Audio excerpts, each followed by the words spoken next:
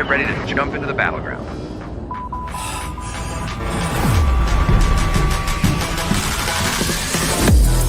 के पास 14 फिनिशेस आगे बढ़ेंगे नार्सेन क्या वो क्लच करके जा पाएंगे डैमेज बहुत ज्यादा आखिरी खिलाड़ी ये clutch about to get over क्या यहाँ पे हो चुका है जी हाँ 1 2 3 बहुत बड़ा कम है विकेट वो थोड़ा और आगे जाना चाहते हैं मोरोटॉप उसको हिट पर डैमेज बहुत ज्यादा विकेट उन्होंने एक और खिलाड़ी को डाउन किया पाने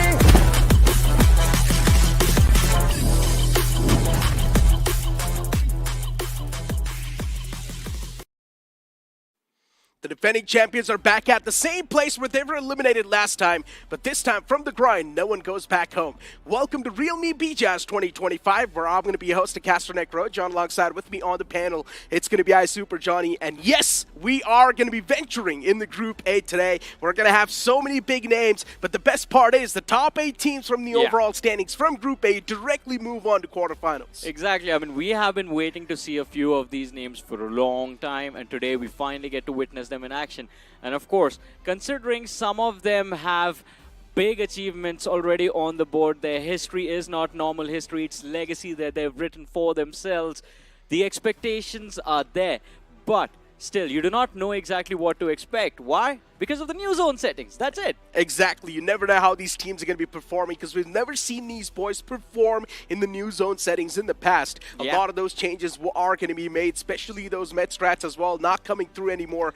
Every single play in your strat book has to be changed. I just want to say, yes, we have not seen them perform in the new zone settings in the past because they are the new zone settings, Necro. I mean, yeah, technically, that's pretty much the same way to put it out there. But, Johnny, let's not forget there's still teams like Soul, Godlike. You've also got Revenant X-Spark in the mix too, the defending champions back-to-back that as well.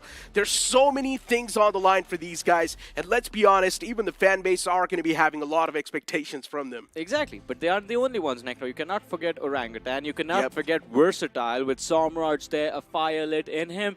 Very close to performing well in the recent SPS, but the trophy taken away by his main rival Destro.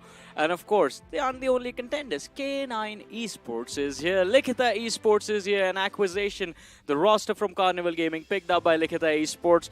And it's a complete roster, so I'm pretty sure it's just the name that has changed. Let's not forget, there's so many things on the line, and one of them is also going to be the money for this tournament. And that's going to be 2 crore rupees for this realme BGIS 2025, from which the champion team will be getting 60 lakh in their own hands. The second placing team will get 30 lakhs, the third one will get 20, and it's going to keep on descending downwards. Man, that is so much money. It's just zeros everywhere across the board.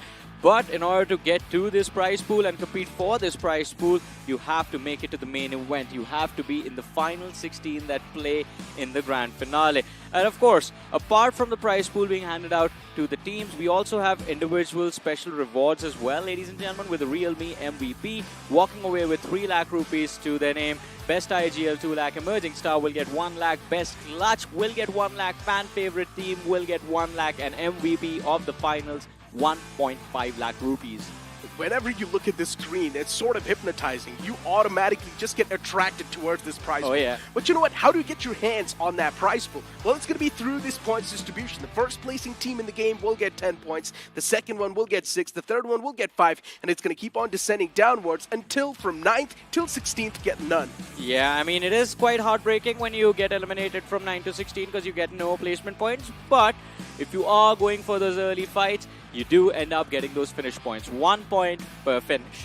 And whenever you speak about those early elimination points, the first name that pops up in my mind is K9 Esports, a team that's filled with so much aggression, and today we will get to see that. You cannot even forget about Reckoning Esports, the young wolves. They're ready to be unleashed in the battlegrounds. You've also got Seoul, Phoenix Esports, in the past also known as Kemet Esports, considering all the 4 playing players are pretty much from that same banner. But you move on to the next 8 names on our screens, and you have Revenant, X-Spark. Of course, as you mentioned, X-Spark, the champions, the defending champions, champions of BGIS 2024, and of course, champions of the Pro Series 2024 as well. They aren't the only ones. Cincinnati Kids, Godlike is there. Metal Esports with Prince being there, who is now looking to become the new ruler of this circuit. But we want to see them in action, right? So we're going to move forward with the show. We have 6 matches lined up today as well. The first 3 games, Erangel, Miramar, Sanok, and the next 3 games will be Sanok, Miramar, Erangel. pretty much the same schedule, nothing really changing. We're going to kick things off in the classic grounds of Erangel. It's going to be super exciting to see teams like K9 Esports kick things off in the aggression, while teams like Godlike try to defend their title and get something done even better, because there are going to be so many eyes just pinned on top of these guys. You cannot even forget Metal Esports. The last time when we saw them in 2024, Metal Esports was also doing pretty great in the overall standings in the LAN finals. But not the same roster this time around. This is going to be a new edition of Revenant Esports. If you remember, the players that are playing for Revenant right now were playing for Metal Esports back then, and now that new acquisition came in very recently. But it is going to be interesting to see how things turn. Not Metal, they were playing for TWOB back then last season. But it's going to be interesting to see how things have changed, because in the recent SPS, they started off in a decent way, fell off later on. But let's look at this. Revenant X-Pac, amazing performance last year. 2024 was their year through and through.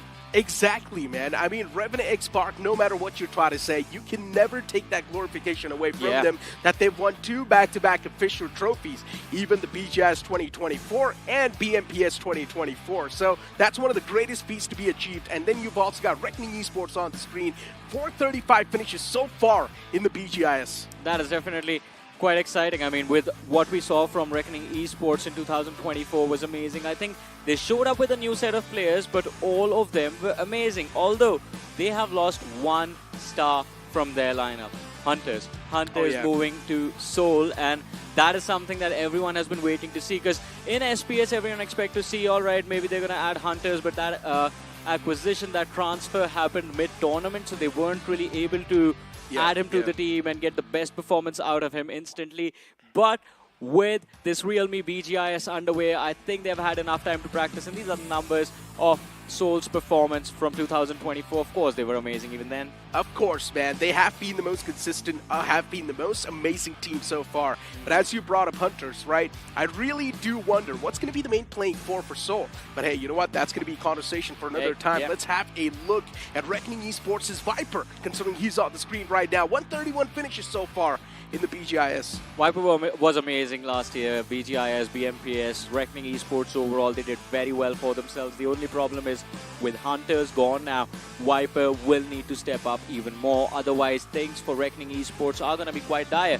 Remember, SPS again, that's the most recent tournament that came to an end, so that will be our point of reference on what can be expected without Hunters being there in the playing for Reckoning Esports. And of course, Viper was phenomenal, but it is that extra oomph that the team needs now. And hopefully with that extra practice time that they've had between that third-party tournament and this official coming around, I hope that Reckoning Esports have figured out how to bring in that extra bit of firepower within their team. And let's not forget, a lot of these teams are using the grind stages as if like they want to use these to practice. So even these no names can definitely go for that, but let's not forget, you also get such a massive head start. You directly move on towards quarterfinals if you're going to place yourself in top 8. So even the teams need to consider that fact as well. We've got Cincinnati Kids Mighty on the screen, and let's be honest, for Cincinnati Kids, the recent days have been looking quite rough. Yeah, I mean, the recent days are not looking good, but hey, you got to believe in Juicy, right?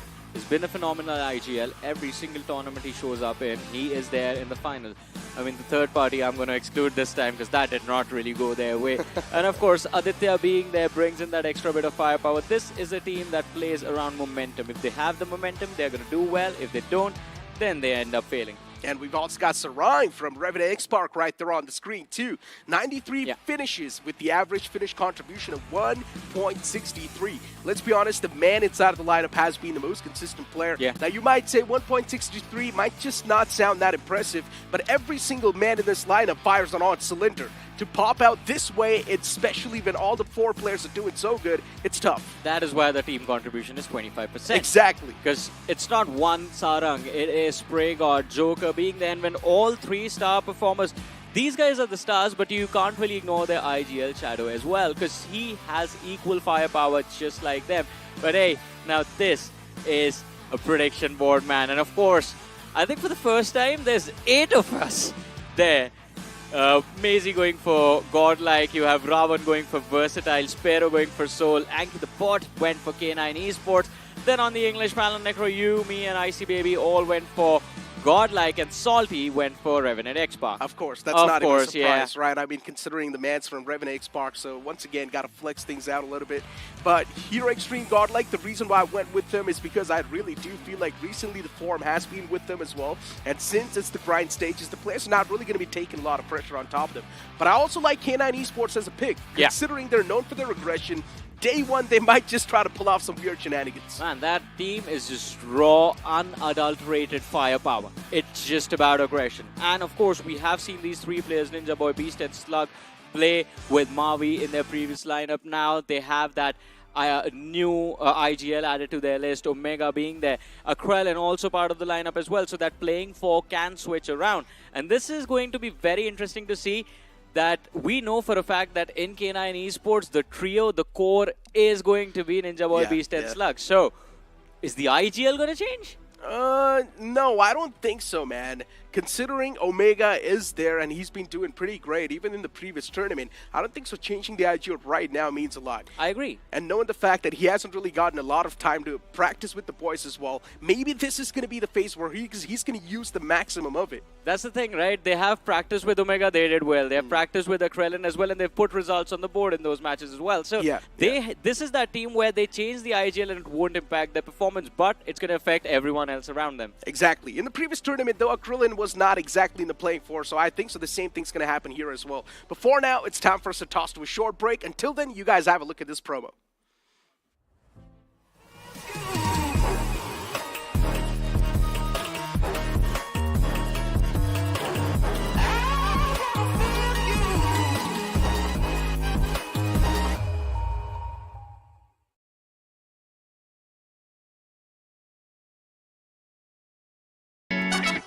We've got that temperature's hot, but it make way. We came here to slay,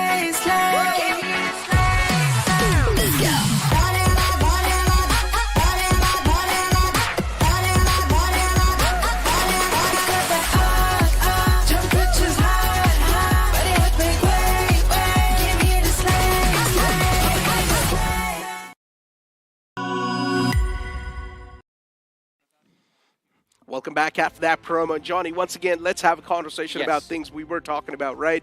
Now, as I mentioned, I don't really think the playing force is going to be changing inside of K9 Esports, but we might just see those strategies shifted over and over again. See, I agree. There is no need to change the IGL. There is no requirement, no requirement right now. But you have to consider, as you said, no pressure to perform right now. So if you want to run experiments, this is the place to do it. If you want to give Arklin that playing time, if you want to give him that exposure, play time with the team, get the synergy build up with the team, this is the place to do it. Once you get to the main event, with elimination right on top of your head with that sword hanging from a noose, you are not going to risk it over there. Johnny, but I've got a really great news for you and even for the viewers that are watching. The realme P3 Pro 5G is launching tomorrow on 12 p.m. So make sure to move on towards Flipkart and search for the realme P3 Pro 5G. 12 p.m. tomorrow. Yeah. Note that time and date down right now, because trust me when I say this, there's a big chance the device might just gotta stop instantly. Of course, I mean, less than 12 hours to go, ladies and gentlemen. The countdown is on.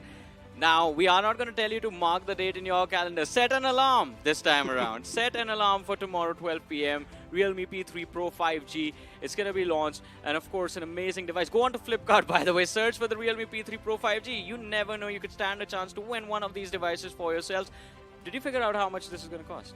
No, I think so. The price will be revealed tomorrow itself. Yeah, on 12 p.m. So make sure to move towards Flipkart and search for the Realme P3 Pro 5G. And as you mentioned, you might just stand a chance to win the device itself and some more amazing rewards. But as we see the teams playing on the screen, the first game itself will be booting up soon. But one last look at the teams. And Johnny, what are your thoughts about 8-Bit and the recent downfall? Oh, man, I mean, we can call it a downfall, but I think they are going to bounce back because of the amount of experience these lads have. And I am willing to put my faith in that Oasis-Ash combination. We have seen that duo perform in the past as well, two of the big brain players in the community. But also in the recent days, we did see Oasis stepping up in terms of getting those frags and his mechanical skills being brought back. So again, there is hope from this team, but looking at the lobby, looking at the other 15 teams as well, it is not going to be easy. Exactly, it's not going to be easy, especially when you've got teams like EXT, OG, TWOB, look at the esports in your way. It will be really tough to try and take them down, and even Metal Esports, a team that was doing so great in the past known as TWOB, so that's a whole other story. But once again, speaking about the entire competition, right, we've also got Phoenix Esports in the mix, and as I mentioned, the lineup that they currently acquire was known as Kemen Esports in the past. All these 4 players, once again, known for their firepower, known for their aggression, but now recently the aggression was dialed down. Yeah, I mean, they had to get a little bit technical in the recent tournament that they played, but that's the thing.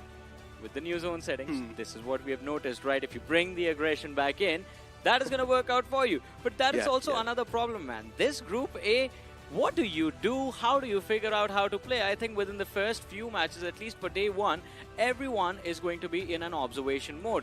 Because the competition in this group is going to be extremely tough. I mean, we keep talking about these teams, but if we start going down those lineups on an individual level, this conversation could go on for weeks. Some of the best players in the country are going to be performing in about a minute. In the next 60 seconds, they're going to be jumping and taking a leap from that plane. They've got too much experience, but then there are also some fresh faces in the mix as well. Not exactly fresh, but they have a decent bit of that experience. I'm speaking of Reckoning Esports. Quite the newer bunch on the board, and considering it's the young blood as well, we have seen that blood boiling in the past too. So I would love to see that aggression once again put on the board, considering now you've also got a man like Kyoya in the mix. It really does bring in that calm nature. Yeah. I mean, we have seen Kyoya perform as well. It's just the fact of how to build that synergy within the team. And I think, again, the rest of the players from the side of Reckoning Esports, since the core is still there, it should not be too difficult for them to figure out how to get Kyoya to the best of his abilities and how to play around him if they want to do that, in fact. And of course, the recent third party that we saw them in, it was all about figuring that out. If you can get to the finals, if you can get to that LAN finale and still be able to put decent numbers on the board, still play in the middle pack while you're playing with a new player, I mean, there is a lot of hope to gain and a lot of hope for the future. And let's not forget, official is a whole different ballgame, right? Every single team is playing this so seriously. And considering they're directly going to have a head start to the quarterfinals itself, that just adds on the pressure, but at the same time, the excitement even more. And let's not forget about Seoul, right? Now, Hunter's in the mix. What is the main playing for going to be? I have no idea as well. I mean, they could stick with the main core, or they could just try Hunters out. Again, the grind is the place to run those experiments. With no elimination, being faced with the worst possible situation you could put yourself is in a round 4 drop, right? It's not even bad. It's not even bad, right? So you have that luxury. So go for it. Yes, it's just it's what, 6 extra matches that you will be forced to play. Go for it. This is the place where if you make a mistake, it will be forgiven. But if you mess up, once you move to the main event, and if that is where you decide, oh, now we're going to risk it all, and it does not work out. You were talking about Seoul, right? You realize that the fan base is massive, and all of those fans are going to be coming for your head. Of course, that's definitely going to happen. And speaking of the fans itself, recent big name is also going to be Revna X-Park, right? Considering getting those 2 back-to-back official trophies. Now, Johnny, with so much pressure on their head, it can actually work against them. It can, but that is what we expected in the Pro Series. I was talking to them when the Pro Series was starting, first day of the finals. It was me, Spray God, Osmium, their coach. We were having a conversation, and I was like, all right, boys, what do you think? What are your game plans, and how are you looking at the finals? Where do you want to start? What is the goal for day 1? And their response was like, yeah, we haven't really thought about it. So our game plan is like, we're just going to play a match and then see where we go from there. They did not figure out that they were going to win. Their intention was, all right, we'll just take game after game. We'll just give it our all in every single game individually. We won't even look at the overall leaderboard. Last day, before the first game went live, I had an opportunity to catch Osmium outside. I was like, all right, now you guys are doing well. Did you come up with something on how you want to secure the trophy? And he was like, everyone is a little panicked because we never expected us to do so well this time around. We just showed up chilling. We were just happy to be here. And now, since there is an actual opportunity to win, now everyone feels the pressure. But again, that is the attitude that I love from this team, that they just show up looking to have fun. And again, Joker also mentioned this right after his clutch, right? There was an interview, and it was asked, like, all right, what was going through your head? How did you make it happen? What was the call made? And the response was very simple and was so beautiful, and it shows that sometimes just playing from your heart and not your head just works out. And this is a team that plays from their heart, not their heads. The response was, yeah, I just told my IGL dude, I'm feeling it. Can I go? And he just said, yeah, go. 1 versus 7 secures the win. I mean, Joker was a part of Seoul in 2024 BGIS. They benched him. But yeah, exactly. He was benched, though. That's the crazy part. And when he moved on towards Revenant X Park, the performance was just completely different. Yeah. We all were wondering, why was such a talent benched when we know this man possesses so much firepower, he's capable of so much incredible stuff, but when he moved on towards Revenant X Park, the performance was just oozing out. Yeah, I think Revenant X Park, they don't complicate things in terms of having people in their roster. Their 5th is registered, that they register is their own coach, and they don't let him play. They let him play when someone is unwell or someone is away, and he barely plays any matches, but he still performs decent because coach, right, big brain plays. On the side of Seoul, there's so much talent even on the bench that it gets difficult to decide who gets to play. Right now, we are still figuring it out, right? And we can't think like, okay, because every single player as an individual is one of the best in the country. You can put them in and you can get away with a few wins. Mistakes are going to be kept to a minimum. And the gameplay is going to be clean. But when you're competing at this level, a small little mistake, it can spiral out of control. True. At this level, the game that you're playing right now, yes, it is BGMI, but it feels like chess where you don't see the other side of the board. I mean, look, considering even the new zone settings now really in the mix, I would love to see how especially teams like Seoul perform, especially how Revenant X Park performs, because we might just see a complete new phase dominate the entire strategy. Anything can happen. We might see the defending champions completely fall off and not able to adapt to the new zone settings. Anything can happen. So many things can be speculated. There's also a few more teams like 4 Miracles in the mix where we cannot really underestimate them because they were known as Team Limra in the past. So even that was a complete different thing. I know a few faces have changed in that roster, but still the core is pretty much the same. But let's move on towards the first game of the day.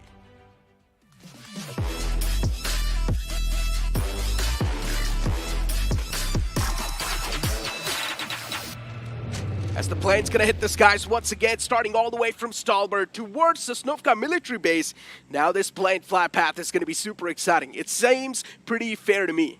Yeah, it is quite fair. Starts from the northeastern quadrant of the map, that's Stalbert Hill, and ends between Ferry Pier and the Sosnovka military base.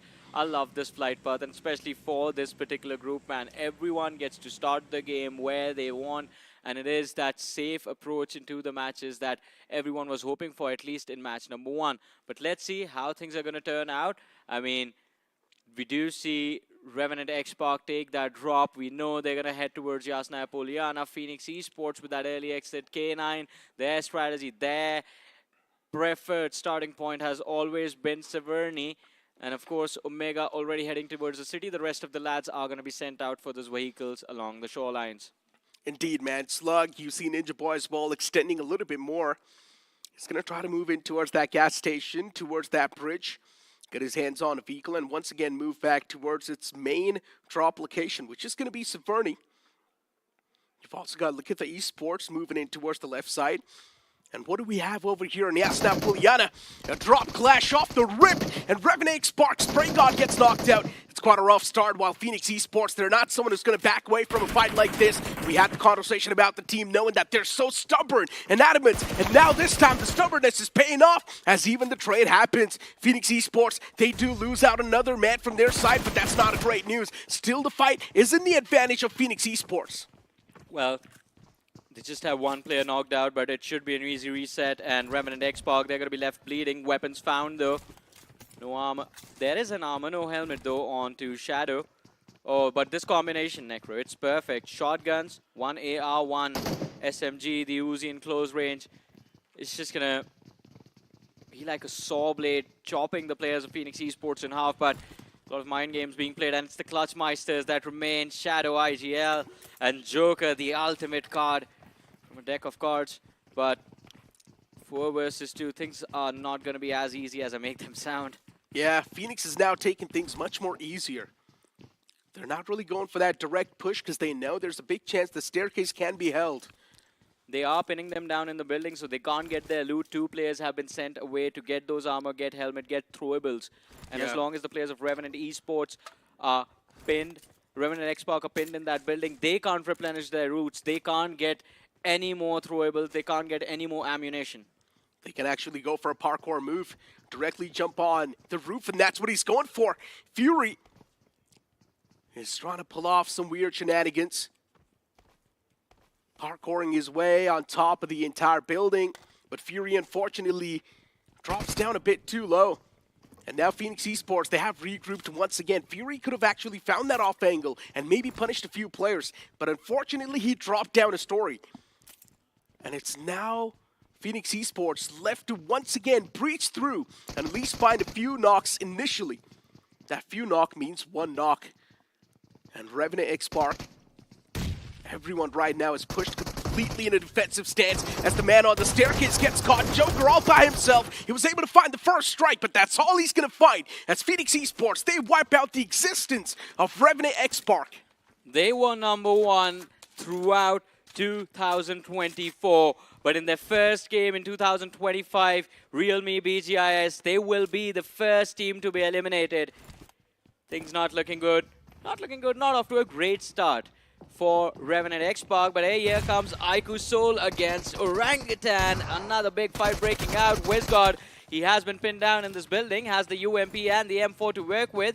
Throws out a stun down the stairwell to try and slow down this push coming in from Soul, but it's not going to be an easy one. Here comes the backup. AKOP shows up, although the players from Soul are falling. They did find a trade. Whereon was picked off, but it is a three-man knockout blow that Orangutan have just given to Soul. Manya, the IGL, is the last man standing, but he's quite far away, so he can't really get involved. Does find the knock from the distance, but from the perspective of Orangutan, it's going to be an easy reset. Too many major clashes off the rip. And as you mentioned, for OG, it's going to be an easy reset. Yeah. Now Soul on the verge of being wiped out. A while ago, we saw Revenant X-Spark take an exit. Oh, man. It really is a big sign of concern. And that too, Revenant X-Spark getting challenged in their own home turf. And a big reason for that is also because of the previous tournament that happened. And now that Phoenix Esports, they have conquered the lands of Vyasna Polyana, one thing is for sure, for Revenant X-Spark, this will be a tough feat to pull off. Let's see, that team never starts off great. Especially, I don't think the grind is their arena. Last year, got eliminated. Came back through the in-game qualifiers and then won the trophy. This year, there is no elimination, so I guess they're just planning that, all right, we're just going to take that exit into round 4. What's the point? But hey, look at that. Across the military bridge, just east of Ferripier, we see the players of 8-Bit and TWOB cluster forming. Although no conflict, TWOB have lost one man already. Khanna out of the picture, 3 players still remaining.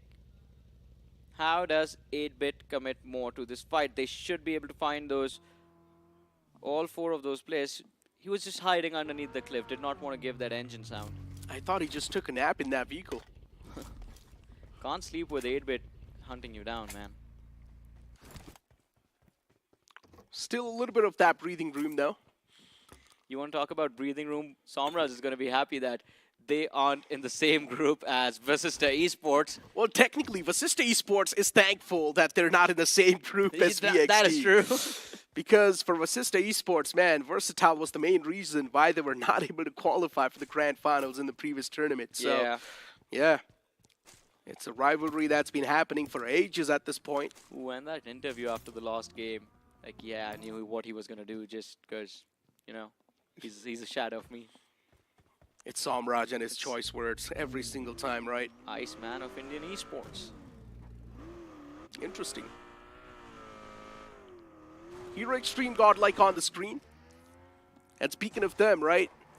As we know, the recent form has been impeccable. Yeah. Punk, in 2024 BGIS, he was a part of Revenant. But now he's moved on towards Godlike, and the performance has just been shooting up. He's been all over the place, Punk. With Sensei for a while, then went on to be the IGL of Reckoning Esports as well for a while.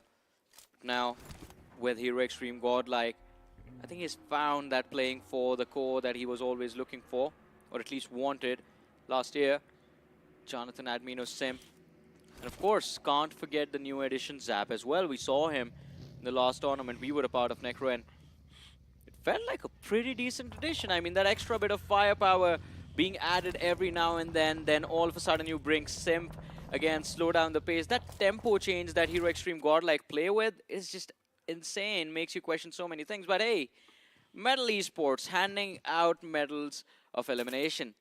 This time it's going to be 4 a.m., one-man shutdown. Unfortunate for 4M. But look at what's happening to Medal Esports now. Return fire. So many bullets in that smoke that it's really tough to defend yourself at this point. Medal Esports now just going for the revival. And even the opponents really looking forward to make that pounce. At least create the off angle first. Reckoning Esports, as I mentioned. The Bolts, they seem quite thirsty. Kyoya's going to be the man to lead the pack first. Nade being tossed out towards the vehicle. Medal Esports, they instantly try to reposition. The man's out in the open. Prince is taking too much damage. Shotgun to the face. And Prince gets knocked out. Kyoya will instantly hand out the connection as well.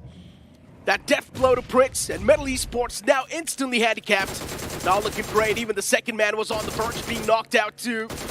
What is Medal Esports doing? It really does feel like there's a major disconnect. Medal Esports has been caught off guard, and now they do not know how to defend themselves. Yeah, Reckoning Esports not giving them a single second to breathe, not giving them a second to think. Instant pounce, as you said. That knock came in while they were going for a revive. Reckoning Esports closed in so much distance, but look at that. The regroup is going to happen. They're going to try and wrap around these compounds and try and hunt the players on the outer sides, outside the broken wall as well first. So much damage dished out. The pressure not really going away. 3 versus 4. Sarvit, level 1 armor, level 1 helmet. Nothing that allows him to tank any sort of damage. How sad is this? You have to loot the crate of your own IGL, man. Sometimes, for survival, you got to do it. Gotta do what you gotta do. Exactly. Still 3 more players are standing, right? So there's still a big chance that they can get the chicken dinner. It's not even an issue. Yeah, Prince taken down, fine. The firepower's now cut down a bit. But Medal Esports, they're known for their defensive playstyle. So it really does make a lot of sense that Medal Esports moves on and secures that centric part. But looking at the zone too, it's forming out in such a weird terrain. Man, the Stalber Hill. I love the Stalber Hill. So, okay, here's the thing, right? We have some of the best teams in the country right now playing in this particular group. We had a pretty default flight path as well to allow them a decent start inside the game. And to top things off, the most awkward terrain circles inside of the game. I mean, this is everything coming together, all the stars aligning. What a brilliant strategy from Revenant Esports. They move away, not completely away, but just slightly away from the side of Medal Esports. And just wait for them to step out, trying to bait them into a false sense of safety. But the cluster towards the southern half of the circle has already built up quite a lot. But now the real problems are really going to start to begin for the teams at the bottom. That dropped all the way down south. You've got Team Tamilas in the mix, even TWOB, Cincinnati Kids. All these teams going for the late game rotation. Finding any sort of breach in the circle will be really tough. And Stage 2 is about to conclude. Stage 3 is about to begin. K9 Esports in the Smack Center with so much intel to play with. And you can see the boy as well just constantly scouting things out, playing for the information. Omega, he does get a bit of that info against the players of VXT. I mean, information found, but can't really commit this early. Especially in a circle like this, everyone's going to be quite exposed. You make noise and that will attract unwanted party members. But hey, as you were talking about teams coming from down south, 8-Bit is going to be one of those teams. Although they've managed to cover up quite a lot of distance since very early in the game they did pin down TWOB close to that military bridge. And I wonder what Cincinnati Kids are going to be up to. They went all the way towards Nova Repnoya, were moving through shelter. Oh my god, Johnny. Did you see the next zone shift? It shifted down south, right on top of Yasuna Polyana. The first game itself, if we see an urban finish, it will be the greatest start for a group. I want that to happen. We've got OG taking shots against Omega, and once again, the man's isolated. Pretty much back to the basics, huh, Johnny? Omega was the man to always get separated out from the pack, get knocked out first, even in the previous tournament. And now the same thing happens over here as well. Now, once again, you're left with Beast, Ninja Boy, and Slug to try and get something done. But you know what, as you say that, K9 Esports used to do well no matter what was happening. Exactly. Omega going in, getting taken out, they didn't care. They would still just... Their strategy is simple, right? Just fight, fight, fight, and fight. That's what they excel at, and that's what they want to do every single time. Likita Esports, now this is a team that we want to talk about. Likita Esports acquiring the lineup of Carnival Gaming. The entire team, not just like one or few players. They just got everyone. Yeah, just copy-paste it. Copy-pasted, yeah, change the name. Copy my homework, just change a few things. Copy pasta, but hold on. Phoenix Esports as well. They do find a few players from Metal Esports. Rough luck. Metal Esports now down to just a 2-man squad. And speaking of the real aggression, it's Phoenix Esports, Johnny. Already 5 eliminations on the board. For when they took out Revenant Xbox in the first fight, first 4v4 of the game. And now out into the open, especially with the circle being on Yasnaya, they had no incentive to move out, so they stayed there.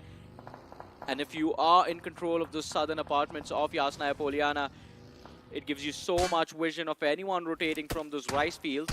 You can hunt them down very easily. But let's see, Orangutan, it seems like they are being led astray. Look at the esports just poking them every now and then. Being a nuisance, being a distraction for Orangutan. Look at the esports. Spamming away inside the smoke because they know a man's hurt. And just like that, even the confirmation will follow up.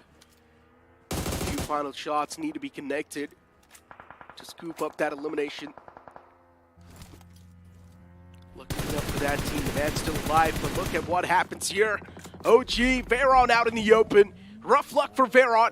But we also do see that playing 4 being switched up from OG too. Veron's now in the main playing 4. Interesting.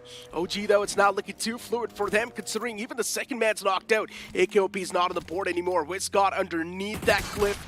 Looking to get the revival onto the man who's knocked out. But even he gets eliminated from the game completely as Goblin. He's going to be the one to lead the pack and show no mercy against the opponents. Oh man, look at the esports. You know they go pedal to the metal in an instant. 0 to 100.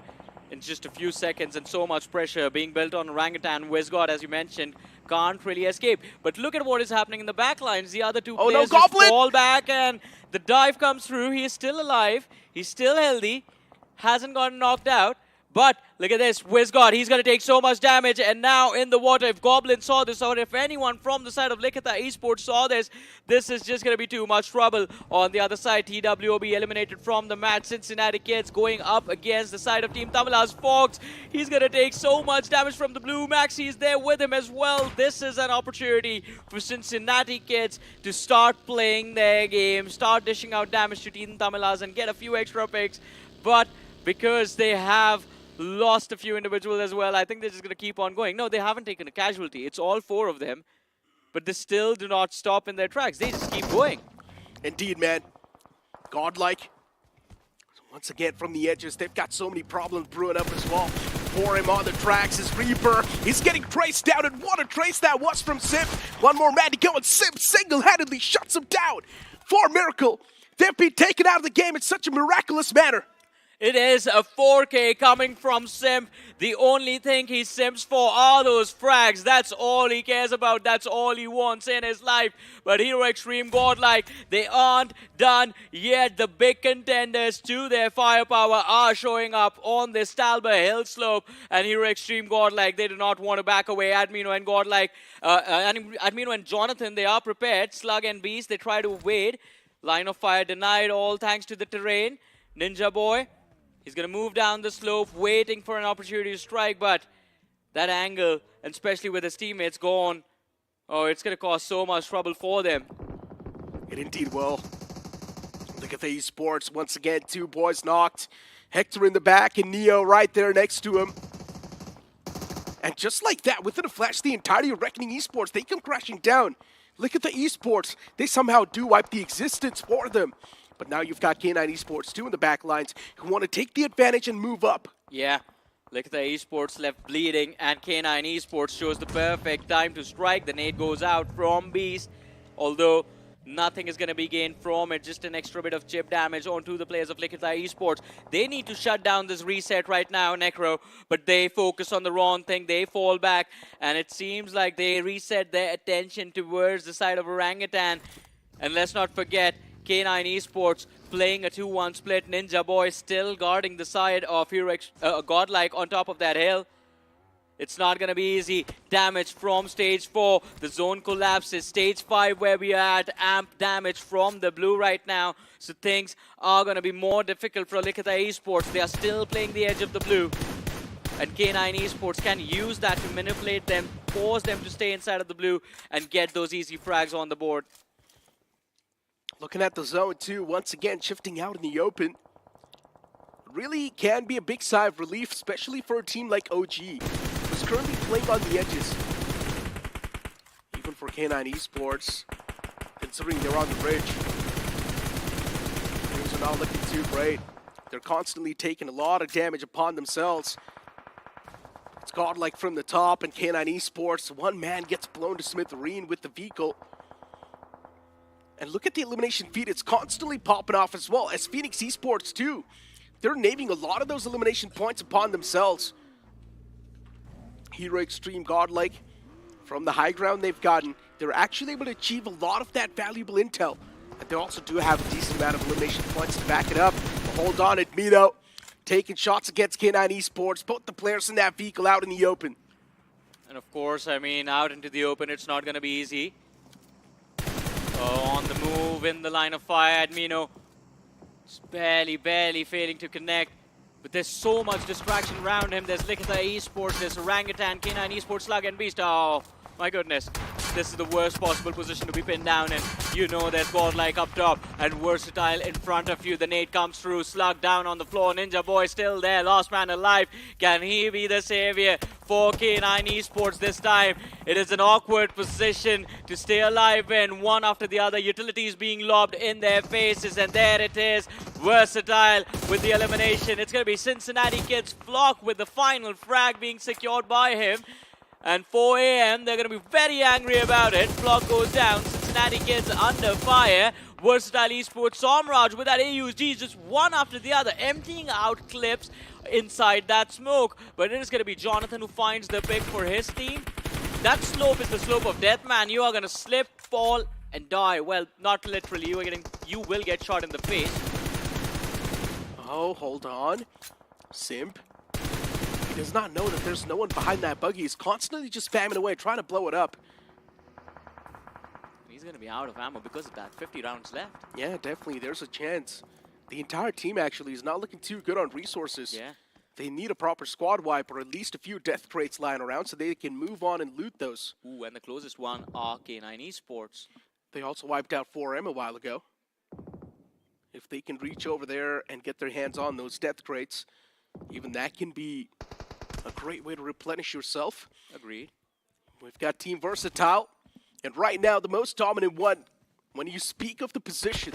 Yeah. But Team Versatile, the man who was isolated gets knocked out. It's not a great news. Now this is where the panic starts to set in. But at least they have some cover to work with. That's the only thing that's working out for Versatile. But hey, Necro, Phoenix Esports, they have been setting fire to this map of Wrangle constantly. 7 eliminations secured. And every time they're on the move, I am scared who they are going to go after next. Yeah. Cincinnati Kids, in the meanwhile, they get eliminated from the game. Last man is going to be picked up by the side of 4 AM. And look at the shift of the circle.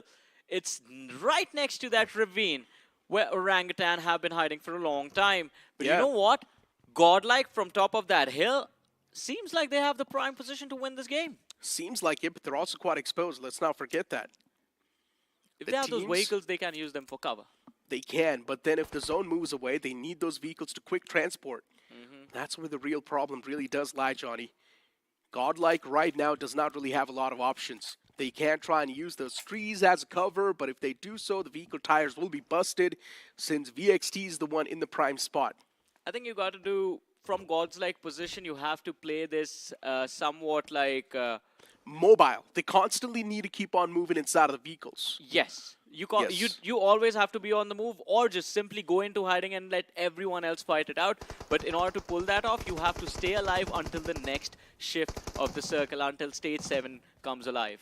In my opinion, moving's going to be the best possible thing that Godlike can pull off. Because on high ground, if you try to hide, it's not really hiding, considering everyone else knows your position. And this is what I'm exactly saying. Godlike once again moving up, and this time Simpa's going to be the one to lead the pack. Up close and personal, he knows there's a team in the back lines, and considering they've already got the man advantage, they're going to try to put on that pressure. But look at this, they found the opening against the side of Likita Esports. Goblin hits the floor, Neo right next to him, but one after the other, the nades going out. And Likita Esports, it will be very difficult for them to stay alive. One more finish on the board for Godlike, but that is not what satisfies them. From the flank, aimbot finds the angle. Likita Esports forced back into the lobby. Neo shut down, and Godlike now getting shot in the back. They need to be careful. Phoenix Esports going after them. Man, this team is just absolutely insane. 8 finishes already secured. But as we talk about the game, stage 6 coming to an end in about a minute.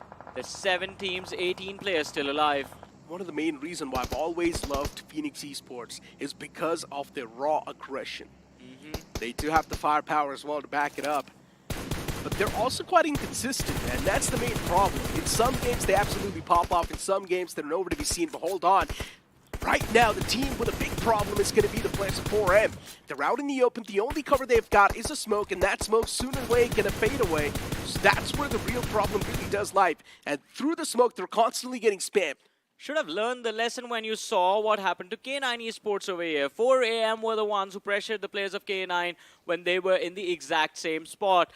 And yet, they choose to show up and stay there in the exact same spot. So the results are going to be the same.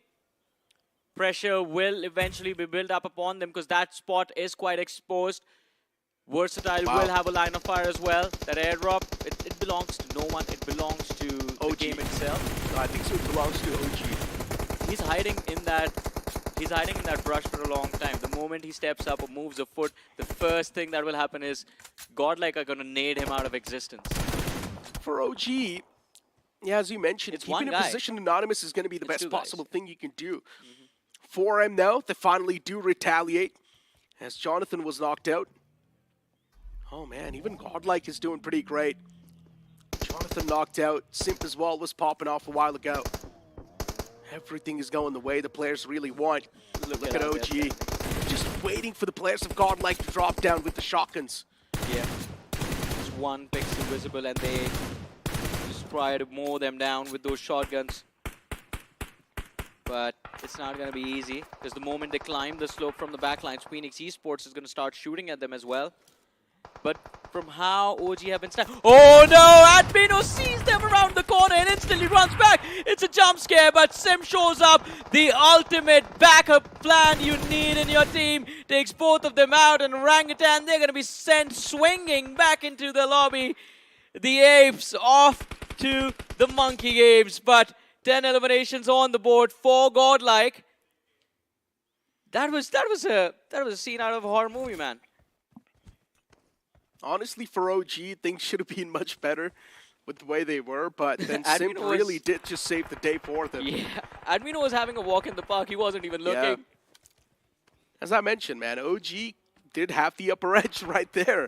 If they would have taken down Admino, move out a little bit more confidently, things could be better, but then Simp with the high ground just was better. And look at this, aimbot just catches that snake from Soul, and he finally eliminates him from the game. Manya was alive up till now, by the way, Johnny. Man, it's Soul. You can expect nothing less. But hey, Necro, look at this. Top 4 teams, 13 players still alive in this matchup. You have 4 AM surviving with 2. Phoenix Esports alive with 3. Versatile are still present in this matchup, but just 3 finishes on the board. In comparison, Phoenix have done a lot of heavy lifting for themselves. A lot of frags secured. Same goes for Godlike, who have all 4 players intact. Position superiority is going to be decided with the next shift. And, well, it is between Godlike and Phoenix. Versatile, they barely have the edge of the circle to themselves. But one thing is for sure, 4 AM, they're not going to be able to push anymore. There it is. The first knock secured against Phoenix by Godlike. Altu is going to be the man knocked out. The other 2 lads right next to him can help him back up on his feet, but Fury, he needs to be there for the support, for the cover fire, stop the players of Godlike from pushing any further, but the nades coming in. Simp, he is unstoppable today. 6 eliminations, make that 7. The knock onto Altu was also by him, and well, Somra chimes in. The nades from Godlike and from the lads of Versatile and Phoenix Esports finally are going to be ground to dust. 12 eliminations secured by Godlike, 7 from Simp alone. The man who was subbed, who was put on the bench at one point in time, showcasing in the very first game that this time he's not going to be out. People who are not actually in the main playing for it, they always have that fire in them to prove themselves. And Simp, once again, he's proven himself and his worth. 8 finishes on the board so far, and now Hero Extreme Godlike, they've got the major advantage, which will be the position advantage. All the 4 players, they've spread themselves out quite wide apart, while the players of VXT, they're trying to gain some sort of ground inside of the circle, which will be really tough, considering Godlike, they've got all eyes across the board. Well, they have the information and they have the opening as well. Let me know with that nade. Somraj hits the floor. Versatile, 3 more players in the back lines. And a few moments ago, we saw Punk playing that flank, so he knows where the players of Versatile are going to be coming from. Admino is looking for Troy, spots him out. A few shots connecting as well. Damage dished out. Troy is going to be pinned out behind that tower. Can't really go anywhere from here. And Simp, he has been on fire this entire time, set ablaze the players of Versatile. That's what he wants to do, but Versatile putting a tough fight against the players of Godlike as well. Punk knocked out. It's down to a 3v3. S-Power, he needs to do a lot of heavy lifting, but hey, S-Power with his moves just goes out, runs towards the players of Godlike, driving close to the smoke, sees both of them on the other side. The shotgun goes off, and he points the second as well. Simp versus Simp and Jonathan versus 3 players from the side of Versatile. They need to pull this game back. 14 eliminations secured. S-Power isolated and hiding inside of the smoke. But all he has to do is buy time for his teammates to close. Last zone, stage 9. This is what it comes down to between these 2 sides. And Raiden is going to be picked off. So we are back again to a 2v2. Man, what an intense fight between 2 of the best teams in the country. Both of them are going to be eyeing out for the trophy eventually. And I think this match 1, this game of Erangel is where their journey begins. This is where the fight for the title this year begins. S-Power with the shotgun, shots connecting. Simp's HP cut down to half, but damage taken by S-Power. He's about to get knocked down. Who connects the next shot? And it is going to be S-Power. Simp out of the way. Jonathan Deck gets the trade, but the end is going to be Godlike with the chicken dinner in game number 1. So much heavy lifting, that Stalber hill control working out so nicely for them, and 16 elimination, a 26-point start in game 1. Exactly. Nuclear performance off the rip from Hero Extreme Godlike. Yeah. And what else do you expect, right? Especially with the position they had. They made every single call quite perfectly. Moved on from Simp towards the edge. Then they took care of the players of Lakitha Esports. Admiro, unfortunately, was almost on the verge of falling prey to the players of OG, but luckily enough, Simp in the backlines once again provided that backup, struck down those remaining 2 players, and then for VXT, considering, yes, they did have the prime position almost till the end, but in the final few moments when the circle moved out in the open, that's where VXT was sort of choking. Man, I do not understand why this man was ever benched. Like, with how he's been playing this time around, it is incredible. First game, off the bat, 8 finishes. And then there are 2 players on his team that are hailed better than him.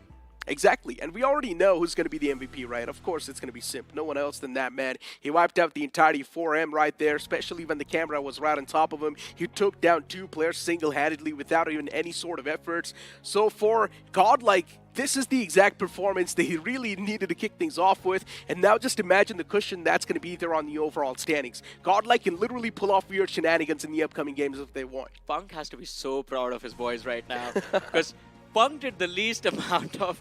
I think he got them into a position, he got them set up for success, and then he was like, all right, boys, go do what you want.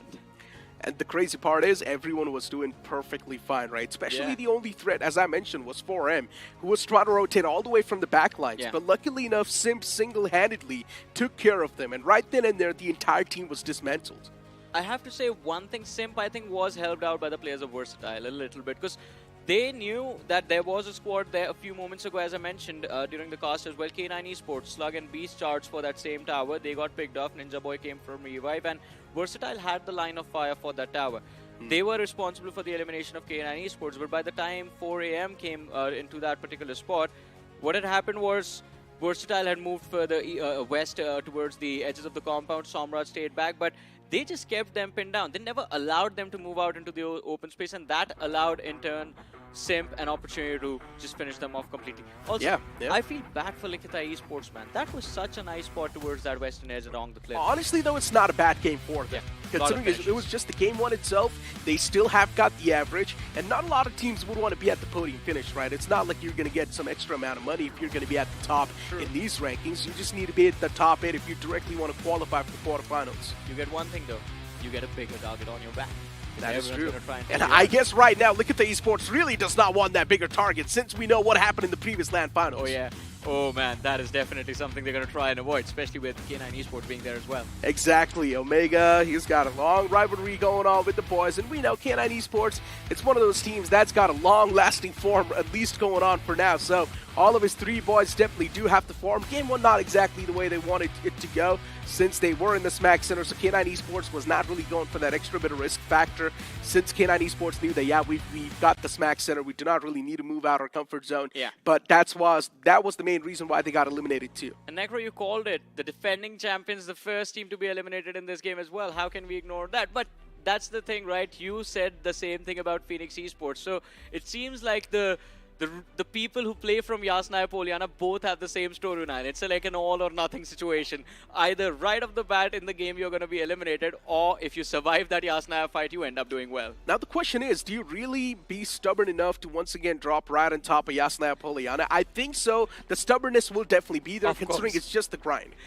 It's not just the grind. Look at the teams that are involved in this. It's Phoenix and Revenant X. Massive egos. Yeah, massive egos, man. No one's backing off from there. Exactly. And the crazy part is Phoenix Esports literally lost a tournament because of that drop clash. Yes. So they do not really care, but this time around as well, they're completely ready to go all in, guns blazing against Revenant X Spark. But for now, it's time for us to toss to a short break. You guys don't go anywhere. We'll be right back with some more BGMI action.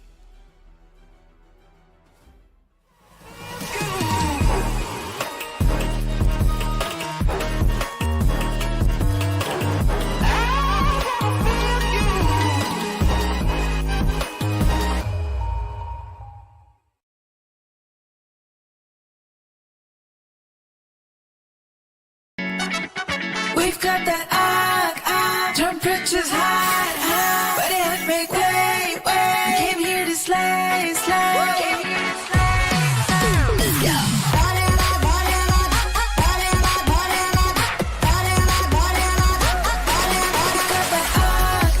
Temperatures high, but it make way. We came here to slay, slay.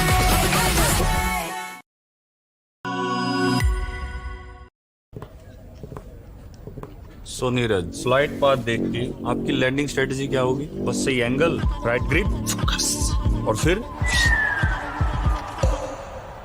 इसको फेंकना नहीं आता। Okay, final circle, 20 बंदे बचे हैं, क्या करोगे? Pressure नहीं लेता मैं सर, जेवलिन में दिमाग को ठंडा रखना पड़ता है। और फिर इसको फेंकना नहीं आता यार। नहीं आता। क्लोज रेंज में आपका फेवरेट वेपन कौन सा है? सब सही स्ट्रेटेजी और टाइमिंग का खेल है सर, जेवलिन की तरह। अरे मेरा मतलब गन्स, M416 ग्रेनेड फेंक देंगे सर, सब फेंक देंगे। यार इसको सच में फेंकना नहीं आता। नहीं आता। अच्छा ये लो, नेट स्पैम करके दिखाओ।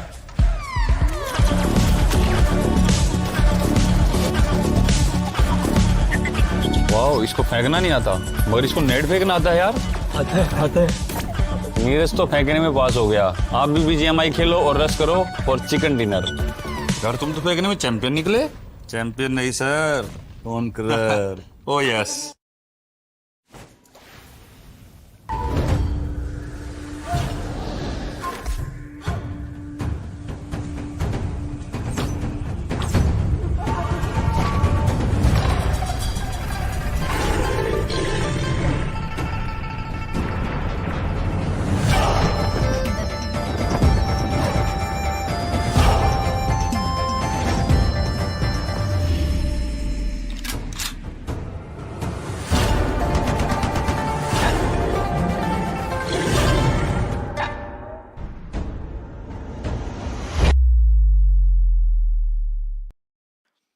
Welcome back after that break, ladies and gentlemen, to the realme BGIS 2025. The grind finally begins for the teams of Group A. We have been waiting to see these 16 faces in front of us, and I know I've been waiting to see Icy Baby back on the panel. Icy, welcome back. That first game, was it up to your expectations? It was definitely up to my expectation, and I'm pretty sure in the chat they are going to be screaming one word. And this is a word I've just learned today as well. Is what it goes like, Naka koi he, Nahaj koi he, no competition, godlike on top, baby. You gotta stop hanging out with Ravan and Sparrow, man. I know, right? But it's true, you know, they are looking really strong. They came in debuting. We had a lot of expectation. Godlike was one of those teams that would have stood out. VXT was also going to be a team that stood out. But what really surprised me was Revenant X-Pac bowing out as being the first team eliminated in Game 1. But hey, as me and Necro were discussing, that is going to happen a lot. I know it's very uncomfortable seeing Revenant X-Pac get eliminated or Phoenix Esports get eliminated, but you need to get used to it. Both these teams, massive egos, no one's backing off over there. But ladies and gentlemen, you don't have to back off if you want an amazing device for yourself, especially one that glows in the dark. You know why? Less than 24 hours to go for this beautiful thing to be launched. Ladies and gentlemen, the realme P3 Pro 5G is launching tomorrow at 12 p.m. As I said, less than 24 hours to go. So mark the date in your calendars. No, not anymore. Set an alarm for tomorrow 12 p.m. now, because this is coming out on Flipkart. Go on to Flipkart right now, search for the realme P3 Pro 5G, and you could stand a chance to win one of these amazing devices for yourself. Born to slay, made for gamers like you.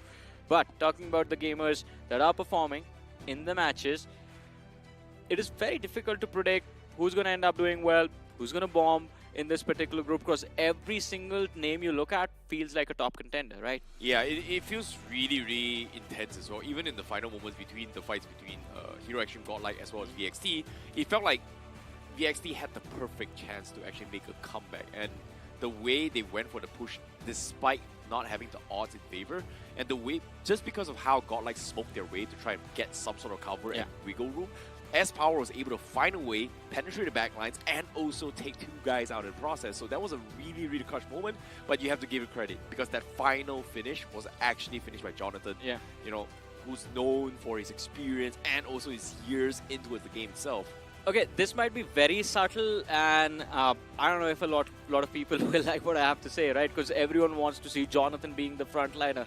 But true maturity comes from the fact when you realize that you do not have to be the frontliner every single time. Sometimes you have to be the person who takes a backseat and let the other players do their job and do what they've been brought in for. And Jonathan in that last game did exactly that. He realized, like, all right, Simp, he's in the zone, he's in the flow, he is feeling the heat, and he is definitely getting those frags. Admino, the same thing for him. So Jonathan just stayed back and provided them with the support that they needed. As soon as Simp went down, he's like, all right, now my turn. I have to be the closer. Steps up, takes that final frag. So again, and Punk always does the same thing, right? He realizes, like, all right, I have to be the guy who stays back and support these guys so that they can do what they are best at. Exactly. And seeing Jonathan in this new setting, I'm quite excited to see what Godlike can accomplish. See, it comes down to trusting your teammates, right? And it's very, very important to understand that there are times where there are times for you to shine and there are times for your teammates to shine. And that's why it's called a team. It's not like one guy carrying four guys. And this team so far, they came in banging, even though Punk, you know, he made a little bit of mistakes. But again, they're in the game of chess, you have so many pieces. It's impossible for you to win a game of chess with all your pieces intact. You have to make certain sacrifices in order to achieve certain things. And in this case, I'm sorry to say, Punk is the sacrifice in that scenarios. But yeah, again, if you want to win the war, sometimes you have to lose certain battles. Exactly, man. Punk, he's like a brilliant player, brilliant game sense. And kudos to him for bringing this team together the way they have been brought together. Now, I am interested in seeing how he makes the use of Zap as well, because Zap was the new addition in Godlike. And of course, in terms of firepower, he falls in line with Admino, Jonathan, Simp, and he's there. So again, that extra bit of option, let's see how he gets used. But MVP of the game on our screens, and of course, Simp is going to be the man. 8 finishes secured, 1000 damage dished out, 8 finishes plus 5 assists. I think 4 of those finishes was a highlight reel moment coming from Sim as Yeah. well, especially when you 1v4 outside the zone when they were trying to push in the zone in order to take space. And because of Sim's play right there, they were able to secure it. And of course, Jonathan, he's going to be the second one as well with 6 finishes. He was the guy that got the final finish onto his VXT in order to secure the chicken dinner. Meanwhile, sharing the stage as well, we have Aimbot from Phoenix, we have X-Pro from OEM, and also S-Power, who is undeniably the biggest horn in Godlike in that final moment, which unfortunately to say, again, at this stage, especially in the grind for Group A, the first match to see these two powerhouses going head-to-head, looking for those clips, looking for those highlight reels, it's just... What a way to start a day, man. Man, what a way to start a day indeed. Look at that. 10 grenade finishes in game number 1, 171 smokes used.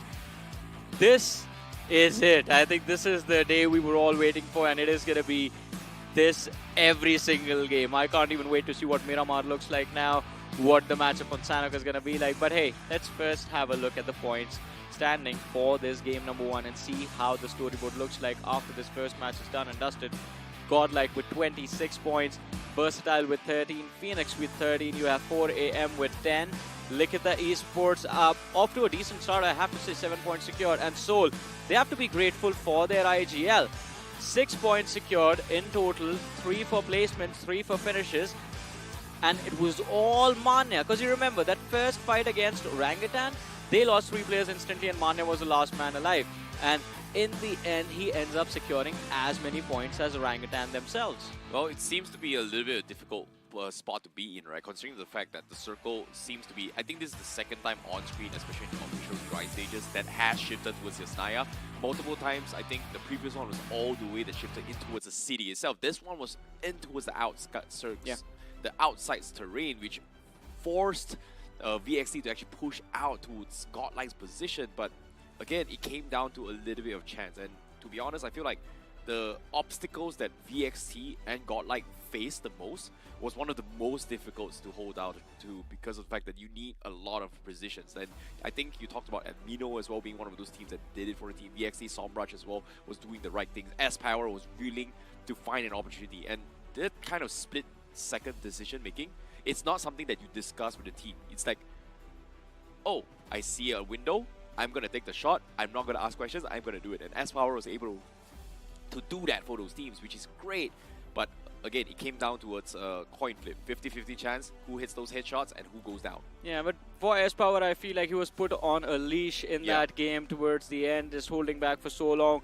And I think when it just came down between Godlike and Versatile, that is where the leech was let loose. But by then it was a little too late because it was already a 3v3, came down to a 2v2. S-Power went forward. He took so much damage that just chip on his shoulder was enough to finish him off. On the other side, before that actually happened, kudos to Jonathan for making sure that the other lad who was playing next to the broken wall was already finished off. So Simp had a much easier time just spamming inside of that smoke, not worried about getting shot in the back.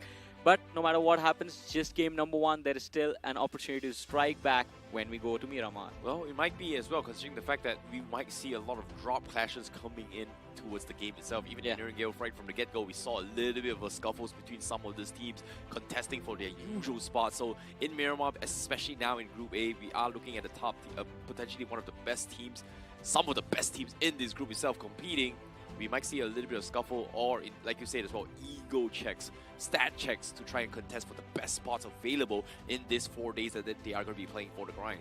But hey, let's have a look at the stats of Team Godlike. I mean, they did very well in that first game. As we said, 16 eliminations, 15 assists combined for those players. Someone found that solo frag, complete solo frag for themselves. 2998 damage dished out, just 2 short of a proper 3000. Which is insane. Average survival time 27 minutes 41 seconds. So overall, they just dominated that match, and from the start it was difficult to predict that this is how the game was going to go for them, especially when they took control of that Stalber hill. I was actually quite worried because we all know coming down that hill slope, especially if you're pushing from that western slope, it's quite exposed, and Likita Esports for a while had that line of fire available for them, and then out of nowhere K9 Esports show up to contest them. Had K9 stayed on that just underneath the cliff where Godlike were playing from, things could have been extremely different. But it was the combined decision making of Godlike just holding on that slope for a long time and K9 moving in a little too early, getting eliminated, that gave them the ability that, yeah, late stage we can move down and get those finishes. Actually, I know what you're talking about that fight as well. Like, from K9's perspective, they are doing some very, very good micro plays where they have one crouch, one standing up, holding the exact same angle, hoping to pick someone on top, right? Sim was right there. Yeah. But what caught them off guard was that huge flank onto his left, which resulted in them spotting out. And especially when those two guys are marking at the same angle on top, it's hard for them to shift because there is a little bit of an animation drag as well. Yeah. A little bit of tunnel vision to actually shift and take him out. So when you talked about jump scare, it's just a little bit unfortunate, but it might have been a little bit of luck for Godlike because that was like a pixel perfect moment where if one of them actually overstepped by just like 1 centimeter, 2 centimeters, their heads are going to be popped off. And you talk about jump scare, and it just brings me back to that moment, Admino running around the corner, and 2 players from OG just like, hello. Exactly. That's the exact moment, right? Like OG, they did the right things. It's just that, you know, they didn't take the bait or they didn't fall into the trap, which is unfortunate coming from OG. But still, they are on the right track. It's just, again, when it comes to competition like this, it is a game of stamina. It is a game of consistency. So mistakes, was that a mistake? No, I don't think it was a mistake. But it will affect your morale because it didn't work out, right? So just keep trying again. Eventually, somebody's going to fall for a trap. Exactly. Plus, as you said, it's a game of stamina. 24 matches to be played in realme BGIS 2025. The grind, 1 game done and dusted for this particular group. That means 23 more matches remain. But, ladies and gentlemen, you see the counter. It's down to 0. Coming up next, Miramar. Here we go.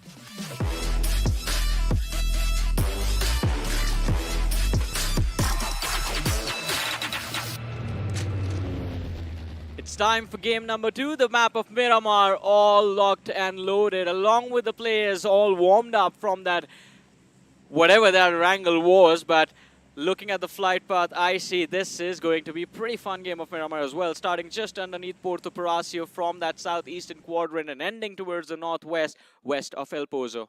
I think it comes towards the first time playing in the map of Miramar, considering the fact that the new circle shift has been implemented, and of course every single team that's playing on screen right now is their first time playing this. And especially in the previous map, Erangel, we saw teams like 8-bit kind of struggled outside the zone, wasn't really sure whether or not they should be playing stage 3 or maybe even stage 4 in terms of turning circle, and they tried to adapt, but eventually they all got wiped out as well. And in Miramar itself, it is going to be even more toxic in a sense where the circles are going to hurt a little bit more. Your utilities are going to be burning out way faster as well. And we've seen a couple of circles where, hey, the flight path is all the way here. But guess what? The circle is the other side of the map. So teams who have a very, very good start is going to be A-okay. But teams who needs to travel, let's say, to Campo Militar or maybe Terra Bronca, maybe even El Hazahar as well. And if the circle appears on Valdemar, they will have one of the most difficult rotation to pull off, especially the amount of teams, the amount of obstacles that they have to go through. Hey, but look at that right off the bat. I think we are seeing a drop clash, not just in Yasnaya. Look at where OG are going. There's someone right next to them. It's going to be interesting to see how that fight turns out. And the El Pozo situation just keeps getting worse and worse for Versatile. It seems like Somraj will never have an easy start on this map. But hey, Miramar has been hailed as his home ground, his home turf, the most successful player on this particular map. So this time again, looking to conquer Miramar, if not Orangel. But here we have it, 8-bit against Orangutan. This is going to be a little bit interesting as well, considering that how close they are. They're pretty stacked up. But the question here is, it seems to be a commitment right from the get-go, just because of the fact that there is no exit coming in from 8-bit. And they have no choice but to fight this. And seeing that they are split off as well, Orangutan has no way to regroup, considering the fact that the big glitch, the big ditch separating them is going to allow them to be picked off. So as of yet, they need to figure out a way to regroup or back off, because right now they've got one guy on top, they've got the vantage, and whoever on top dies is potentially going to lose out the entire fight of this fight. Of course, that high ground vision advantage will allow not just the ability to see where the players are going, but also to gain that flank. But my goodness, Phoenix Esports, they went after them the last time. They're going after them again. X-Pac under heavy fire. Shadow sees them on the other side. The nade being cooked. 2 players lined up. And he gets both of them. It's a slam dunk. And Phoenix Esports, what have you done? Revenant X-Park back from the dead on Miramar this time. And Shadow with a 4K right off the bat. The first squad wipe of this game. Impressive. Revenge has been taken. And it is by the IGL himself. What a day to watch BGMI. Shadow literally sending Phoenix back to the lobby. Guess what? You gotta respect me, my man. You gotta respect me, Shadow. What a play. What a clutch. Who would have thought that Phoenix, such a powerhouse, getting completely shut down with a play, with a perfect nade, with a UMP by Shadow. What a shot. What a player. A one-man army indeed. Oh boy. And living up to the name Revenant, right? Back from the dead in Miramar. And, well, the Sparks are going to set the Phoenix ablaze. Oh boy. I can definitely feel the sparks in that play by Shadow, my man. Whew, what a way to start Group A. But of course, speaking of which, the stalemate between 8-Bit as well as Orangutan is not going to quell anytime soon, considering the fact that they are pretty stuck in a very, very difficult spot. They kind of seem to regroup, all back off as well. Someone is going to go down. Look at the duality of this lobby. There are teams that are not going to stop fighting, and then there are teams that are just not initiating the fight. They can't. Think about this. They can't really initiate the fight. Like, based on how they're positioning and their formations, if anybody moves out of position, they are going to lose the entire team. It's 100%. That is what happens, man. That is what just happened to Phoenix as well. But let's see. I mean, I hope that 8-Bit and OG, they figure out how to get a breaking point against each other in this collision. Because if they delay this too much and the circle takes a northern shift, then it's going to hamper their performance moving forward. Plus, you see the players of Reckoning. Eventually, they're going to end up here as well. Because Chumasera right now in this stage 1 will become a prime spot for anyone coming from the southern side of the map. And once you get to Chumasera, you should be able to hear the commotion or maybe just spot out one of these players.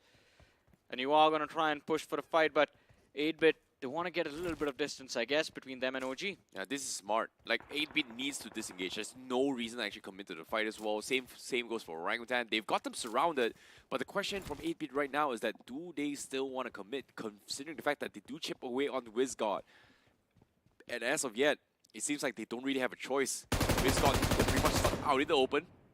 Couple of sprays coming from Wolves will scare them off. They do have the M249, so that means if they try to stack up together, Wise is going to shred through all those armors very, very quickly, especially if you don't have at least a level 2 armor.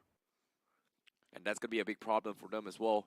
Look at this. Orangutan, even further apart, the formations are completely split off, and 8-Bit has got WizGod completely pinned in play. Oh, no. Sees him. Oh, what a shot. What a save from Co-op. Oh, boy. What a mistake. Mafia sees the angles, couldn't get the knock, and he's going to get traded off instead. What a save coming in from Olga Corp. Yeah, they needed to focus fire at the same time, and AK. Akop.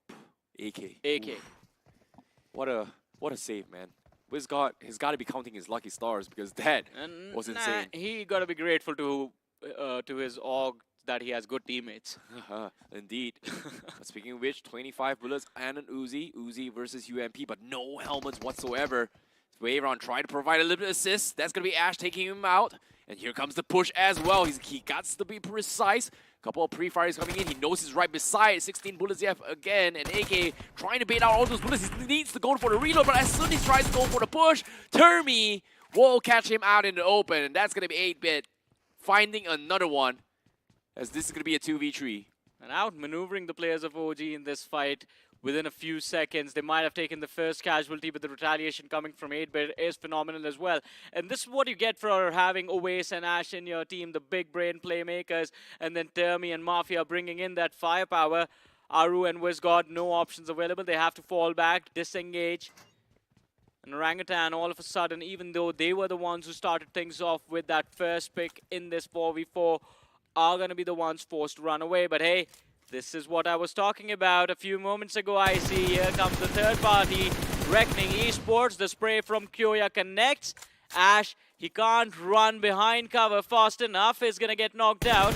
And now the players of 8-Bit have no escape options because they held on to this position for too long. So Reckoning Esports, they have the freedom of charging forward, looking for those frags and finding those finish points for themselves. Yeah, they have to, right? Like, considering the fact that, you know, this has been taking too long, both 8-Bit as well as Orangutan is going to struggle so much rotating in. They don't have enough utilities nor vehicles. And as of yet, they're pretty weak. They are going to get beat down. Meanwhile, the circle is going to be shifting towards the power grid itself. And that's going to be a little bit trouble because as soon as Sadis and Orangutan, they got scouted out. And that's going to be Team Tamilas wiping the floor with them as they try to make the escape. And it's a little bit too late. 8 minutes has passed and they have no cover whatsoever. OG wipe from the game. Monkey business out of business. Oh boy, seems like Reckoning and 8-Bit looking for the playaways with the pumps, but unfortunately could not find the second one, and he will be taken out. And that's going to be Reckoning Esports cleaning house in the vicinity of Chumacera before they push in the next phase of zone. And it's only Viper Termi left, actually, that's going to be surviving from the side of 8-Bit. And Reckoning Esports has got him surrounded. They've got the entire southern section completely covered out. But at the same time, they have to hunt Termi. But do they want to risk using those time to push in forward? Wow, the circle is going to be pushing them out of Chumacera itself. And it seems like they will give up on the chase, and they will back out. It's 300 meters. I think they are going to finish him off. Oh But boy. the question is, do they know where he is hiding? That's the only piece of information that's missing, I guess. They are hunting compound to compound. But he just stays there for a long time. Or maybe he's given away a footstep or something. Because Reckoning Esports, they show up looking for him. He's prepared with the S12K. Look at those vehicles circling around this building. 2 players, they go indoors to check every single room. Oh, this is going to be brutal. It's like a manhunt. It's a literal manhunt. He sees a man around the corner. 3 of them now in his face. The first one hits the floor. But Dermy, can you get 2 more damage dished out to both of them? But unfortunately, no. 1v3 for him this time. Oh boy, no clip for him, unfortunately to say, but Reckoning Esports, they did the right work. They took it really fast. However, Likita Esports scouts out the hits of Revenant Xbox as of yet. They got a couple picks in, but great reactions coming from Revenant Xbox. But with that being said, it is going to affect the formations. As you can see, everyone from Revenant Xbox backs off, tries to hide undercover, doesn't really want to stick their heads out anymore, despite the performance coming from Shadow with a 1v4 early on. Yeah, I mean 1v4 early on, but you do not want to 1v4 every single team. That amount of risk is, it's just insane, man. Hey, it might be happen, man. It might actually happen. We've seen it a couple of times now in just 2 games. Yeah. One from Simp, one now from Shadow.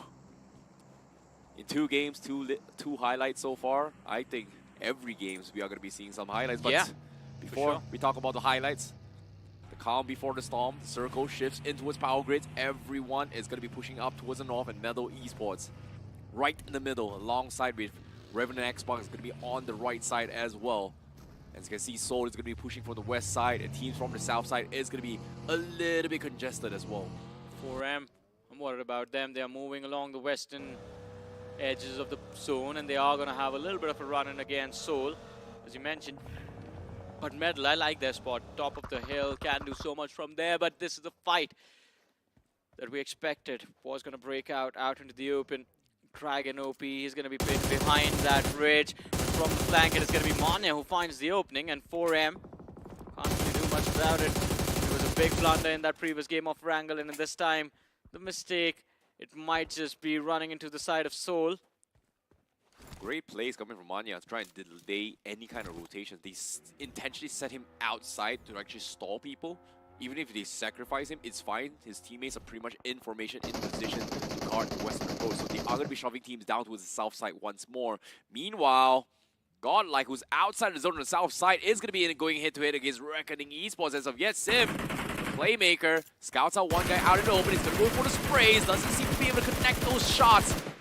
He does tag him up a little bit, but as of yet, time is of the essence. Circle is circling in. Yeah, the circle is moving in, but Simp, he needs to get out of here. Try and put some distance between him and the players of Reckoning Esports. So much damage is down, and Simp finally falls. The finish instantly secured. Face the Reckoning, says Reckoning Esports. 5 finishes on the board already, and it is just stage 3. Are they going to push further? Are they going to put more pressure on the players of Godlike? I think so. Viper, so much damage taken upon him, but he can still heal up. He still has that time available to him. As I said, it is just stage 3.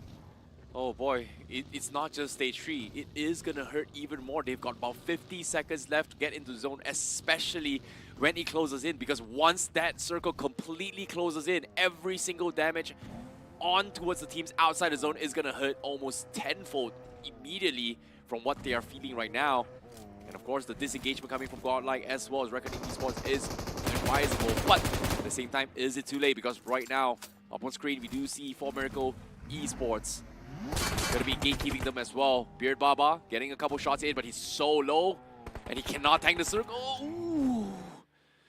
That is so close. He manages to narrowly escape this, but he needs to reset. He needs to heal himself up, but the random stray bullet from Admino finds him, and he's going to get taken out instead. Yeah, the finish secured by Admino. Godlike finally 1 point on the board, but here comes the blue zone. And all of a sudden, they are going to remember that there were stalkers behind them. And Godlike, they are going to get knocked out. It is from the front lines, though. TWOB finding that knock for themselves. Punk is still there. So it seems like after that amazing 26-point start in game number 1, Godlike in Miramar are not going to be able to accomplish much. Down to the last man, the IGL forced to play for survival. Huh? He's going to try and pick it up. I don't think he can save him. Yeah, Wait, I don't think he can. Think it's possible. It is, after all, stage 4, but let's see. He is going to make an attempt as well. Meanwhile, the circle, as you can see, it is going to be on Picado. They're close to the edge, so I think the plan is just he's gonna get dip inside the edge. Yeah. Can he get in? Oh, he's going to be getting re-knocked once more. Punk, he's going to be able to heal But he himself crawls again. in now. Yeah. But I think with that being said, he's able to deny one finish to another team with that pickup. So that's still a dub. But as of yet, what is he going to do? Seems like he's not going to try as well, but somehow they find some sort of solace and cover right at the edge. I don't think he's going to go for the reset here. Meanwhile, that's going to be the end of Godlike. Let's take a look at the main fight at hand. There's going to be Soul going up against Metal. Soul, right from the get-go, they lose 2. Oh my god. And Hunter's also getting wiped out as well. What happened? In barely a few seconds, Soul just gets completely annihilated. Well, Metal Esports, brilliant start to the game. 5 eliminations secured, just 3 or 4 seconds in, and the entirety of Soul destroyed. Their souls pulled out of their bodies. 2 games in a row, performance in the first few matches, not what the people expected, but let's see. On the other side, Metal, I think Prince is going to be celebrating. He's been wanting to put up big numbers on the board with this team, but big point of concern, they were playing a 3-1 split, and this is where the isolated player is. Top of the hill against the side of Versatile. And Versatile isn't a team you can take on alone. Although these angles do work out for him. S-Power scored out. Legit trying to see if he can dish out the damage with the Mini 14 and the 8X scope available to him. No throwables though. No nades, no Molotov. Otherwise could have done so much more. Raiden S-Power forced into hiding. There's that shotgun available as well, but that ain't going to do much from this range. This is so smart of Metal Esports, considering the fact that, oh no, I remember this exact spot. Is he stuck? Is he stuck? I think he's stuck. Like, I think he can't get out as well. And now, on top, they are going to shoot him down. And they're going to be in a little bit of trouble now. But before we talk about that as well, it seems like other teams are barely scraping by towards the south side. Team Tamilas will be pushing forward, trying to apply pressure towards Reckoning Esports. And one big nade connects the dot. And that's going to be a shot coming from Maxi in this regard. And that's going to be Reckoning losing 2 members left, or leaving only 1 player who's pretty much split off from the rest of the pack. Team Tamilas is able to find total 5 finishes just like that. Well, Team Tamilas as well. Good recovery after that fiasco on that map of Erangel before. But their IGL, his name is Gravity, is still gone into hiding. He has a decent position inside of the circle. The teams around him since it is an open position, they are going to end up fighting amongst themselves. And Punk, he had the same idea, but his vehicle, it seems like, was spotted out by the lads from TWOB, so utility is going to get lobbed in his face every now and then. Well, there's nothing much he can actually do about this, considering the fact that his entire team has been completely annihilated. And for him, it's all about those positioning. But as of now, considering the circle is at odds against him, it is going to be very, very difficult to sneak into this phase, especially look at all these mountain terrains. You are eventually going to be spotted out. But so far, the only ones that are in zone is going to be members coming from Revenant Export from the east side. And K9 has been completely silent on the north side, untouched, uncontested. And this might be a big round for K9 to take space and potentially shut down everyone who needs to be in a major scuffle. Alright, as well, see legit with his quick spams on this Mini 14 down towards his last 24 bullets. And he's only got a shotgun as well. The S12K not going to do him any good, especially in that range, with no teammates to provide the cover. The teammate is there. The backup has been called for. We saw Prince closing in from the flank. So the players from the side of Versatile, they need to be careful. 2 men left alive, but hey, Gravity, well, he's going to crumble under the immense gravity of this situation as the players of Team Tamilas, they show up running inside the shack, but the shotgun goes big. 2 knocks secured, and all of a sudden, Reckoning Esports, the Reckoning is here. Last man, he was cooking up a nade, but the shot is going to be whiffed from Gravity. He did not push further enough around the corner from behind the car, and Rico capitalizes on one little error in judgment. Team Tamilas barely surviving by the skin of their teeth, man. Oh my goodness, but still the damage has been done. Just one guy was able to shut down Team Tamilas and leaving Rico all by himself. Meanwhile, on the southeast corner, we've got Likita Esports going against 4 AM. Big nades coming from Hector to try and shut them out. As you can see, Wizard now in a very, very tight spot. Triple nades coming his way, and Wizard might be taken out, and he is going to go down. Very, very nice execution coming from Likita Esports. They will bow out on 9th place coming from 4 AM. Meanwhile, they will be able to find space from the southeast corner to push in towards this next phase of the zone. Well, the next phase is going to be quite awkward as well. It's a completely open position. The one hill that can actually give you an edge has been in control of Metal Esports this whole time. Likita Esports, though, they got decent number of frags. Not decent, actually. More than decent number of frags in the last game. And in this game as well, 5 eliminations already secured. Versatile, as we were talking about them, the main reason they have been struggling in this game, I'm going to say it is legit from Metal Esports. Top of that hill control, especially with the Mini 14 and that 8x scope on him, just keeping the players of Versatile pinned down for a good 5-6 minutes. But now, with TWOB up front, oh no, he knows there's someone in that shack. Rico has been hiding for a long time, but I guess he felt that threat. S-Power's Spidey sense, they were tingling. Where does the next circle take us? Please be in the center. It might be as well, considering the fact that Metal has done up so much setup from the west side. Now they've got full control of the mountain terrain. Metal Esports, they are going to try and pressure BXT to commit to TWOB. In this case, we do see commitments as well. And guess what? Team Tamilan also going to be on the south side in a little bit of predicament themselves. That is going to be something that they have to overcome. And it is going to be very difficult as well. Team Tamilas out in the open with 1 man left. Raiden now cooking up the name against TWOB. Can he find one? Yashu's green up pretty close. But the shotgun in his hand, it goes boom, and the first man hits the floor. The second in the back line is going to be dropped as well. And was the third headshot through the smoke, the spam. This is the spam of the century, man. Just blindly pulling the trigger and all 3 of them falling. I think before even Raiden realizes what happened. He got 2, my apologies. Oh boy, but at the same time, guess what? The one that shuts him down is going to be Thunder. VXT bowing out is 7th place. Metal Esports, perfect control of the high grounds. But now the clash coming in from the east side as well. Revenant X-Sparks going head to head against CK. And CK losing by default to get goal, but the nades from Revenant X-Spark has been so on point. They've got 6 finishes in total. And just like that, despite the first game's performance, Revenant X-Spark is still in it to show why they're still the best of the best of the best in Group A. Hey, but Neo doesn't know that he's coming for them.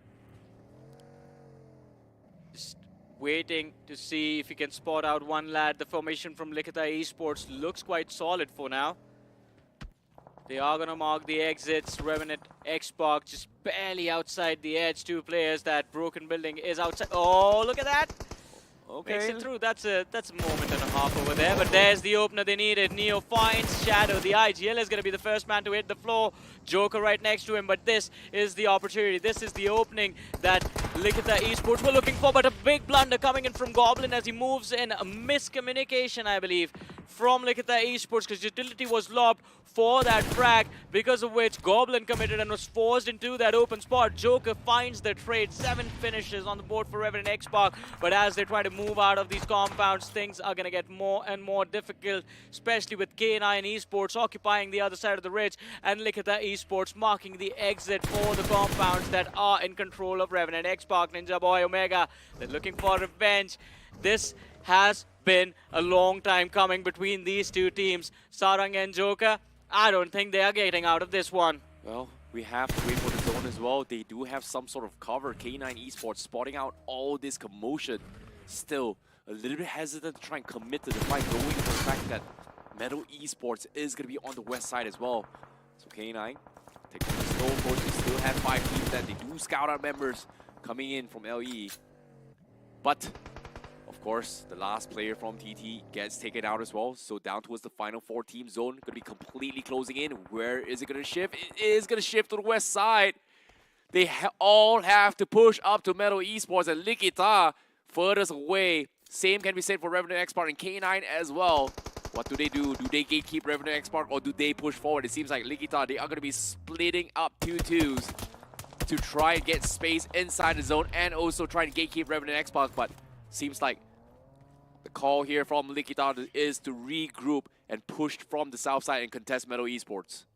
But I still believe this is going to be a game for Metal Esports, unless K9 Esports try to, or not try to, but actually straight up just take them out. This 2-1 split play coming from Likita Esports. It's a bit risky, but legit. He switched up weapons for a while in the game. He was just playing with the Mini 14 and the S12K. Now finally has the M4 to work with and has been handed a lot of utility as well for the late game stages. Oh, Zyrex in the distance. He's been spotted out. Thunder with a few shots. Was trying to find the opener for his team, but unfortunately for them, the shots connection wasn't really there.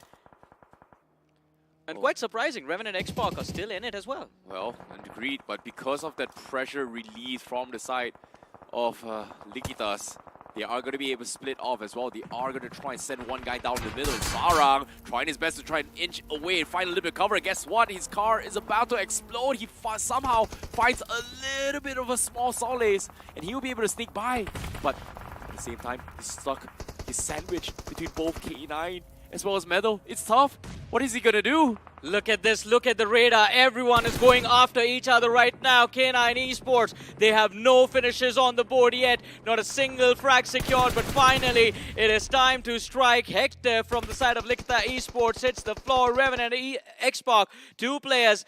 Somehow, by a miracle, staying alive, crawling for their lives, have found the access into the circle. But as I said, K9, they sink their teeth in. They are hungry for these bodies. The first finish secured by the IGL himself.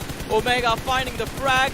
Likita Esports not going anywhere as well. Hector, he's going to be dropped for the second time as Ninja Boy gets way too close for comfort. The nade connection found, and now it is time to put the pressure and, well, go all in. Zyrex, he can't really peek the ridge anymore. Omega with a suppressing fire from the distance, definitely doing a lot of heavy lifting, allowing his teammates to close in. Neo, as soon as he reveals himself, also feels the pressure.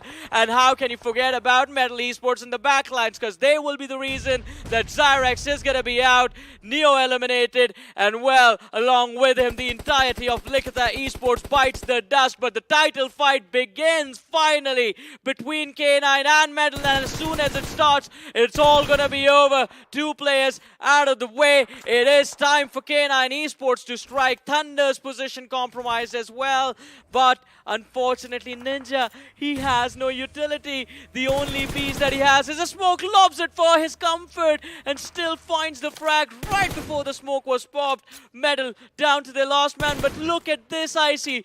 Due to all of this chaos, Joker has stayed alive. He has let all of these teams fight among themselves. How dare I remind Slug that Joker was still there. Revenant X-Park eliminated from the game, and K9 Esports looking to secure a chicken dinner in game number 2. The land of Miramar is gonna be theirs. Prince takes the fight, and he still falls. K9 Esports with a decent winner-winner chicken dinner in game number 2. But this is what me and Nick were expected from them as well. Patience paid off from K9 Esports. They waited for the right moment to strike, and they came out swinging on everyone. What a game coming in towards Group A itself here, especially the second map as well for K9 Esports with a winner-winner chicken dinner. Big game coming from Metal Esports as well as Revenant X-Park, who really stood up. And not gonna lie, Joker somehow managing to I would say outposition the rest of the team despite being at a disadvantage and somehow got themselves the top 3. I still think it is a dub. Man, him going out, I blame the map. It wasn't Vacant, it was Miramar, right? Otherwise he would have clutched it again. He might have. Yeah. We saw memoirs and memories that terrorize almost every single team. But in this case, K9 and Metal says like, not this time, Joker. Not this time. All of a sudden I was having flashbacks like, oh, he's there. He's in the middle of everyone again. And then Slug was like, nah, this time it's different. The only thing that is missing in that situation is that he just needed a push. Yeah. He just needed a push. That's it. Yeah, Bugatti draws too much attention, right? But all things considered, a great run coming from both K9 as well as Metal Esports. We have to give credit to Likitas as well, who played a phenomenal run and just pressuring everyone. Meanwhile, for these guys who do not know, this is going to be the highlights of some things that happened as well. Metal Esports was one of the biggest nuisance for me in that game on how they dictated the fight during macro league. Look at how they positioned our 3 players there.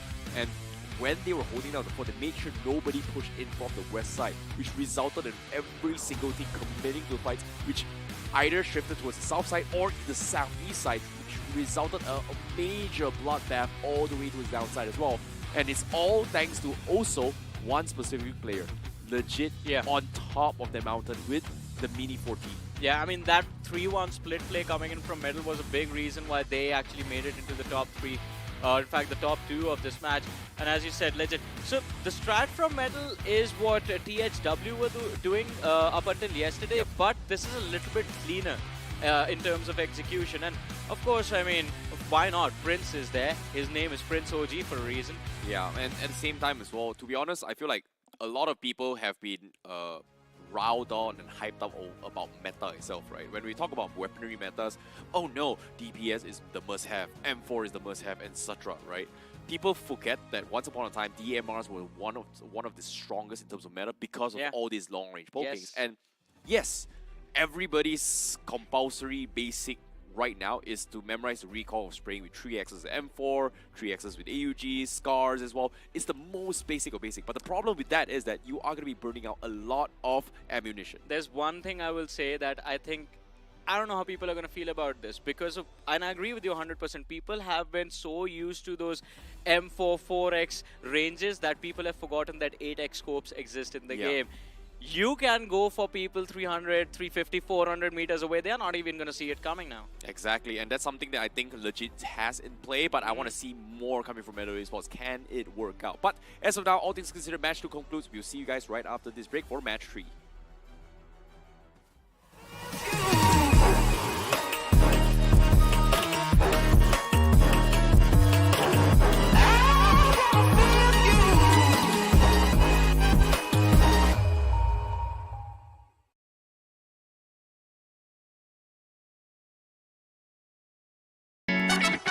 We've got that temperatures high, but it make way. We came here to slay.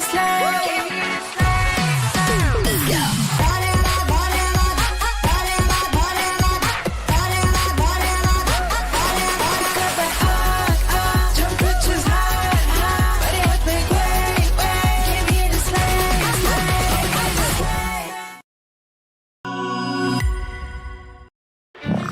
grind to survive. It's a state of mind.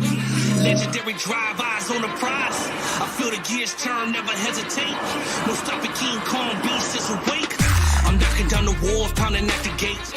My hustle don't sleep, let me demonstrate. The iron in the fire and I want more. I intend to win the battles, yes, in the war. I'm the champ, I'm the champion, I'm the champ, I'm the champion.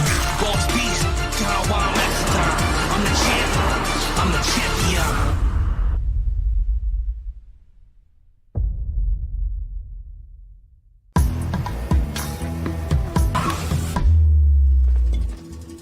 ए, किधर मिलता वो collector?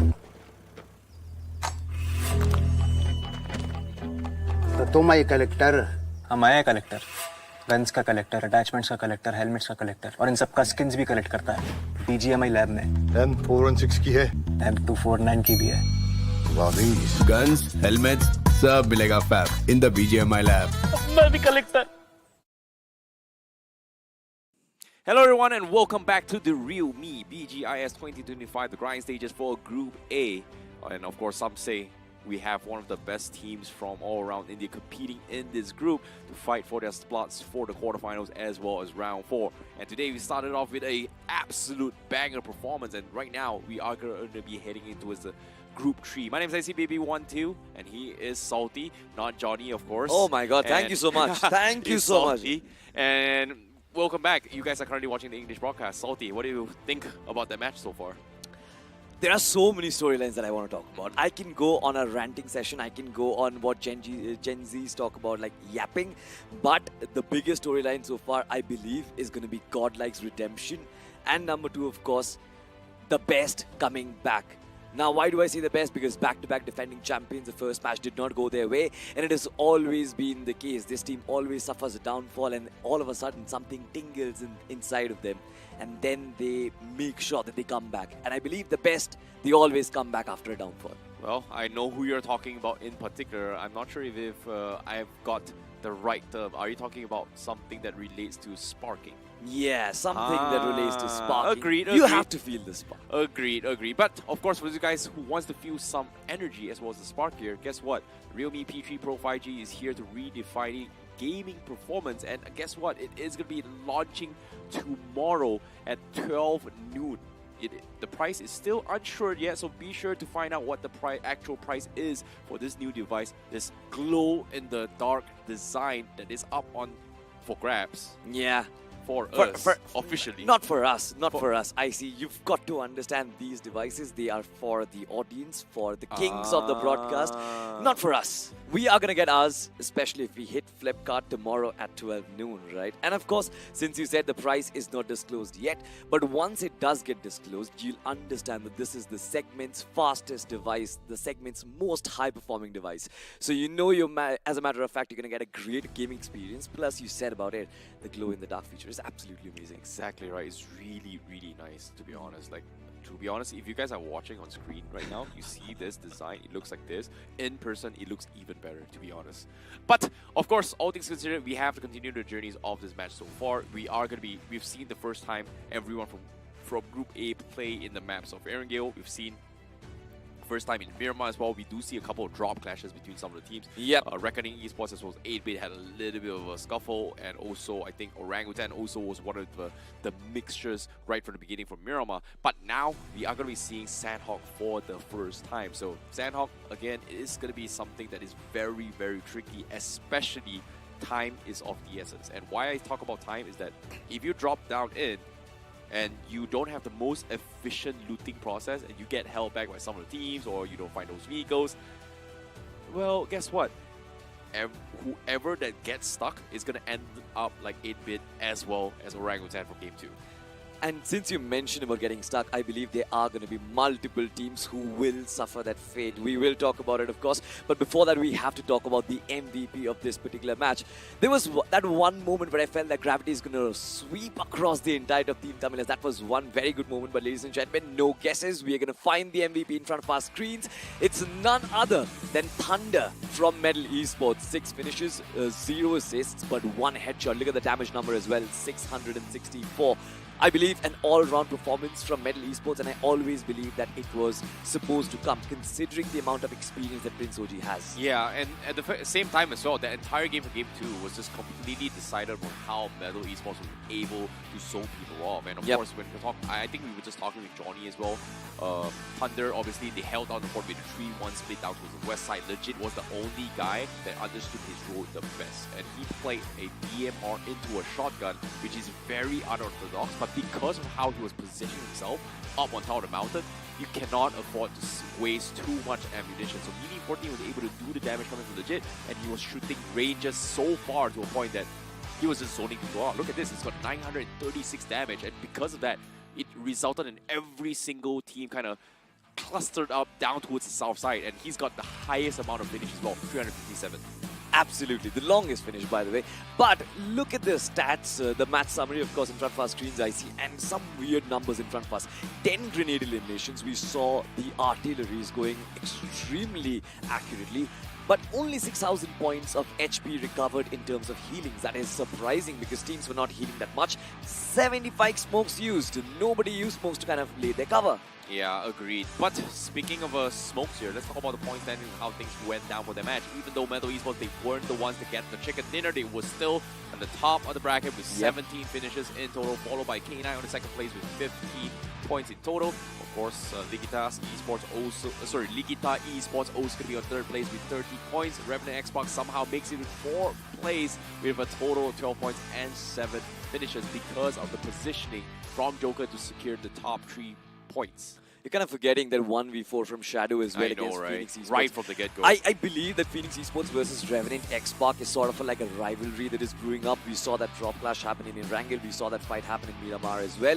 But moving on with the point standings, of course, certain teams who could not really make their mark as of yet. I'm talking about 4 Aggressive Man. I'm talking about 4 Miracle Vibes. Soul yet to hit the mark. Godlike kind of tripling down a little bit, but on the overall standing, they're still standing tall. The redemption arc begins, ladies and gentlemen, and for the GOAT, let's just say it's just the beginning.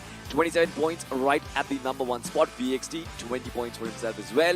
Ligita Esports, 20 points, tying up that number 2 and number 3 spots. Metal Esports, K9, Phoenix, IQ, RNTX, as well as Team Tamilas have all sort of been the middle pack so far. See, that's the thing about how consistency is very, very important in this kind of scenarios, right? Revenant Xbox had a pretty dominant game, was able to stick out in the top 8, but again, it's only been 2 games thus far. Godlike had one of the best openings of a banger as well, with so much points right from there. I think they had 26 points per game on 1, and they've only got 1 point from this game itself. So, because of that, they are still on top. BXT has been very, very consistent themselves, but the question here is the people on the bottom 8 have not figured out what the right thing is to do, or in this case, haven't found their drop spots yet. And in particular, Orangutan as well as 8-Bit were one of the bigger major factors for 2 games in particular. It seems like they have had a lot of clashes in between some of the teams who were respected or not respected in that regards, to be honest. You know, speaking about OG, I believe that one of the most sensible and knowledgeable IGLs that they have, Aru,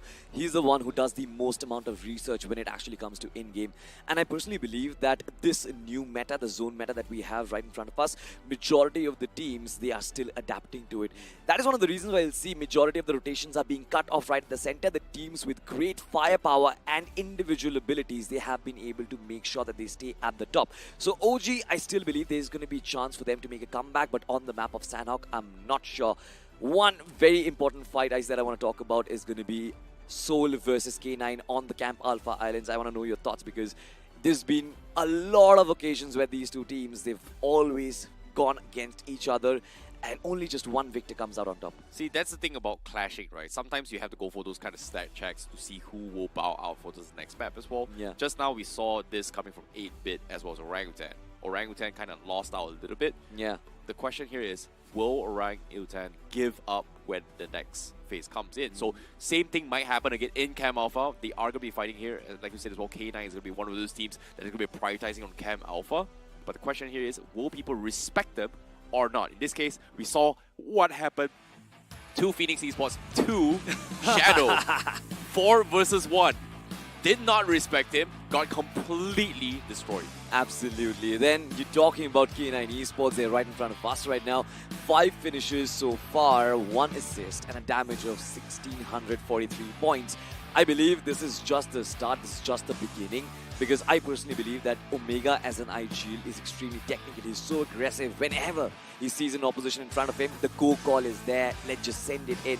And then, of course, since they are known as K9 Esports, they've also got those hungry hounds as well who are just looking for their predators, who are looking for their prey. I'm talking about Slug, I'm talking about Beast, I'm talking about Ninja Boy. Ninja Boy, Beast, they're amazing assaulters, but Slug, I believe, is going to be the find of 2025. Come this season, this man is going to be one of the best. As of now, K9 Esports, they have had a little bit of consistency, but they kind of fell a little bit short game number 1. Yeah. But for game number 2, I would say they were uncontested for the longest time, just because of the fact that they weren't under attack or had any sort of pressure coming into the final zone compared to the rest of teams like Meadow Esports and also Revenant X Park and also I think Team Tamilas as well, who's also going to be in certain finals in that scenario. And I like that you actually brought up as well, hey, are they going to control this? Normally, you would see plays like what Legit is doing from a previous map, Meadow Esports, in Miramar and Erangel is very, very doable. But in Sandhawk, it's so difficult because of how small it is and because of how fast all this circle shifts. You don't really have a lot of time to gather information.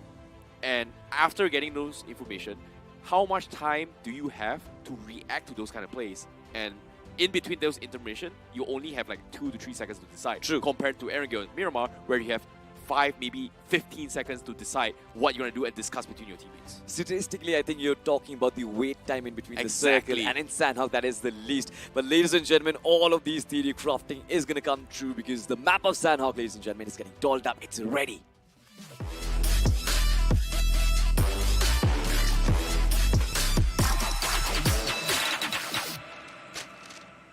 Alright, are we ready for a bloodbath is going to be the question. But the map of Sandhawk, is it going to deliver? Is it going to be aggressive? Or is it going to be calm and composed for all of the 64 gladiators that we have in front of us? It's going to be a question, of course, but talking about the flight path, it does start off from the right-hand side of Cow.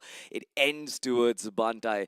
A flight path which kind of is deviated towards the right-hand side, I see, of course, but I believe there are going to be certain teams who will be discouraged to go towards the Camp Alpha Islands because of how randomly the circle has been shifting, especially on the map of Sandhawk.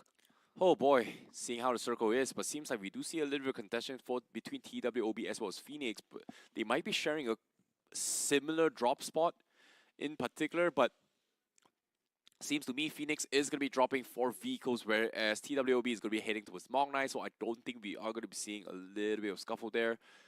We do see Orangutan kind of split off between Ban as well as Lakawi. We do see VXT going to be going towards the south side, maybe heading towards Charlie or maybe even Caves in these regards. CK heading towards Bantai. No major clashes yet. I don't see something crazy yet though. You're talking about crazy. I see Godlike with a massive split and Simp on the other side. He's actually in the territory, extremely close towards K9's Beast as well as Orangutan as well.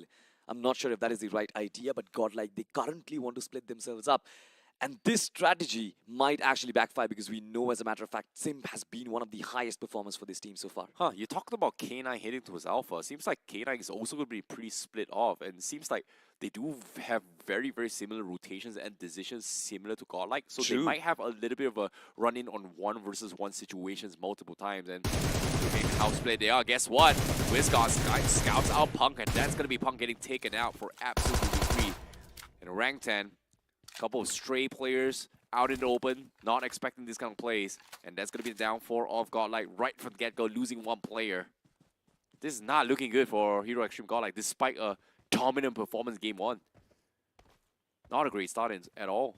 Kind of experimenting with the drop spots as of yet, I believe, because this has not been the usual way Godlike likes to play. So far, Punk trying to scout out the mid portions of the main island. WizGod quite comfortably picking it off. But at this point, I still believe that he is expecting, he's anticipating multiple players from Godlike to send in their reinforcements. But Godlike on the other side, they are going to sit and chill. They're not going to react to it as much. The circle also on top of the rest of the players, so nothing really major, apart from their IGL falling. Yeah, and seems like we've got at least 3 to 4 teams going for a very scavenger strategy. And one of those teams is Orangutan. We've got Godlike. We've also got K9 doing that as well. Yeah. So we are going to be seeing a little bit of a limited resource between all these teams, whereas teams like up on screen, of course, we have Reckoning Esports getting the entire paradise themselves is going to be fully decked out. And you can see Gravity already securing a vehicle for the team. They're all stocked up and they're ready to rumble. So that is going to be a lot of time consumed for teams like Godlike, teams from K9, teams like Orangutan, who's going to be trying to push into the zone. And as you can see, barely even 3 minutes of the game, everyone from side Reckoning Esports is already ready to just dip in and rotate to the zone. And that's the plus side of having a very, very good solid drop spot plan. This is something we saw from God's Reign as well, right? Dropping in on Paradise Sword, always quick on their feet as well. But this time out, I am specifically looking out for Viper to get back to his prime form. BGIS 2024. This man was the find of the season along with Hunters.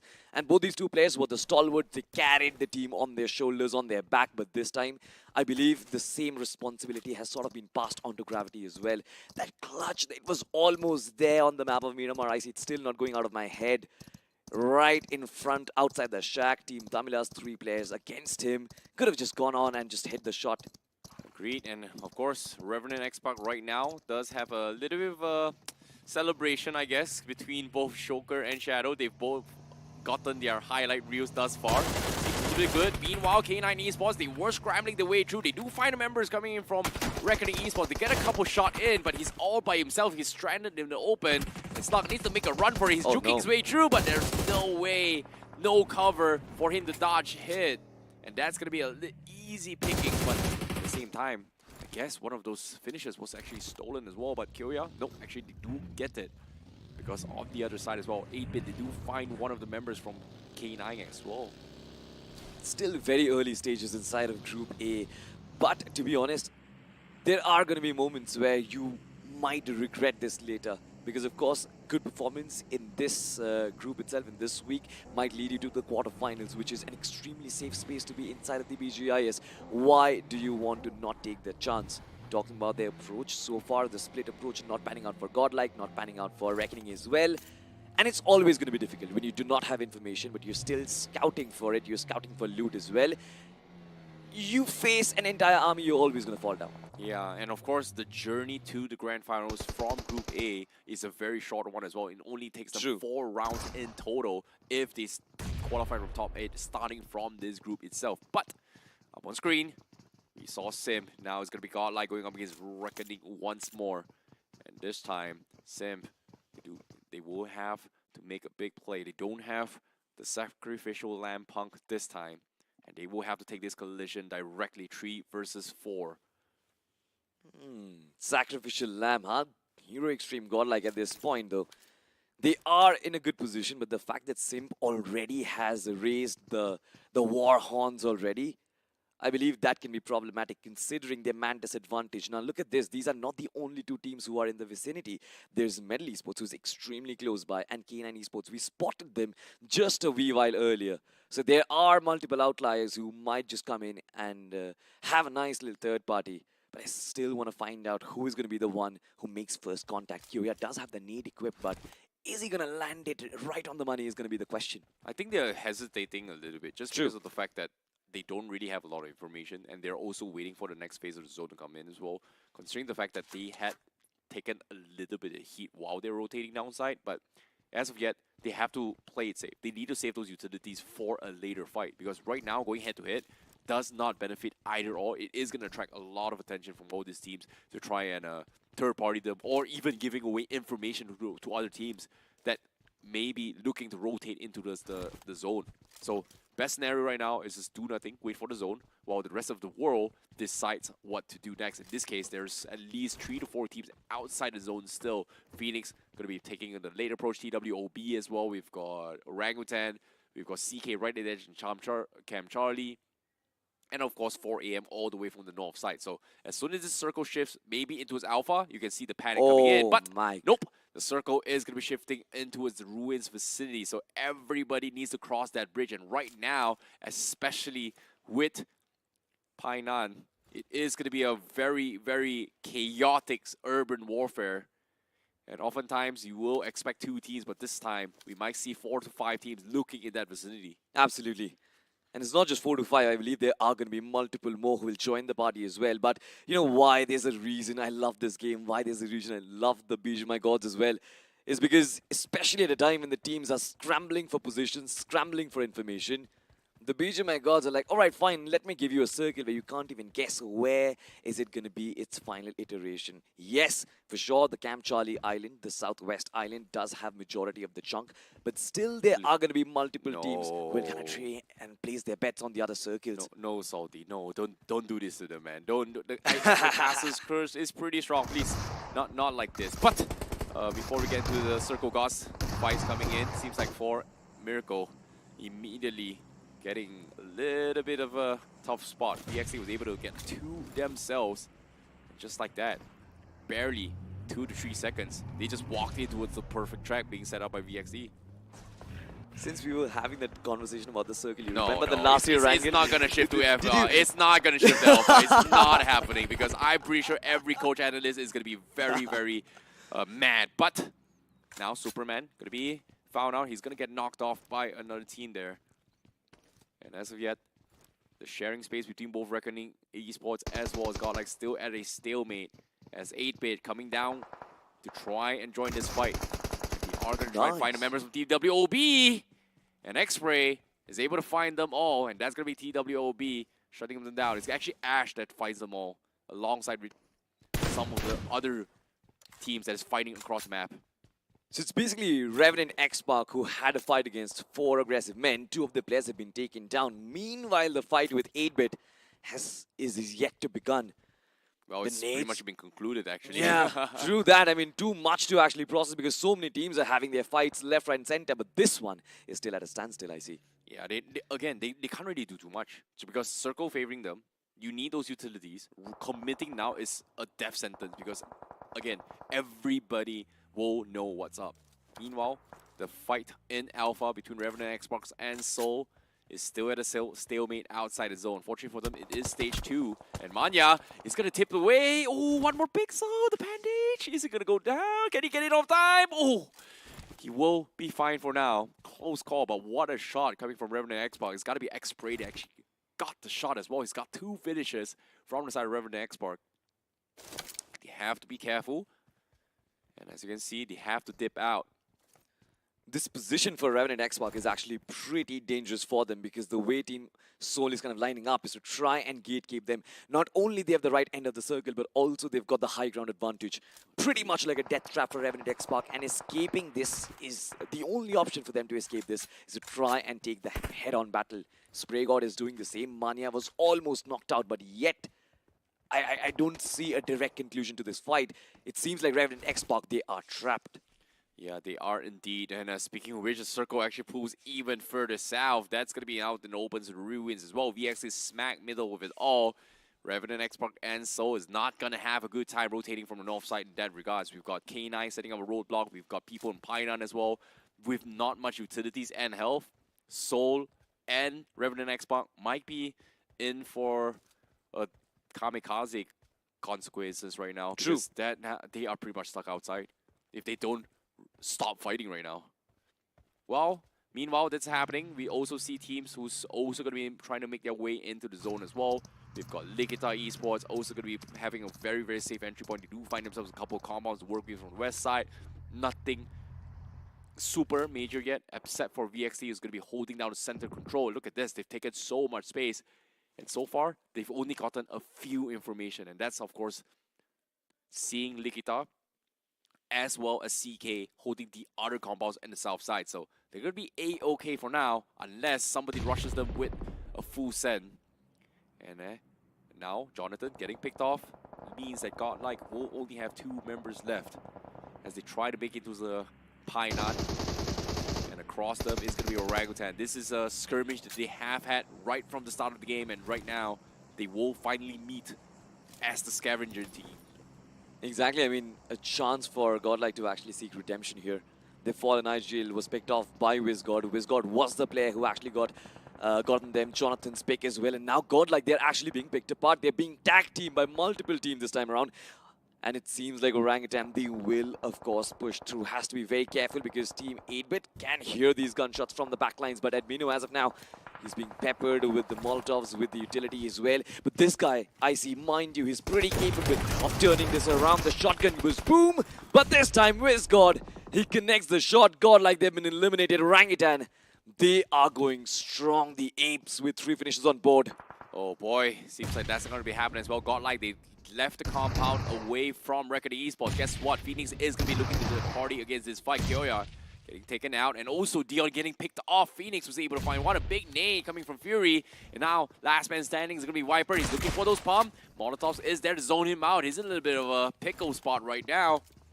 And he needs to go for the reset, but the flanks comes in, and the nades also clips him away. Viper looking for the push, but is not going to be good enough. Aimbot is able to sneak in and pump him with lead, and that's going to be 4 finishes in the hands of Phoenix in one fell swoop. But despite all the commotion, guess what? 8-Bit also looking to join the party as they struggle to make it towards the next phase of the zone. 8-Bit Mafia getting knocked off, and nades coming in from Auto will be able to find Ash, leaving Termi left all alone from the side of Termi from 8-Bit, but they're inside the smoke. They certainly are. No time to celebrate as of now because Team Orangutan, they're coming in from the backlines as well, and they are coming in hot. The artillery strikes, and now Phoenix Esports, all of a sudden, they are in the middle of a pickle, and all of this commotion provides 8-Bit a little bit of a time to go in for the revive. 3 players are about to be revived, but Team Orangutan, they're here to pick all the finish points for themselves. Right on the money, another nade flies in. It is easy pickings for Termi as well, and he lands one more shot, but will he be able to eliminate the likes of Orangutan? No is going to be the answer. Exactly. Phoenix somehow was able to clean them out, but at the same time, they somehow still get a little bit of the edge at the sides. They have to go in for the recess, but look at this. They've got 10 seconds left.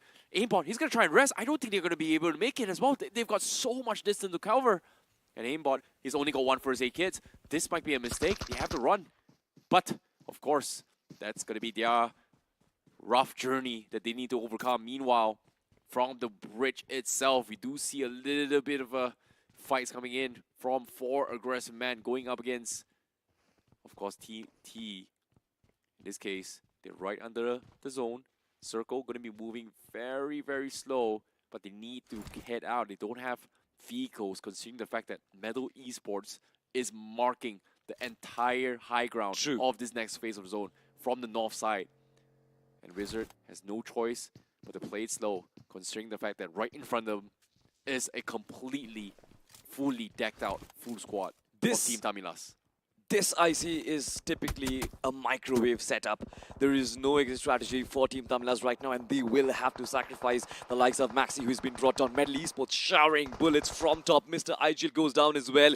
There needs to be some sort of retaliation. There needs to be some sort of cover fire, because otherwise the space that you're trying to cover will never, ever you'll succeed in doing that. Talk about 4 aggressive men. Now there's a chance where they can actually strike. Fox OP quite close to Comfort. Thunder, he yields the shotgun. He strikes, and Fox OP, he falls. What a shot coming from Thunder as well, right at the blind spot that he did not expect. He's going to be popping out as well with the nades. Team Tamilas was able to trade one in the vicinity, but Metal Esports has done the damage, and they are going to back out. And guess what? As soon as Thunder tried to reposition, he's going to get shot himself as well. He needs a little bit of a return fire, but he somehow is able to get back to safety. Metal Esports needs to go in for the reset, but legit, almost getting picked up by Rico from the side of TT. Metal Esports was able to hit and run, done the damage, and they are able to get the reset. Meanwhile, on the mountains, on the northeast corner of it as well, Phoenix, they are stuck in a very awkward spot. But Revenant X-Park, how did they make it all the way here? Despite all odds from Seoul and the engagement from the northwest, they somehow managed to sneak into the zone with 3 members as well. They've heard all this commotion, and I don't think Metal Esports realize this, but they are being pinched by both VXT as well, alongside with Revenant X-Park. Talk about improvise, overcome, and adapt. Revenant X-Park, they've done the job, but now look at this Team Orangutan. They are ambushing against VXT. VXT, they are hurt already, and now it seems like WizGod is going to move in, and he's going to shower down the pellets of the shotgun into the face of Versatile. Another team that has been shut down. This man is on fire right now. 6 eliminations already, 9 eliminations for Orangutan. The Apes are back in business. What a run from Orangutan, but look at this. They made the decisive play. Metal Esports was able to send this out as well. They know for a fact that they have finished the fight, and they are not going to give them time to reset as they continue with their assault. Of course, In this case, VXT, they were the biggest pest in this vicinity, and Metal Esports was able to find the small window, and now Orangutan needs to go in for the reset. But Metal Esports setting up those smokes. They want to try and contest this as quickly as they can before any kind of third parties. But as soon as I say about third parties, guess what? Revenant and X-Spark, they were able to scout all this out. They know what's up. And seeing the amount of smokes being deployed as well, it is a major clash about to happen. And all Revenant and Xbox needs to do is just play safe, while Metal Esports still hesitating to commit to this fight. We had an earthquake of 4.3 magnitude at New Delhi yesterday. It seems like tonight in Sanhok we're going to have an even bigger earthquake because the trifecta is extremely strong at this point. It's Orangutan versus Metal versus Revenant, X-Spark, Thunder. Kinds of starts to initiate the fight, but instantly falls back because he knew there's no information altogether. For Orangutan, the strategy has been to try and deny the entry points. And look at that! The choke point was made, information was denied, and the shot was struck in their face. WizGod, this man is a monster along with AK. Oh, they can't really do too much as well. Orangutan knows for a fact that if they go out, Revenant and X-Spark is going to shoot them as well. But the nades comes in. Guess what? Aro is able to find Sarang. And with that being said, he will be able to find the rest of Metal Esports as well. But the big nades from X-Spray! What a nade! He was able to hit two, and just like that, Orangutan will fumble, and Metal Esports is able to wrap them out as well. Revenant and X-Spark able to save Sarang probably, but no, Sarang will be taken out, and Prince OG is right side by side. X-Spray, he sees him, he goes for the brain, and they will take him out, and now we're down towards the final 16. Revenant and X-Spark. What a nade! What a save! What a third party! The bull has started his bullying. Revenant and X-Spark, they're back in the party, but this time around they've got an even bigger challenge. One of their formidable foes in the form of Likita Esports. They come in from the low grounds. They do not have a lot of information, but the artillery strike and the man advantage can certainly cause wonders. But there is that one outlier I see, and that is going to be Team Soul. From the backlines can certainly cause problems, but they themselves are dealing with one. Money has been knocked out. Hector is in position. He knows exactly where Hunters is. Positions have been marked, but can he strike is going to be the question. Oh, it's going to be tough, but Nikita, they will be having a little bit of a scuffle here. They do see a couple fishes out in the open, and guess what? Hunter tries to sneak by, but he somehow survives, but he inside the zone. He's trying to rest his way through. Last final second, right at the edge. Does he tap him? And yo, he's got a small window to work with, but look at this. 13 seconds left. He has to rest. He has to heal up. And the zone is closed, but at the same time, it is going to be out in the open, and Likita will be able to have free shots. But the question here is Likita going to be focusing on Revenant and X-Spark, or are they going to focus on Soul? But it seems like Soul's time is slowly up. They are going to try and scrape by, and Hector might be able to suck out this out, and guess what? Hunter gets picked off. Manya, being the last man standing, is trying to snake his way through. Hector still has a lot of room to work with, but finally peeks out. He's going to go for a spray. Manya gets scouted out, so that's going to be his downfall. But guess what? K9 goes in for the crash, and it is going to be X-Spray going for the push as well. He finds one, and Omega hiding inside the car. He's juking his way through. He's trying to do a little bit of damage. Will he be able to survive this? No, he will not, and X-Spray somehow survives with 1 HP, but it is going to be Likita Esports that cleans them all out. We are down towards the final two team, Likita Esports versus CK. We didn't have much time to have a look at the map, but Cincinnati Kids, they've had control of this compound ever since the final circle began its inception. Now look at this, Flock in a beautiful position. Of course, does spot down the likes of Zrix. Shots have been taken in multiple angles. CK, they've spread their army, and I love the tactic that has been deployed. You stay behind your hard covers, but you keep their positions marked. Likita Esports, the ball is in their court right now to try and converge upon the likes of Cincinnati Kids. Flock, it does get the finish of Goblin as well, and I love this flank that has been set up by Juicy himself, the IGL. He knows that a little bit of variation will be the result of downfall for Likita IC. Agreed. Likita, they have a little bit of a room to work with. They've got smokes, but Cincinnati Kids does have a little bit of pickoff. But guess what? Juicy getting taken out. This might be the opportunity that Likita needs. They've got the nades. They're expecting CK to push out, but seems like they play lip safe. Circle will be slowly pushing them as well. They're completely blinded through the smoke as well. We do see a couple flashes in. Aditya taking some serious damage. He does not have the boost, and you can see the suppressed fires coming from Likita is slowly chipping them away as well as CK trying to juke around the smoke, but Hector still still somewhat survives, but the Molotovs, Cliff Mighty, he's going to be out at open. Neo looking for the shots, and they will be able to take them all out. And just like that, Cincinnati getting the reset on that sniper tower, getting the chicken dinner instead. What a play. I almost had a heart attack, honestly, especially when I saw Neo take down Mighty. Mighty misstepping into the Molotov, taking himself down, going out in the open. There was so much drama, especially when Revenant X-Park as well as Likita Esports, they were duking it out. We saw the push coming in from K9. Spray God, this man really has guts, to be honest, I say, because he just rams inside the smoke with the shotgun and he trusts himself that he's going to get those two finishes. Does get one, Omega manages to escape, but then falls right in the trap of Likita. Yeah, again, consistency is going to be key, and so far, Likita Esports has been doing it twice in a row now. This is a team that has so much experience, right? We're talking about Viper, Neo, and Goblin, who's been, you know, in the community for the longest of the time, competing at the highest level. There were so much debates about them to a point that, are they back?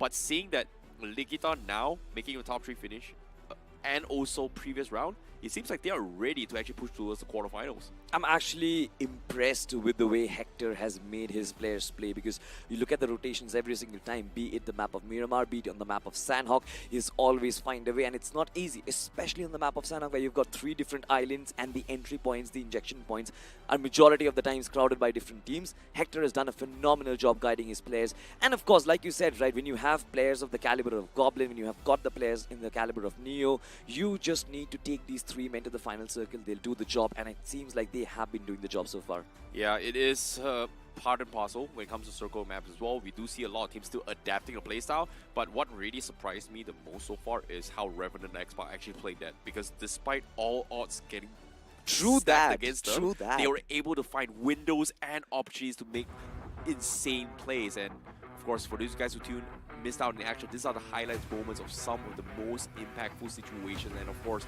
the northeast corner was the most chaotic for some of this team that tried to push into the zone. You've got to talk about Orangutan as well, especially this lad WizGod, because he was on fire right from the get-go itself, finding Punk and then finding the rest of Godlike, and then of course moving in, finishing off Metal Esports. It was absolutely brilliant. And then of course you have to give credits to this guy, Spray God. We were thinking that maybe he is kind of out of form. It's going to be Joker and Shadow who will kind of lift the reins of Revenant X-Park, but it seems like every single player, they're kind of proving their worth come their time and come their match. Hey man, Spray God himself has got 6 finishes or 7 finishes by the end of that fight itself. It just shows you how much they were able to overcome the difficulty and obstacles that was faced in front of them, considering the positions they were.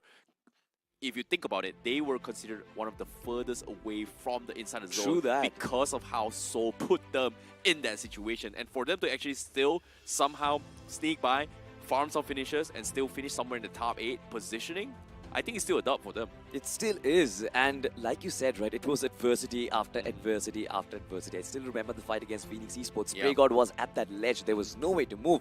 I don't even know how he even got there. But the fact that he managed to take down Phoenix Esports from that point, even moved on forward, absolutely commendable. Now the question arises, will they be able to keep up the competition? Because now there's going to be another map of Sandhawk. We've seen Seoul trying to target them, Seoul trying to gatekeep them. Will that happen once again? I'm not sure. Yep, at the same time, of course, God's Reign fans are going to be a little bit silent for today. You know, they started the day strong, but game 2, game 3, it seems to be a little bit scuffle. But of course, I hope they will be able to bounce back. For now, for these guys watching at home, we are going to be taking a little bit short break. We'll see you guys for game 4.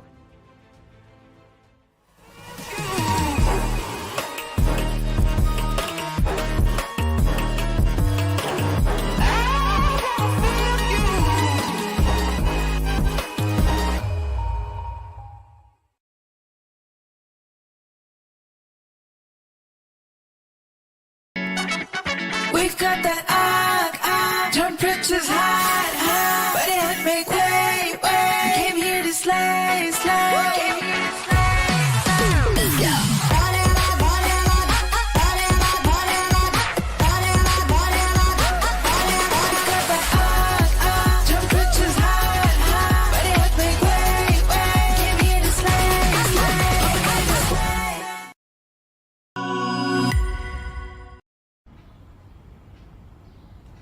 भाई ये देख नया phone इसका pump देख रहा है, pump, उसके cuts देख, एकदम प्लेटिनियम प्रो मैक्स।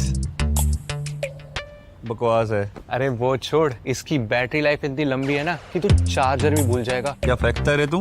बकवास है। ओ प्लीज, इसके कैमरा में ना इनबिल्ट स्नैप फिल्टर्स है। क्या ग्लो अप आने वाला है यार? ग्लो आने वाला है। Drama queen. बकवास है। अच्छा, तुम लोग के फोन में BGMI है क्या? फोन में नहीं है BGMI, तो फोन नहीं डब्बा है ये। जल्दी से BGMI डाउनलोड करो और अपने फोन को अपग्रेड करो। अब तो इसको भी अपग्रेड करना पड़ेगा।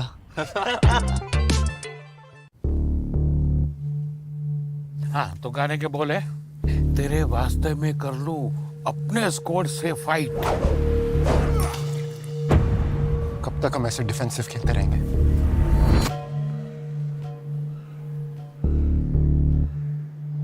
तो नूब नहीं है। नूब नहीं।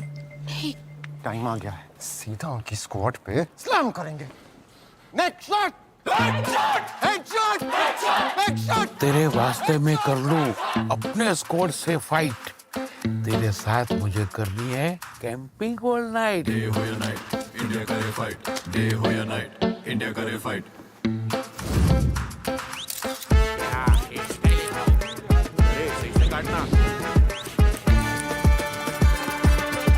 मैं नूब नहीं हूँ। मैं नूब नहीं हूँ पापा। नूब नहीं हूँ। मेरा बेटा नूब नहीं है। तेरी आंखें M416 ग्लेशियर का हथियार बेबी। हो गया दिल के आर पार बेबी। TPP पे जा। FPP, TPP, FPP। मैं नूब नहीं हूँ।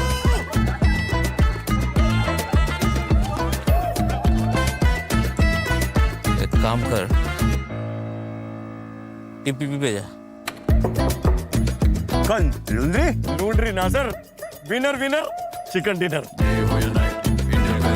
कौन कहता है इंडिया फन को सीरियसली नहीं लेता है?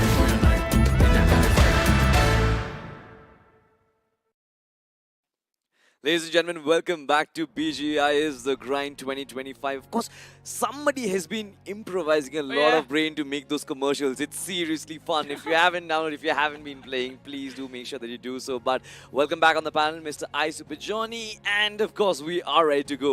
A blockbuster match of Sandhawk, to be honest. That was absolutely crazy, considering that so many teams made their bounce back. Team Orangutan made their bounce back. Revenant X-Park made their bounce back. What are your thoughts? I mean, my thoughts are that why are we surprised, right? I mean, you look at the 16 names that are playing, and this was inevitable. The competition is going to be tight. And I think, again, 3 more matches remaining. I think the teams that have taken a tumble are going to try to climb the leaderboard back up again. One of the big names is going to be Godlike. First game, 26 points, and the next 2 not really working out too well, are they? I mean, I don't really want to blame Godlike because we know, as a matter of fact, them. a lot of teams have been experimenting multiple different strats. The open spread at the middle of the game was kind of a little, sus, let's just say. It was not their best foot forward, but I understand what they were trying to do considering that. But ladies and gentlemen, talking about what we are trying to do over here is talk about something which is absolutely brilliant. The Realme B3 Pro 5G, an amazing device, best in its segment, and of course it does have the glow-in-the-dark feature.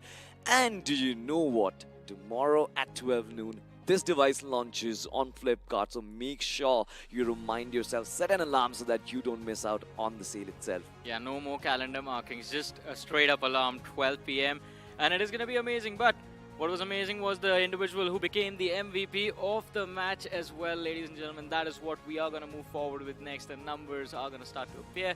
And the first one is going to be the MVP, and it is Spray God from Revenant X-Park. 7 finishes secured, 759 damage dished out. So very efficient with every single fight he took. Absolutely, but I kind of feel bad for WizGod as well. I believe his performance was also brilliant. It's just been overshadowed by the brilliance of Spray God.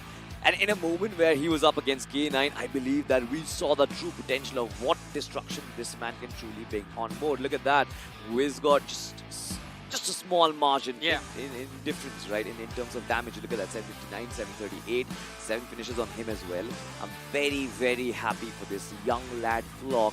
Cincinnati Kids, they did not really show their best foot forward in the first two games, but finally they come back and once again Flock is the one who's leading the charges. Yeah, I mean, Flock has been impressive. The young gun is very, very versatile with how he performs inside of those matches. But again, game number 2 as well, it was Flock from the side of Cincinnati Kids walking with a few elimination points, and in this game number 3 as well, impressive. But let's have a look at the match summary. 59 eliminations captured by the teams from each other, 75 smokes used, which, I mean, over the last few Sanoks that we have witnessed, this is quite a lot. This is quite a lot, of course, but healings, look at that number, 10,000 points of healing. The surprising bit was on the map of Miramar, it was just basically 6,000 points of healing, so I'm not sure what happened in the map of Miramar. But Sandhawk, yes, a lot of teams were forced to hit back at the blue zone. But talking about the point standings, ladies and gentlemen, Cincinnati Kids with that winner chicken dinner, ensuring them 18 total points. And with that, I believe they're going to make a bounce back on the overall standings. RNTX 14 points on them. Orangutan 12, Likita Esports 11. And I was having this conversation with IC. Hector as well as Likita, they've impressed me the most out of the lot. Oh, of course, they've been very impressive. And again, I mean, this is what we expected from Likita Esports, right? Consistency is what they are known for. You're not going to see any magical pop-off matches from them, but they will be consistent in every single game that they played. That is the unique thing about this team. But look at the Esports and K9 next to each other now. That is what I like to see. But one more thing that I really enjoy, the overall storyboard, the overall leaderboard.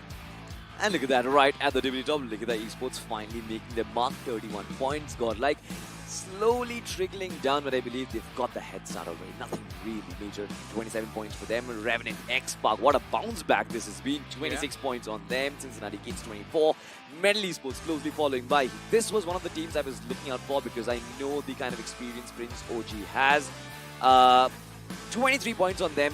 Versatile on 23 as well, but there are certain names that I'm wishing that they would bounce back.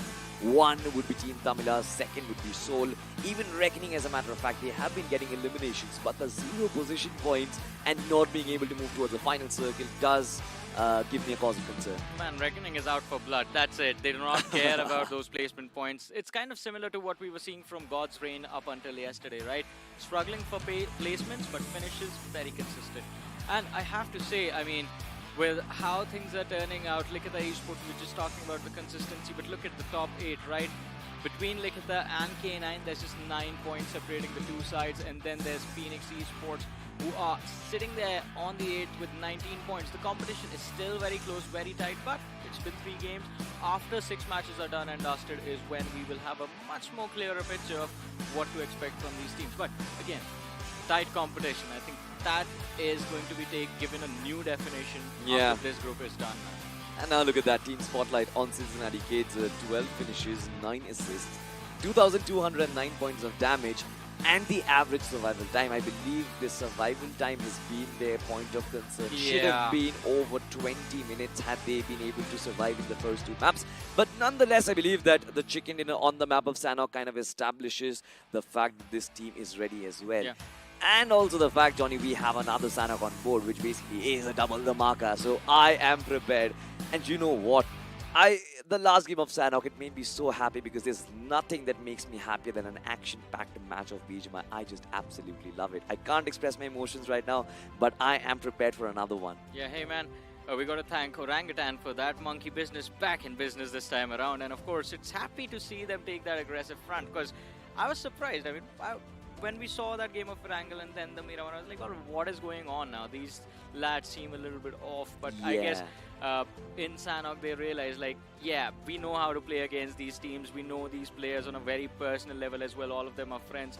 OG has some of the nicest people in their lineup. So again, all of them are friends. They're like, yeah, we just like, why don't we just start picking fights? And those fights are the reason we saw them get those 11 finishes. And I think OG need to stick to their guns rather than just like overcomplicated situations, overcomplicated things inside of their matches. Honestly, this is actually a different opinion to what I had because you saw the lineup as well, right? Veyron was there instead of Atanki. And the only time Aru actually deploys Veyron is when he knows he needs to amp up that gun power. Considering that we have a new circle meta, considering Aru always focuses on the circle rotations, that was actually very surprising. But I believe Veyron did a fantastic job providing support to the frontal assaulters, AK and Vizgod. He was actually pretty good. Yeah. both of us said the same thing. I was also saying the same thing. Don't overcomplicate, take the fights, get those finishes. Definitely. I believe that Orangutan with that match, it's going to be a great boost of confidence. But now you've got to... Now you were also overcomplicated thing. That's the problem with OG that happened, right? You end up... It's the simplest decision. Take those fights, bring in the firepower. But you stop thinking about, all right, Atanki, Veyron, all of that. Just whoever is feeling the heat, just send them in, send your army, get those frags, get those points on the board one way or the other. I really want you to coach a BGMI team, Johnny. And I believe that would be a team that would be... I'll be idling and you'd be the coach, all right? Yeah. I want a coach who just tells me to send everything in. But I believe, especially when it comes to a lobby like this, you can't just go in terms of gunplay. There has to be a lot of thinking and a lot of brain game as well. But ladies and gentlemen, all of that theory crafting goes out of the window because we have another map of Sanhok, and you know what happens. Crazy gunfights, and we are ready.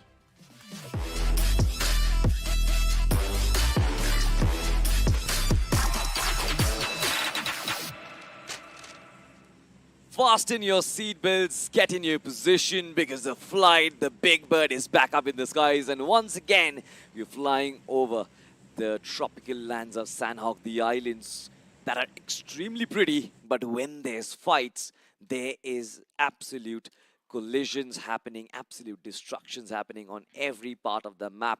Extremely small, the flight path cutting right in between the map itself, and I'm pretty sure the majority of the teams will go to their drop locations. But the main question lies, Johnny, are we having the drop clashes that we have been expecting, and where does the circle land? How much problems does the circle create? I mean, hey, you were talking about the drop clash on Sanhok. I think it was always known the fight for the temple is going to happen. In the last game, K9 Esports taking a 4-man split drop towards the main island and one player sent towards ruins, but not this time. This time, they drop on the Temple Hill. We'll come back to that in a bit. It seems like Revenant X-Park and Team Tamilas collide right off the bat. Team Tamilas losing out on 2 of their players. Revenant X-Park, not a single casualty from their side. Frey God is known for his sprays, and the first shot connection, even though it was there from the lad from Team Tamilas, it does not seem to matter. 4 finishes on the board right off the bat. Revenant X-Park off to the races again this time. I love this deadly duo. I love Spray God. I love Joker, especially when they play in tandem with each other, and they're more than capable of destroying down entire armies. Team Tamilas is a very formidable side, mind you, Johnny. Yeah. They've been known for their firefights. They've been known for their rotations. For the entirety of last year, we were praising Mr. IGL on how he has been managing to lead his team every single time inside the final circle. But now look at this. They've been shut down right at the source. Well, the shutdown comes through. But that won't be it. We know Revenant X-Park, they're going to try and move towards Hathin as well, at least for the early stages. But we saw that circle completely towards the southern half, Cave and Camp Charlie close to the center. But Metal Esports and Painan, of course, are going to have a pretty fun time in this matchup. Man, I really wanted to see that King of the Hill fight, K9 versus Soul, but it seems like Soul, they've gone for Camp Alpha, and K9 are on top of that mountain in Camp Alpha. This is the fight that I actually predicted before the last Sanhok, but then K9 surprisingly changed their drop location, moving towards the central part of the map, towards Boot Camp, towards Godlike, where they currently are. But again, I believe the fact that they suffered casualties left, right, and center, they just want to go back to their default mode. But surprisingly, there's no fight happening at least for now. On the other side, you've got Reckoning Esports, another side pretty formidable. And we all know the performances of Viper that came back last year, right? Oh, Viper was very impressive.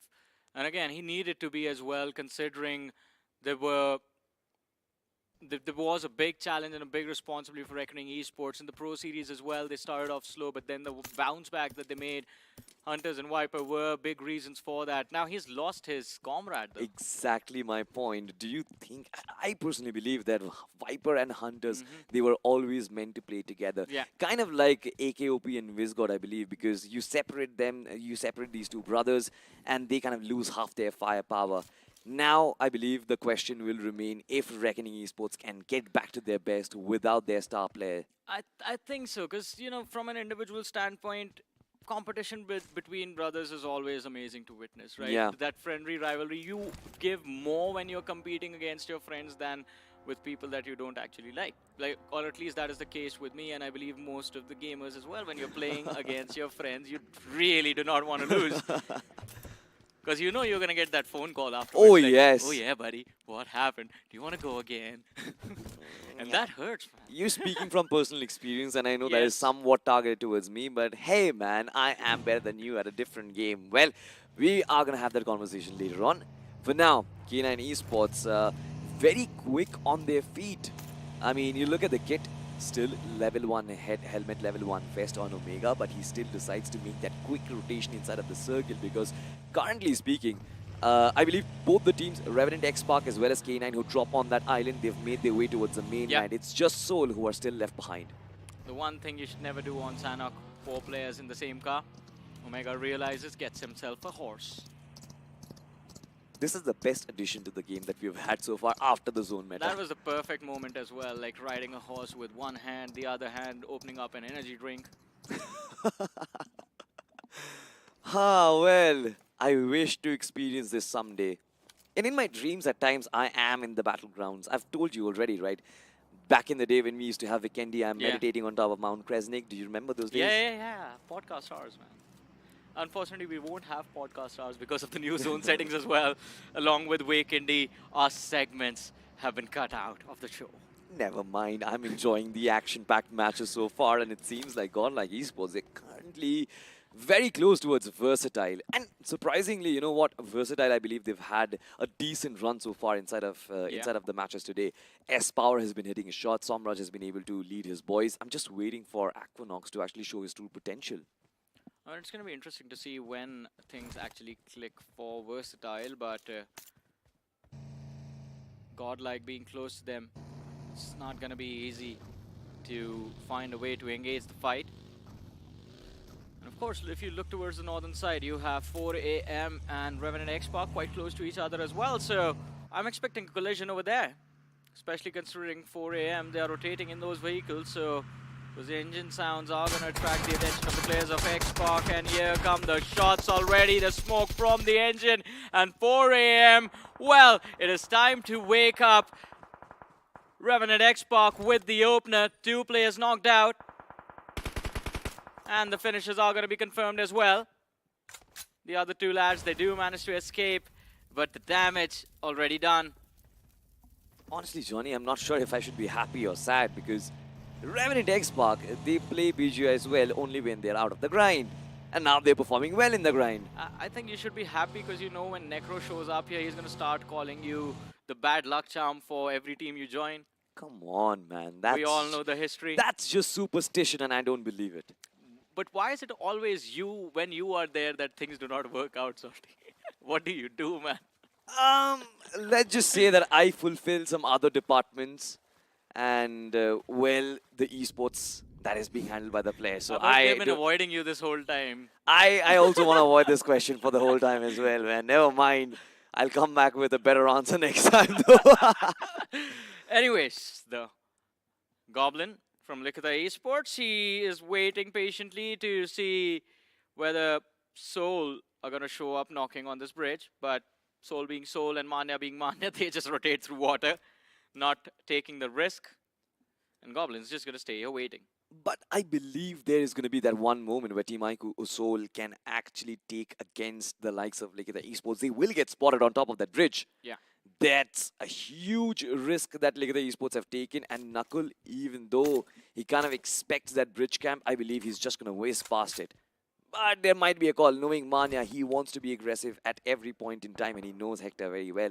We've seen those interviews outside the game as well. The rivalry is real, but for now, Godlike, they have an opportunity. Sarvit just escapes. No shots being fired. Godlike Esports, currently, they're looking for an opening. They are looking for the opening, but they haven't found anything against the players of Medal. Although there's Versatile in the distance as well that you have to be worried about across the hill. Look at that, Raiden spotted out. Few shots taken from Jonathan, but no connections found. Admino lost a big chunk of his HP. Glad that he wasn't knocked out, but still, the fire raining upon the players of Godlike. They do manage to evade the aggression, though. There's such a big cluster close to the shoreline. There's Medal, there's 4 AM, there's Godlike, there's Versatile, and Godlike, They finish off what Revenant X-Pac started. Jonathan finding those 2 frags, and 4 AM, they are going to be eliminated from this game as well. What were they thinking, to be honest? Out in the middle of nowhere, just floating down behind a rock. Now look at this, Reckoning themselves are in a pickle because it's the world of battle TWOB. They're also taking shots against them. Meanwhile, Godlike from a flank angle, just tapping in. The efforts done by TWOB, the fruits have been reaped by Hero Extreme Godlike so far. Now I believe there's going to be that heated engagement, the Cold War. How come you steal my finishes? How come you steal my points? I think if that question is asked from Godlike, then TWOB is going to be in a world of trouble as well, because Godlike have a pretty decent hill to work with. And as I was talking about that cluster forming towards Cave, Godlike is there, Versatile is there, Reckoning got eliminated, but Medal is there as well. There's TWOB closing in from the east, along with the players of OG and Phoenix Esports. Look at that. Both of the teams in Kampong, but eventually they're going to be forced to move close to the center as well. 8-bit closing from the northwestern edge. Cincinnati Kids still holding strong in Camp Charlie, but it is the blue zone fight that we want to watch. Salty, look at the Esports Soul, mid-rotation clash. It is possible. All right, jet ski rotation, nice. Yeah, but look at the circle, honestly. I believe it's going to be the biggest dilemma for every single IGL and coach out there, just like Ice likes to put it, because you never really know which circle you want to place your bets on. Currently, Cincinnati Kids have one of the most favorable positions. They always like to do that, to try and hunker down on one of those compounds and keep holding that position as long as they are inside of that circle. But I believe with so many rotations happening in from the blue zone, from the south, their position is going to be compromised and under fire. There's Likita Esports who is approaching them. There's Team Soul who is also approaching them as well. It's going to be a little bit of a bloodbath, I believe, towards the southern part of the map. But hey, you talk about a bloodbath, and instantly it is Versatile pulling the trigger against Godlike. One of the lads knocked out, Simp. But luckily he has Jonathan right next to him, so it should be an easy revive coming forward. Also, K9 Esports somehow do manage to evade the aggression against the players of Revenant X-Pac, but look at that circle shift, man. The river still separating the two sides. Cincinnati Kids again in a very advantageous position. The entire control of Camp Charlie is theirs, and 4M are going to close in from the southern side of those compounds. Likita Esports just breaching the zone from that western edge. Somebody has to give credits to Versatile as well, finding the central part of the circle, a very rivalrous position. But now look at this, K9 Esports did not have any information about Phoenix Esports and their position. One of their players, 2 of them in fact, has been caught off guard and brought down. Ninja Boy from the backline still cooking up that nade, needs to find the frontal assault, but as of now it seems like K9 Esports, they will struggle. Phoenix Esports come in guns blazing. Oh, but the counter nade coming forward. Ninja Boy, he needs to avoid the damage. And he does succeed as well. No trades found against the players of Phoenix. And K9 Esports, their K9s are being broken right now. Phoenix Esports is burning them alive. It's not going to be an easy fight for them for sure, but the third party from TWOB just help as Superman from the distance does find that one knock. Omega! Oh my goodness, that was such a brilliant position, but he whiffs. And it wasn't a whiff actually. Just an unfortunate incident due to timing, off timing on that peak. The player from the side of Phoenix was very lucky, but Omega with the shotgun does find the second, and Phoenix Esports forced to take a step back. This is going to be K9 Esports looking to dominate in this fight. 2v2, the numbers, 2v3 in fact, the numbers advantage has swung again. And it is K9 Esports with the upper hand this time. Aimbot spotted out. The snakes on Sanok are quite deadly. He gets up, takes the shot, but whiffs with a DBS. What is going on here? K9 Esports, small little mistake, costing them their lives. It is the last man from the side of Phoenix. S12K in hand, but does not even get an opportunity to pull the trigger. He gets taken out. K9 Esports survive with 2 players remaining in game. This is an amazing recovery by K9 Esports, to be honest. The way they held their ground, did not really panic under that situation, used their throwables to perfection, using the smokes to try and put up a decoy, and then, of course, when the opportunity came, they strike. Credit has to be given to Omega because at one point he was just surrounded by Phoenix Esports players from every single direction. But talk about fights coming in from directions, it's Soul who's taking their shots against Likita. This could have been a very rivalrous fight, but as of now, Seoul are not on the right end of the blue zone. They will have to battle that. Meanwhile, Team Likita Esports, they will have to struggle against the eternal flames of the blue zone. Well, Likita Esports, they have the advantageous position here. They can just keep the players of Seoul pinned down in those buildings. And as soon as stage 4 happens, which has already occurred, by the way, the damage amp will give Likita the edge. Godlike against Revenant X-Park, who are both these teams, by the way, bleeding inside the blue zone. One of the lads from the side of Revenant was knocked out, but Godlike Esport, they need to move in now. Otherwise, they are going to be in a world of trouble. Sarang, he does bring his HP back, but Seoul, it seems like the players have started to fall down to the blue zone itself. And Likita Esports, along with 8-Bit, are doing a brilliant job gatekeeping them and making sure that they stay in the backlines. But an escape plan put in play by Revenant X-Park as they try to escape the aggression coming in towards them from the side of Godlike Esports. And they do find themselves a little bit of a safe haven, but they're surrounded from every single direction. At least they have the height advantage. At least they've got Metal Esports as well as Reckoning Esports right underneath them. So that is going to be their biggest boon in this one. Up against Versatile, I believe, TWOB, that will be their first point of contact. Revenant X-Park just needs to keep their position marked.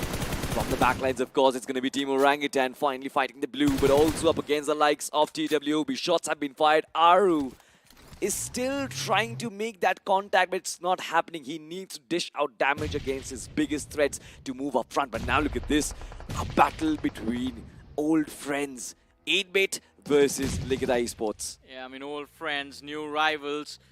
And it is going to be the blue zone, the catalyst between the two sides. Termi, he wants to push up. He hears the engine. He knows they are in that vehicle. And one single spray should be enough to pick off the lads from Likita Esports. But the accuracy needs to come in as well, and he whiffs. Likita Esports, they do manage to escape, but do they stay alive once they reach the zone? Yes, they do. Why? Because Cam Charlie was always under the protection of Cincinnati Kids, and there's no one there apart from these two teams. But look at that, Beard Baba gives out his position with the gunshots. Amazing explosion. Hector S almost brought down by the nade itself. Goblin trying to heal himself up out in the open. Not a very formidable position, especially with K9. K9 on the waters. They're trying to make the rotation. They've spotted Goblin. Goblin needs to scout out for more information. This is not a favorable position. Still tries to go in for that spray. But as of yet, I believe now he has been pinned down, Johnny, and there's no way he can escape. Yeah, there's no escape options available for the lads of Likita Esports. Edge of the blue, plus crossing that river. It's just going to be true brutal. Godlike, 5 finishes on the board. The recovery for the losses that happened on the Sanok before this and on the map of Miramar. It seems like they will make it happen. The high ground advantage as well against the players of Metal. Should play big in their hands. Punk, the first duel. He is going to try and drop the Thunder, and he does. But Godlike, it is not just about Thunder. The other lads from the side of Metal are there as well. And it is going to be a trade coming in for Metal Esports. 2 players from the side of Godlike knocked out. Jonathan and Punk out of the way. But Simp, he chimes in. And as long as this man is alive, there is no one who can come close to Godlike. 8 finishes on the board. They are about to break into the top 8 of this match as well. The savior of this redemption arc, Simp, he finally makes sure that his value is shown in front of the audience, in front of the whole world. In a day where it mattered the most, Godlike Esports, they keep themselves alive.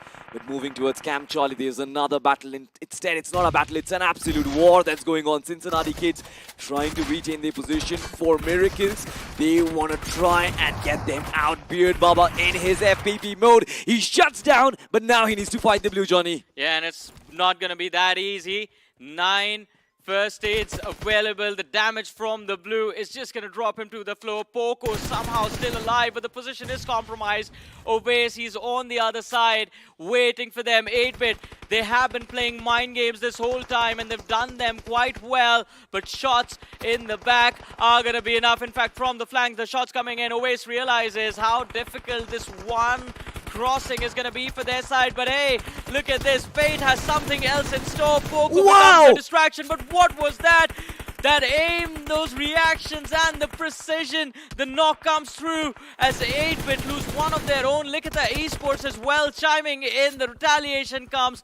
Poco out of the way. 4 Miracle out of the game. Top 6 teams, 14 players still alive. And yet, I have a feeling, Salty, that the end game is gonna be Godlike versus Versatile. We'll have to wait for that to find out, but look at this. It seems like Likita, they're writing their own story right now, and Goblin, the golden child of BGMI, is showing his worth once again, fighting from one of the most improbable situations that he has ever been in. Likita Esports, they keep themselves alive, but right up front, possibly the biggest foes in the form of K9 Esports, they have reached the shorelines already, and they've got a very nice coverage. Godlike, amazing map control. Versatile, amazing map control. 6 teams, 13 players. I'm not sure how they're surviving. Gravity, man, is working against everyone this time. All alone solo survivor for Reckoning Esports. I don't know how he's still alive. Although no finishes on the board, as long as they walk away with those placement points, it should be okay. He should pour it out. Yeah, wireless fishing rod, as Necro likes to call them. The point brought on the board for Versatile. And S-Power, look at him. Every single finish for Versatile is on S-Power. Not what we expected as a team, but as an individual, sure, why not? I mean, I know this guy, I know this fella. He is always looking for those hunts.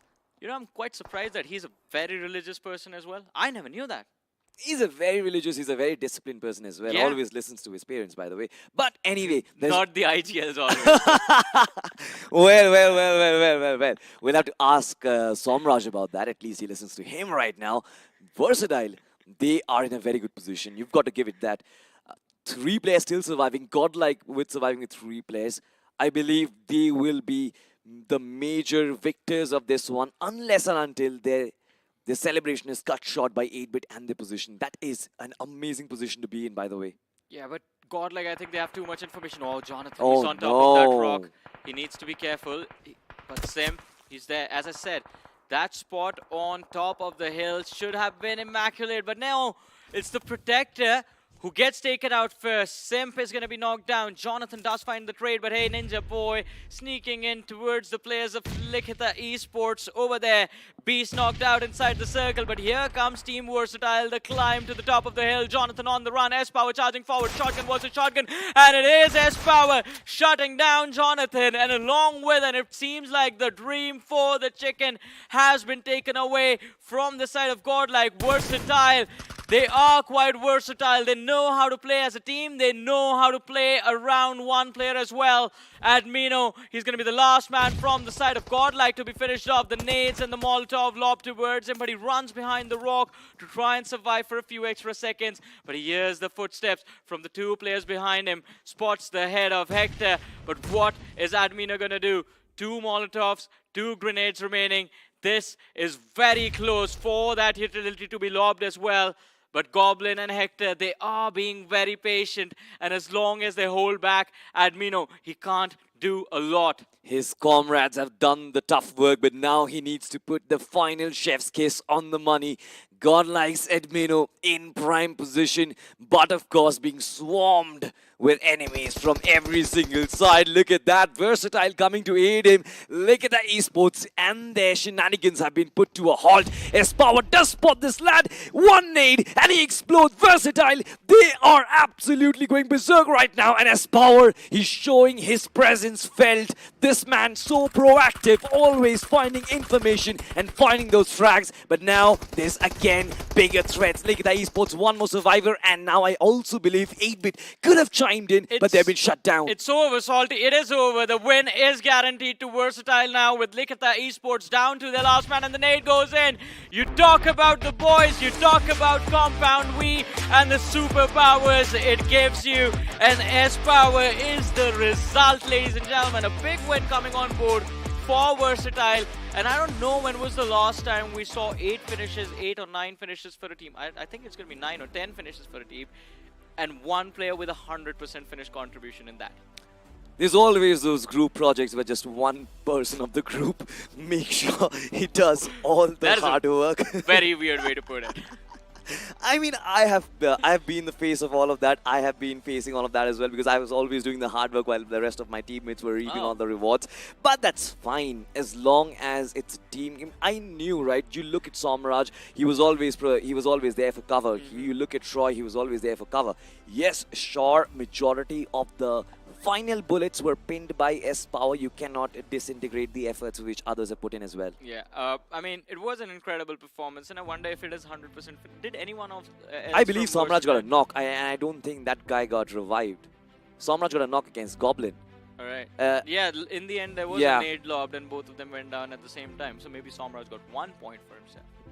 90% effort, 10% done by someone else. I mean, for the team, it's 100%. For the team, of course, it's 100%. But what a game did we witness? I mean, oh my God, so many finishes. Orangutan could not really replicate the performance from that last game. Yeah. But Revenant X-Pac for sure did. I mean, 8 eliminations did not make themselves inside the top 5, but 8 eliminations, not bad. But I feel bad for Godlike, though. I mean, they were doing so well for themselves, and that one player that I expected already, he was looking in the right direction. He knew that 8-bit was going to, not just 8-bit, but he expected someone to crawl up that slope. And Symph was looking there to try and make sure that no one actually did. But as soon as he fell, it did not seem to matter. Jonathan did find the trade, but since Jonathan's job was to stop the players of Versatile, he wasn't doing that because he was distracted by 8-bit, busy fighting that side of the hill. That gave S-Power the space to just charge forward. Yes. And after we know S-Power close ranges, he is extremely deadly. I believe it's his aggression that has always been his biggest strength, to be honest. But of course, ladies and gentlemen, we will talk about the highlights and all the action that we witnessed. Phoenix Esports, this was a great advantage that they have in the fight. Yeah. I don't know how come did they lose it against K9. I mean, it was very awkward, this fight. I mean, such a back and forth between the two sides, to be very honest. I mean, started off with Phoenix getting the edge. They got those initial 2 knocks. Then Omega just slithers in ever so slightly, finds the 1 knock that I did not expect him to find, and the easiest shot was then whiffed. So awkward collisions through and through in this particular matchup. But let's not forget, Godlike got a lot of finishes on the board as well. So they should be able to, I think, take the first position in the overall leaderboard. They had approximately about 9 to 10 eliminations by the time they got taken down. But I still believe Versatile almost had a similar run. So we'll find out when the points table does come through. But now look at this, right? This was a point where Troy got himself a knock. Hector was in position as well. But by far, Johnny, it seems like Team Likhita has been the most consistent out of the entire lot. Yeah, Likhita Esports are very consistent. I think this team is definitely going to be one of the biggest contenders to lift the trophy. Likhita Esports, K9 Esports. This time we're going to see a new name lift the trophy for the realme BGIS 2025. But along with that, alright, we were wrong. It wasn't 100% contribution. 6 eliminations for S-Power, 1 came for Troy, and I think towards the end it's going to be 7 for S-Power, 1 for Somraj, 1 for Troy. Maybe we're going to find out eventually. We're going to find out, of course. But I still believe that Godlike's performance was a shot at redemption. Unfortunately, could not get themselves that chicken because it was written all over it. 3 players still surviving. Credit has to be given to them. Credit has to be given to K9 as well. Their fights have been really good. Like coming back from situations where they were never meant to win. So many storylines, ladies and gentlemen, that we have to talk about. To be honest, in Gen Z terms, I'm just going to say one thing. Group A is absolutely lit, but we're going to come back after a very short break.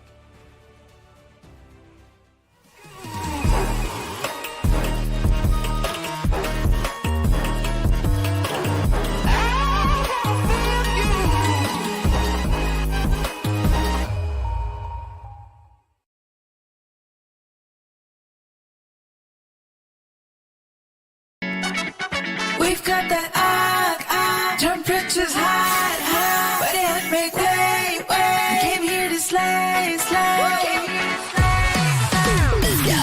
go.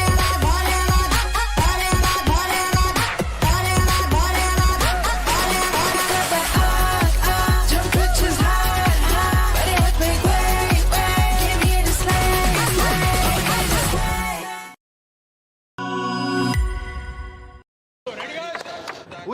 let's go.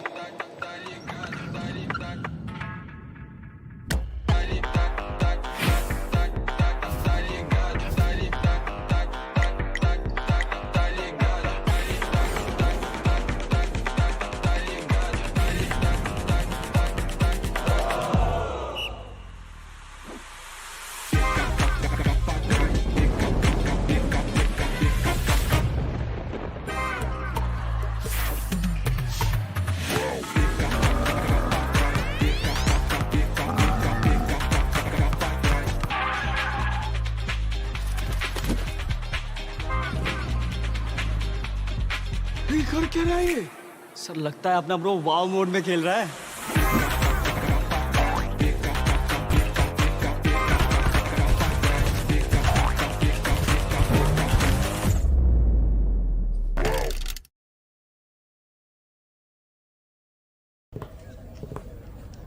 So Neeraj, flight path देख के आपकी landing strategy क्या होगी? बस सही angle, right grip, focus, और फिर इसको फेंकना नहीं आता।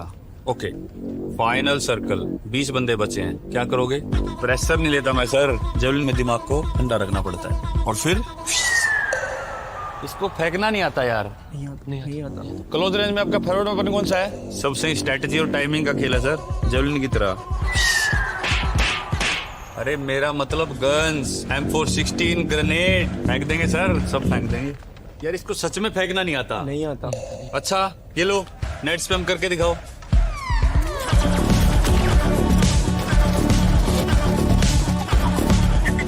वाओ, इसको फेंकना नहीं आता, मगर इसको नेट फेंकना आता है यार। आता है। नीरज तो फेंकने में पास हो गया। आप भी BGMI खेलो और रश करो और चिकन डिनर। यार तुम तो फेंकने में चैंपियन निकले। चैंपियन नहीं sir, conqueror. Oh yes. Welcome back after that break, ladies and gentlemen, to the realme BGIS 2025, the grind. It started today for Group A, and it has been extremely intense, exciting, exhilarating so far into the day itself. But now, last 2 games remain. There's Super Johnny, Necro back along on the panel with me. Now, Necro, the results that we expected are being delivered, but the problem is we expected greatness from all 16 teams, which is not possible. I know, right? Look, it is understandable that a lot of teams are now starting to fumble up, and I guess some of the names as well, they're quite the known names, because so far we haven't even seen Reckoning Esports pop off the same way we really want to, right? And knowing the fact that, yeah, Reckoning Esports, the newer faces on the block, new zone settings as well, so many things coming in at the same time. I guess we got to let day one go like that. Yeah, we got to let day one, we give a little bit of leeway to these teams, right? Because, I mean, my expectation was that at least in day one, everyone's going to play for a better understanding of the competition, and they are. But ladies and gentlemen, just a reminder, less than 12 hours to go before the realme P3 Pro 5G hits the market, hits Flipkart. So be prepared, set your alarms. It is coming out tomorrow, 12 p.m. And of course, an amazing device, born to slay, made for gamers like you, with a glow-in-the-dark design as well. So many features that I can't even recall all of them. And of course, if you go onto Flipkart right now and search for the realme P3 Pro 5G, you could stand a chance to win one of these amazing devices for yourself. But Necro, coming back to the conversation, you were talking about Reckoning Esports. I want to talk about a few different teams as well. Team Tamilas, struggles continue. TWOB, the struggles for them continue. 4 a.m. I mean, they show up and they vanish. Speaking of Team Tamilas, I'm not really surprised they're not able to perform. The same thing was happening even in BMPS last year. And really does feel like this lineup at this point is just not working. Maybe they need to try new things out, new combinations out, because the same playing 4 has been there since such a long time. Maybe Rico being at Nod, that was sort of like a new addition that we saw, but still this playing 4 is not working out. Team Tamilas, they need to bring something new on the board. If they're not able to bring something new on the board, then maybe a new player is needed. And it's kind of surprising that it's not working out, because Team Tamilas, I mean, there's a history in this team, one of the oldest organizations in the scene, and of course the expectations for performance, a big performance, are always there. But let's look at the numbers, starting off with the MVP of that previous game. Of course, it is going to be S-Power. 7 finishes on the board, 1 assist and 1 headshot. S-Power, of course, every single time this man pops off on a different level. He's sort of like the main playmaker for VXT, and the crazy part is VXT was playing it passive throughout the entire game. They only had 4 eliminations, but then in the final few moments, they pretty much cleaned the entire field. VXT was so confident, backed up with a man like S-Power, but nothing taken away, even from the side of Revenant X-Spark Spray God. Even he managed to get 4 finishes. Even Jonathan from Godlike got 4. You've also got Ganha from the side of TWOB getting 3 finishes. And then look at the esports Goblin. You guys were having a conversation, right? How consistent look at the esports has been. And I guess that's how pretty much this banner has been even in the past as well. Oh, of course. And again, I mean, look at the esports. That's the X factor for them, right? Every team has something special. And this is what was talking about with Salty as well a few moments ago, that Likita Esports from their side, you might not see them perform or put up like double-digit numbers on the board every single match, but they're very consistent in every single game. Every match is going to be a top 5 finish no matter what. I know, right? Hero Extreme Godlike, we're seeing those dips in the performance here and there in one game, the other, but still the first game that they got in itself just covered up so much that even if we do see that dip automatically in the overall standings, it's not really affecting them too much. Right now we've got the point standing, considering the previous game was great for Godlike. They managed to squeeze out 13 points. Look at the esports as well, getting 13 points. VXT 19 points on the board, but I'm loving the fact that we're also seeing 8-Bit once again back in the mix. Yeah, now this could be the start of a comeback for the side of 8-Bit. The first 3 games not really going too well, but hopefully this one turns out, the next Miramar is going to turn out a little bit better than them. Revenant X Park, now they have been doing quite well today. If you talk about aggression, they're bringing the heat. If you talk about placements, well, yeah, that is where they're struggling, it seems. I know, right? For Revenant X Park, it really does feel like they're sort of cooking something up, but at the same time, looking at their past performance in the previous tournament I'm speaking of, it feels like they're also choking. So it's a big confusion that's going on. As you said, they're cooking something up, but they're missing a few key ingredients in the kitchen, so the dish is not complete yet. They need some spices. They need some salt as well in the mix. Don't say salt, man. Salty, I was just about to tell him, like, you were of the opinion everywhere he goes, the team's performance drops out. True. Maybe they don't need the salt. Maybe sometimes Too much salt is too. Yeah, salt isn't really good. So we know what? We've got the overall standings on the screen right now, and seeing Seoul on 13th spot really does bring up a lot of question marks in my head. You've also got Reckoning Esports on 11th with just 16 points. 8-Bit, the previous game was great, so it sort of gave them that leeway. Even OG just getting 20 points. Let's be honest, a lot of these teams are trying new stuff out. We did see Seoul as well trying out Hunters, so maybe that's one of the main reasons why we're not really seeing that maximum performance being squeezed out. Yeah, but look at how incredible the competition in this particular group is. The team at the top with no chicken dinner, the chicken dinner winners from the 2nd to the 6th position, and Revenant X Park all about those frags. And again, all of these teams getting so many eliminations. This group is very aggressive, and if you aren't able to keep up with that aggression, you are automatically going to be sitting on that second page of the leaderboard. But talking about Versatile, their performance in that previous game was quite incredible. But here's the team card as well. Neko, I want to know your thoughts, like day number 1, Versatile. This is what we expected from them, but again, we expect the other players to step up as well. Like Raiden is there, Troy is there, changes his name to Toy, by the way. I mean, for VXT, it really does feel like they're not trying too hard to perform, right?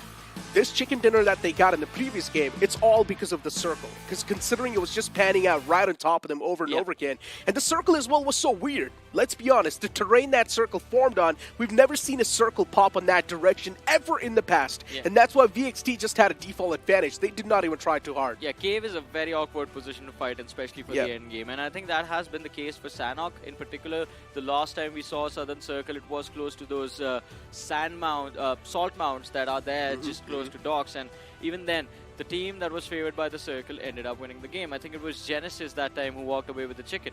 This time, that was a different group, by the way, I'm talking about. But that was the last Southern Circle we got to witness on Sanhok. This time, moving towards Cave, not just Versatile, but there was one more team that could have had the edge, but too much pressure towards them and they just crumbled, was Cincinnati Kids and Camp Charlie. Oh, yes. They held on to that spot for such a long time. The breach happened, I think it was Likita Esports along with 2 more teams that moved in. One of them was 4M. And then Cincinnati Kids, they weren't really able to pressure handle the situation. They moved out too early, were getting shot from the mountain, shot in the back, and they're out. Cincinnati Kids' play style has been pretty simple since the start, right? If you do find the center of the circle, you will pretty much get the chicken dinner. That's how they like to play as well, and that was one of the main reasons why they would always push themselves till the LAN finale. But then when it came down to just those final 18 games, how many times are you really going to get lucky that the circle's going to pop right on top of you? No. So Cincinnati Kids, now they need to really try and break through that same bubble that they've been, and maybe try and take things a little bit more aggressive, try and take those fights, get those good spots in your hands, because it really does feel like if the circle's on top of them, they will get that chicken dinner. If it's not, well then it's a default loss. 100% agree with you on that, man, but the problem is playing against your nature is the toughest thing to do, and Cincinnati Kids right now are forced to do that. So here's the thing, right? I'm sorry to cut you off, but here's the thing. For how long have they been playing on that same strategy? It's been years now. So breaking out of the bubble should have been much more easier, only if they would have started practice before. That's what makes it difficult, right? Because if you have been doing the same thing again and again and again and again, even your instincts are remolded.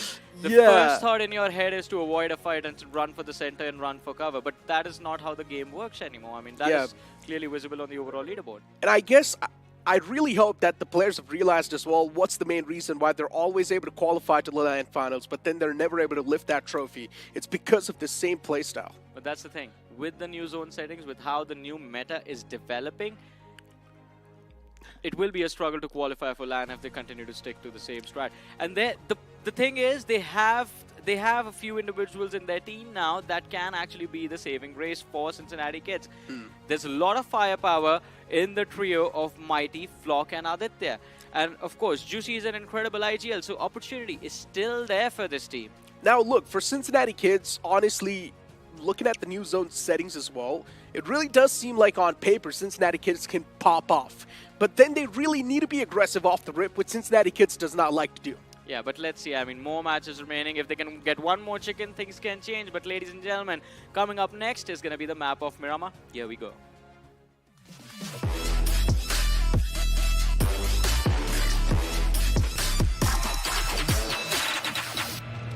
As the plane's going to hit the skies once again, starting all the way from El Pozo towards Puerto Paraíso.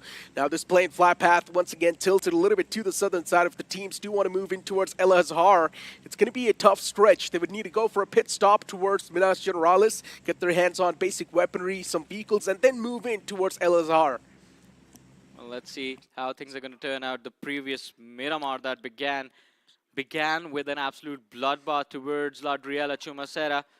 This time around, though, versatile again. Early exit towards El Pozo. Soul heading towards those crater fields. But I wonder that OG drop clash, is it going to take place again? OG versus 8-bit round 2. Are we going to get that fight? I would love to see that. Same.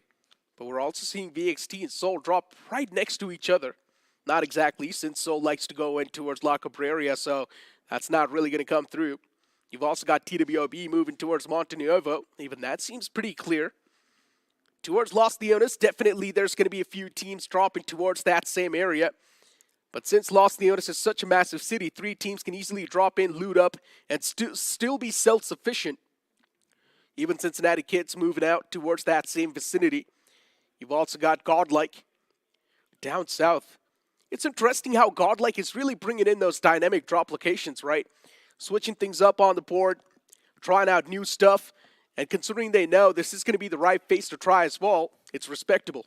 Yeah, I mean, experiments can be done, but not in the next few stages of this tournament. But look at that. Round 2, or maybe it is round 3. Phoenix once again against Revenant X-Park. Last time Shadow alone was able to secure that 1v4, but this time it is going to be the side of Phoenix Esports who end up starting the fight with a man advantage. Fury traded out, but is that going to be enough? Altu looking to secure that frag, does so as well. The Thompson, the damage dished out, but oh, he jumped into it. Shadow, what was that? He jumped into the pre-fire, and now Revenant X-Park on the verge of getting eliminated. Down to the last man, Joker. He's done this before for his team. Has the shotgun and the Uzi to work with. But Phoenix, it's a man advantage. Too difficult to be broken. The pre-fire around the corner. The other players are waiting to push up the stairs. And as soon as they pull this off, Phoenix Esports, they get their revenge. Last time it was Shadow who got that 1v4 clutch for his team. This time it is Altu returning the favor with a 4K. Right now, this does not really seem that worrying. But imagine the same drop clash happening inside of the LAN finals. Yeah. Where all the stakes are going to matter. And now understand this. Revenant X-Parks, pretty much every single drop on whatever map they go for is colliding with someone else. For example, towards Sandhawk, they collided against Team Tumulus. Now you move on towards Miramar, they collided against Phoenix Esports. Even towards Erangel in Yasna Poliana, they collide against Phoenix Esports. Yeah. So here's the main issue. If you're going to be colliding against a team every single time in whatever map you play, the odds of you coming out on top are 50-50. And those are one of the odds that you really do not want to take, especially inside of the Grand Finals. I mean, for sure, but I think if they practice enough against Phoenix Esports, they can be consistent. But as of now, this record is at a 2-1. Phoenix beat them in Miramar this match and the first Erangel. Look at this. Slower on the landing. Sarang, the first casualty. Spray God following up next. And brilliantly done by Altu as well. It's just that one flaw. Shadow. This one moment changed everything. Had he just stayed alive, that pressure, I believe, could have been enough. And Joker, he's tried his level best. Took down 2 individuals from the side of Phoenix Esports, but that wasn't enough. But OG against 8-bit Necro. It's time for round 2. Too much damage on that vehicle. Veron almost getting knocked out. AKOP still there though. Oh, barely escaping, but I don't think they're going to get too far over here. Yeah, the vehicle was smoking. And the players once again out of that vicinity, but as soon as I say so, Ash was able to find the first strike. And right then and there, the fight once again falls in the court of 8-bit. Way to open up the fray. And once again, even if this drop clash really does come into fruition, it's not looking great for OG either, man. In Miramar, they have been colliding against 8-bit. This drop clash, it's been going on for ages. And once again, Johnny, understanding this, right? Revenant Spark, they're clashing against Phoenix Esports in 2 maps. OG clashing against this team, even in 2 maps, technically, because in schedule, you're playing 2 Miramars. And once again, as I mentioned, those odds, those 50% odds, really might not work out for you in the future. Definitely, but the last time around, OG, they started things off quite nicely. What I'm worried about is Reckoning Esports showing up for a third party again. That's going to be very awkward for all 3 of these teams. Although 8-bit, that early retaliation, that early edge that they gained, not really being able to bring that to fruition. The players of OG do recover. And 8-bit, they can't really do much. If they make the same mistake that they did the last time, which was them staying back and holding back for a long time, wasting so much time towards Chumasera, then the result is going to be the same. They are going to lose those bodies and things are just going to be dire again. But keeping that in mind, they move out early. They disengage early, and that should allow them enough map control to play for survival, at least till the mid stages. But look at what is happening up north. Necro Soul quite close to K9 Esports. And in fact, it's just Slug over there along the northern highway. I mean, look, for K9 Esports, once again, they have been playing with such sort of a split off the rip on every single map. Even on Wrangle towards Severny, you will see Omega just moving down south completely, trying to scout out for some vehicles, and it was one of the main reasons why Omega was also getting picked off quite early. I'm not speaking of this tournament, I'm speaking of the past. So yeah, for K9 Esports, starting things off with such a split, it's quite default. But even for Soul to move up close and personal against K9 Esports, now that's something we do not really see coming. There's definitely a major chance if Mania does spot out the man all by himself, isolated, he will go for the pounce. A few shots will be taken towards him. We've got Versatile on the screen. And speaking of Versatile, once again taking their sweet little time to loot, and then they're going to move inside of the circle. But they need to be a little bit more quicker. They have to be quick, but we all know that's not how Somraj works. Take their sweet time moving in. Godlike on the other side, still in Porto Palacio, playing in the blue zone in the early stages. And again, they have gotten themselves this luxury on the overall leaderboard, sitting on the top 2. Quite comfortable in terms of the rankings, but they need a big game if they want to take the lead away from Likita Esports. Cincinnati Kids, we were just talking about them after that last game came to an end. The firepower needs to be brought in. And again, it's that trio, the core trio, that can make it happen. The IGL is brilliant, but Flock, Mighty, and Aditya need to bring in the heat along with him. Of course, man. For Cincinnati Kids, as I mentioned, the only problem is the way they play, their play style. The scrapbook needs to be updated. They rely too much on the zone forming right on top of them. And as I mentioned, especially when you're inside of the Grand Finals, and when you've only got 18 games to play, how many chances will you have that the zone's going to be forming right on top of you? You're not going to be that lucky. You need to have your firepower amped up, and the grind phase is going to be something that might just help you practice, be better. And that's what Cincinnati Kids needs to realize. And play a little bit aggressive. Go for the fights. Polish your 4-on-4. But hey, look at this. This shift of the circle does give a lot of opportunity to OG, who have been given the early control of the hills of Chumacera. Now, if they see the opponents headed towards them, they can go for those early frags. But what is Phoenix doing? Still sticking around with San Martin City.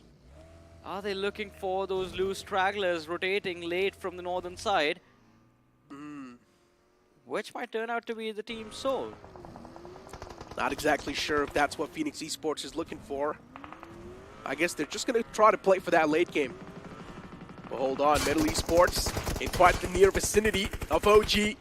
A lot of shots taken against Metal, but there's a man upstairs, and Prince, he still somehow catches him.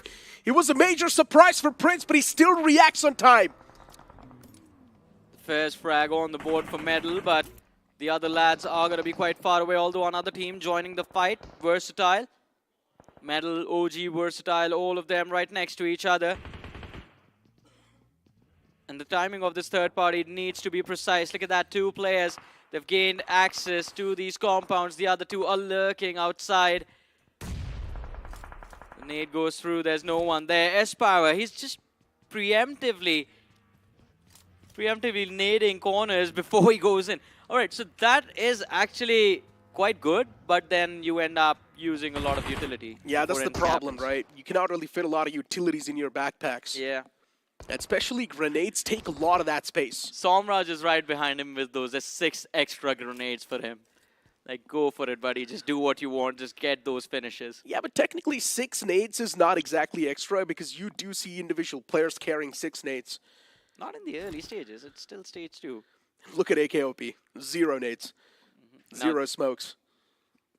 Now that is concerning. Yep. And this man's only got 1 nade and 1 smoke. Oh, this balcony position is horrible as well, considering there's 3 different teams with height advantages against him. Yeah, but luckily enough, I don't think so any line of sights will be there onto him. Not yet, but he takes a shot on one person, and there's going to be 6 different people on the side just shooting him. If I was him, I would be taking shots on all cylinders. But look at what's happening. VXT's making that pounce against AKOP, and AKOP's just going to go for that dive. He does not care. The man wants to play for his life, and in my opinion, that's the wiser option. Yeah. But he's also catching a lot of those shots from the opponents, getting shots from the top and also from the front, but still somehow the man bobs and weaves, and he makes it back to safety.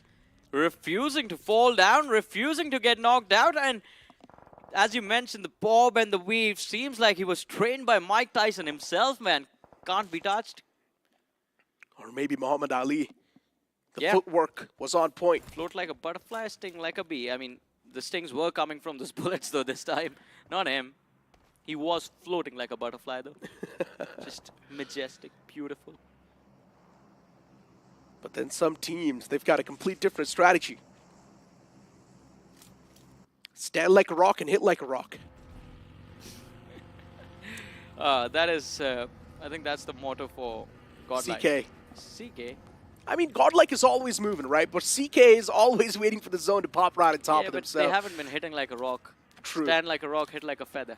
But at least they've got a chicken dinner, right? So it's not too bad. It's not like CK's out of the top 8. You got a decent number of eliminations over there. But, so, on the 13th position in the overall leaderboard. Not where we expected them to be after 4 games. I know, right? Yeah. It's honestly pretty weird. Yeah, it's weird for us, that is. I don't know how they feel about it. I'm pretty sure it's Seoul, right? So they, again, they do not feel the pressure of situations like this. Plus, there is no elimination. Imagine if you're the IGL or even the coach or the analyst for Team Seoul. Who do you bench? You've got Hunters, a man with so much potential. You've got Ronnie, insane amount of firepower as well. Then you've got the IGL himself. Of course, you cannot really bench that man. Then you've got Knuckle. Well, Knuckle is too reliable to bench. Who do you bench, Shawnee? Salme has been great. He's been pulling off those clutches. So you cannot even put Salme on the bench. And yet Salme is the man who's been put out of the way. But Slug, ooh, crawls too close for comfort for aggressive man. Their name says aggressive, so yet they are going to take you out. But he does manage to escape. Brilliant driving over there.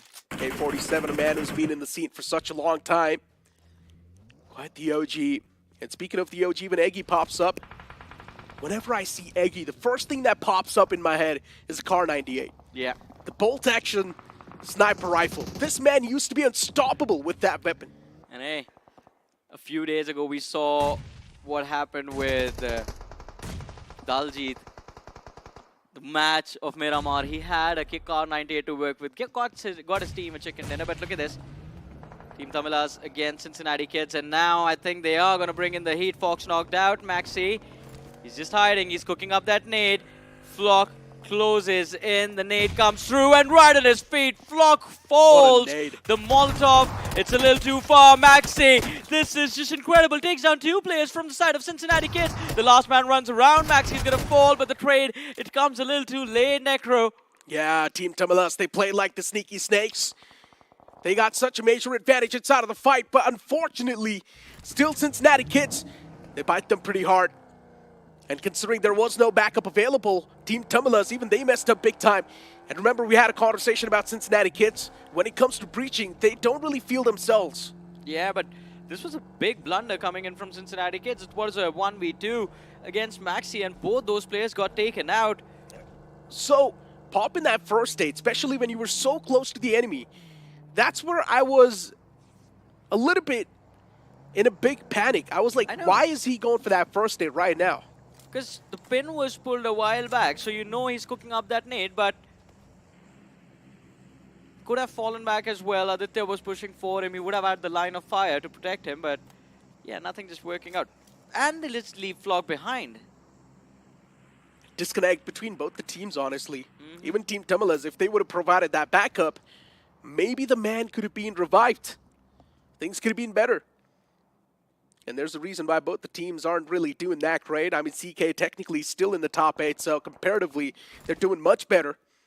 But still, these type of moments, they really do need to be ironed out. Look at the esports. You've also got OG in that same vicinity. Speaking of OG, they don't really look that great when it comes to utilities and the resources. One of the men looks pretty great, but the other two, they're lacking those. Well, let's see, though, how things turn out for K9 Esports this time around. They've been doing quite decent for themselves in the overall leaderboard, but we know these players decent ain't gonna cut it for them. True. And it's been a heartbreaking turn of events over the years when you see Slug just trying his level best along with the boys, getting so close to victory, but always failing in the final few moments. But let's see. Nade lob towards the players of 4 AM. They are too far away though, so just does not find the connection. And of course, for 4 AM, there's like a distraction on the other side of the hill as well, in the form of 8-bit. Yeah. The nade was like a war horn. Now for aggressive men, no. The fight's on between them and K9. Need to be a little bit more cautious. Omega spotting out Eggy. No damage dished out though, so it's all good. And look at the way K9 Esports are positioned too. The positioning is great, but if the circle moves away, then there will be not enough escape options. Oh, 4 AM, they are spotted out. Reckoning Esports, Viper. Waiting to strike. Oh! The connection was on the head as well, but Viper 2 Expos needs to crawl back, and he does. I honestly thought that was a knock right there. The way he lined up the crosshair, he went for that burst too.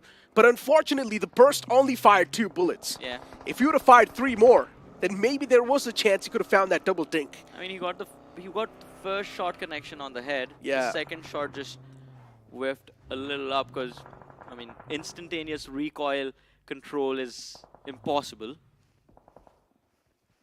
Plus, when you're bursting bullets, you don't even think about it. Oh, and the zone centers on up towards Chumacera. OG has been trapped in that same vicinity since the start of the day. Or maybe you can't say start of this game. You've also got Soul trying to move in from the upper side. 4M right next to him. Even Cincinnati Kids moving in from the north. Team Tamilas, the remaining 2 players trying to play it to the safety. But someone needs to go for some sort of fight. The team with the most advantage seems like it's going to be VXT and 8-bit. Well, let's see what 4M can do in this match as well. They're trying to breach the southwestern edge of the circle. They have the high ground advantage. And as you were talking about 8-bit, I think 8-bit is happy with a circle like this. They do not need to do much. They can just keep their heads down and play for survival. But Necro, this endgame is going to be extremely awkward because look at this. Stage 5, you have the blue zone collapsing. There are still 14 teams, 47 players in the match. Considering it is the urban circle, that's what happens, right? Everyone's going to find some sort of cover. Yeah. But as soon as the zone starts to shift, it starts to shrink. That's where the teams really do need to push outside of their comfort zone to try and get a good lay of the land, to get that real estate in their hands. And right now, Cincinnati Kids, they're tossing out a pathway of smoke. They want to cross on over towards the opposite side, towards this warehouse, and they do get that control as well. But for how long? They've only got 2 players to try and defend it down. TWOB taking a fight against 4AM. Kicks things off in the favor of TWOB, but the trade comes through and 4AM Wizard knocked out. Yashui does not care to go for a revive. Keeps on pushing towards the other side, but the players of 4AM, they've fallen back. Not enough opportunity to strike, but from the flank, Superman chimes in for the save. 4AM forced to run away, but Superman, it seems like 4AM, they found the kryptonite to him. Yashu needs to be the savior, the focus fire on the isolated player, and he drops. And Pro, in the last few moments, did try to get those trades, but one against many. He can't really do so much heavy lifting all by himself, so he gets eliminated along with the rest of the team. 4 finishes on the board. TWOB finally showing up a few signs of life, Necro. I know, right? Springing back to life. And that's what was needed. Better late than never, though. It's just the day one. It's completely fine, right? True. Just getting their hands warmed up, shaking off those jitters. At the end of the day, it's a new playing 4-2, Johnny, so we can't really put too much load on them. I do understand the legacy is too big to try and live up to since TWOB, they were the podium finishers. Yeah. So, yeah, there will be that pressure as well to live up to that name. But considering it's the new playing 4, they're doing decent for themselves. We've got Team Tumulus, both the players inside of that one single house, Mr. IGL and Rico, next to each other. Now popping up the boosters as well. Team Tumulus knows it's going to be wartime anytime soon. The zone will be moving away from them. It is destined and probably going to center on up towards the city once again. And that's what exactly happens. All the teams in the city once again trapped. Can't even move out. But considering the zone's shrinking down even more, everyone's going to try to rush in towards that centric part. Some teams will need to leave that comfort zone. Yeah, I mean, they definitely will have to, but I feel it is going to be a similar ending to the one we saw on Erangel a few days ago, the urban area finish, but this time on Miramar. And towards the end, there might just be 6 or 7 teams waiting in the blue zone collapse in stage 9. Viper spots out the players of K9 Esports in the distance. Few shots were taken. He has destroyed the tires of his car to create some cover in the front lines, but if the circle moves away, then he won't have any escape options to get out of there. And on that slope, K9 can shoot back at him as well. Godlike. They've got their own troubles, and right now, Godlike just wants to scout things out. Play for the intel. You spoke about K9 Esports, and K9 Esports right now, they're on their own territory. They've got a little bit of that piece of land for themselves. No one's close by. The only team that can be a bit of that problem is the team right next to him. You've also got Soul next to Godlike now. And this is one of those fights that's definitely going to be quite interesting. Right behind, right on the tails, and Jonathan is too exposed to that threat. He needs to watch out. The mat's too exposed, and that's what exactly happens. He's taking too much damage upon himself, but just within the nick of time, he once again squeezes himself back in that cover. Yeah, somehow managed to survive, but Soul, are they going to keep on pushing for the players of Godlike? Nade lob towards Jonathan, but he's used that med kit on the flank. They spotted the blast from 4M. The knock is going to be secured by the side of Reckoning Esports, but Manya, my goodness, the prone at the last second, barely surviving, like 10 HP remaining on that health bar. And the threat from the back lines is finally felt by the lads of Soul. in the form of Team Tamilas. Damage traded. And it seems like Necro, they are going to get sandwiched between Godlike and Team Tamilas. Yeah. Plus, Godlike is inside the edge of the circle. This is such a difficult position for Soul to be in. They have to find an opening against Godlike if they want to move further in the game. It might show 23 minutes on the clock, almost 24-minute marker, but there are still 12 teams alive. But hey, look at that. Team Tamila's Rico OP knocked out. Knuckle, he finds the opening for his team, but a lot of damage traded out. A sliver of HP remaining on him. Reckoning Esports in the distance. Ronnie with that spray finds the open over there as well. And of course, they are causing trouble. All right, it was Spunk. The last few shots connections came in from the lad of Godlike. Yeah, and just like that, Team Tamila is eliminated from this game. CK is still alive, though, with 2 players. A bit of that side relief for them. And Team Tamila with just 3 finishes. That's honestly not a good outing. Next zone's going to pop up. Will it center on up, or are we going to see some sort of a hard shift? Does center on up once again. Majority of the teams inside of that circle, a few teams on the edges. And now that's where the real panic starts to brew. Well, and in panic, decisions that are made might not be the greatest, or even the okay ones. Reckoning Esports, Kyoya was knocked out. The recovery comes through. Soul, they've been playing the soap for a long time, but 19 seconds on the clock, and then they're going to be forced to move. Reckoning Esports on the other side, just walk into the arms of K9. Another man knocked out. And Team Soul, they utilized that opportunity, that opening found by the players of K9 Esports to try and trade positions from Reckoning, but they're going to be pushed back, forced back into the arms of Godlike. Stay here. We are your main rivals. We are the ones you're supposed to be fighting. Gravity, though, he could be the decider. He could swing the fight in the favor of either one of these sides. Considering Reckoning Esports has already lost out on 1 man. They've not lost out on any. Dion was knocked out, but the revive will happen. Yeah, but he's taken away too quickly. They need to stick the revive right now. And I think they will do so as well. Utilities tossed against Soul, and now the players are moving 2 up close. Manya is towards the containers. And this is where the real problems really does begin. Wall of Death as well starting to move from the back, and now Soul makes the first move. And it is going to be Knuckle who gets knocked down. Jonathan swats flies midair with that shotgun. Ronnie follows up, hits the floor. 2 players out of the way. Soul down to 2 men. And Godlike, they are going to continue to put this pressure. This was a position from where not much could have been done. They were stuck on that slope. Godlike always had the cover available for them. And Hunters, in a matter of seconds, is the last man surviving. And he's hiding inside that truck, the dumpster. No.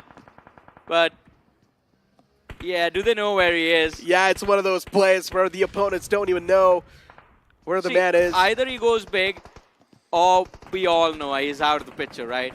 Yeah, pretty much. It's go big or go home, do or die. Yeah. And speaking of do or die, that's the same course of action for Metal Esports as well. The last man gets connected as he gets taken down as well. Metal Esports wrapped up in a sheet and sent back home. And versatile, I mean, my goodness. Now finally being very proactive and pushing for those fights, but it seems like it hasn't been working out too well for them. Look at that, Raiden and Somraj, last 2 players alive for versatile. And such a difficult position as well. Because on the radar, you can see there's 3 teams down below. K9 Esports from that high ground are going to be the worst of it. Oh, they don't know where he is. Hunters, he's not even looking at them. Oh my god. They finally did. Oh my god. My heart rate during all of that moment was just going up. Hunters did not even want to see it. He knew what was going to happen. He was looking at the wall. He's like, yeah, you won't be able to look in my eyes when you shoot me. I'm pretty sure his fingers were crossed, but hold on, OG! Look at what's happening on the screen as Likitha Esports, they somehow wiped them out of the existence. OG, they wanted to defend this compound, but then Likitha Esports came in like a storm and struck them like a thunder. Yeah, and it's quite an awkward position for OG as well. They were in this game for a long time in the exact same spot, and that is where they end up dying. But Godlike, as they try to move out, 8-bit pull the trigger. 2 players knocked out. Simp and Jonathan moving in tandem, pushing for the compound, in control of the players of CK as of now. But Simp, oh no, as he tries to fall back. He's going to be picked off by the lads of 8-bit as well.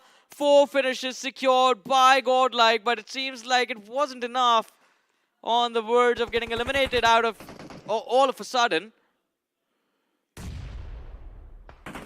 Nades lob towards Jonathan, but no connections found. He has no more options. He can just stay there. Wait, Sim. Aditya's gonna check around the corner. That finish should come through. Maybe, I don't know.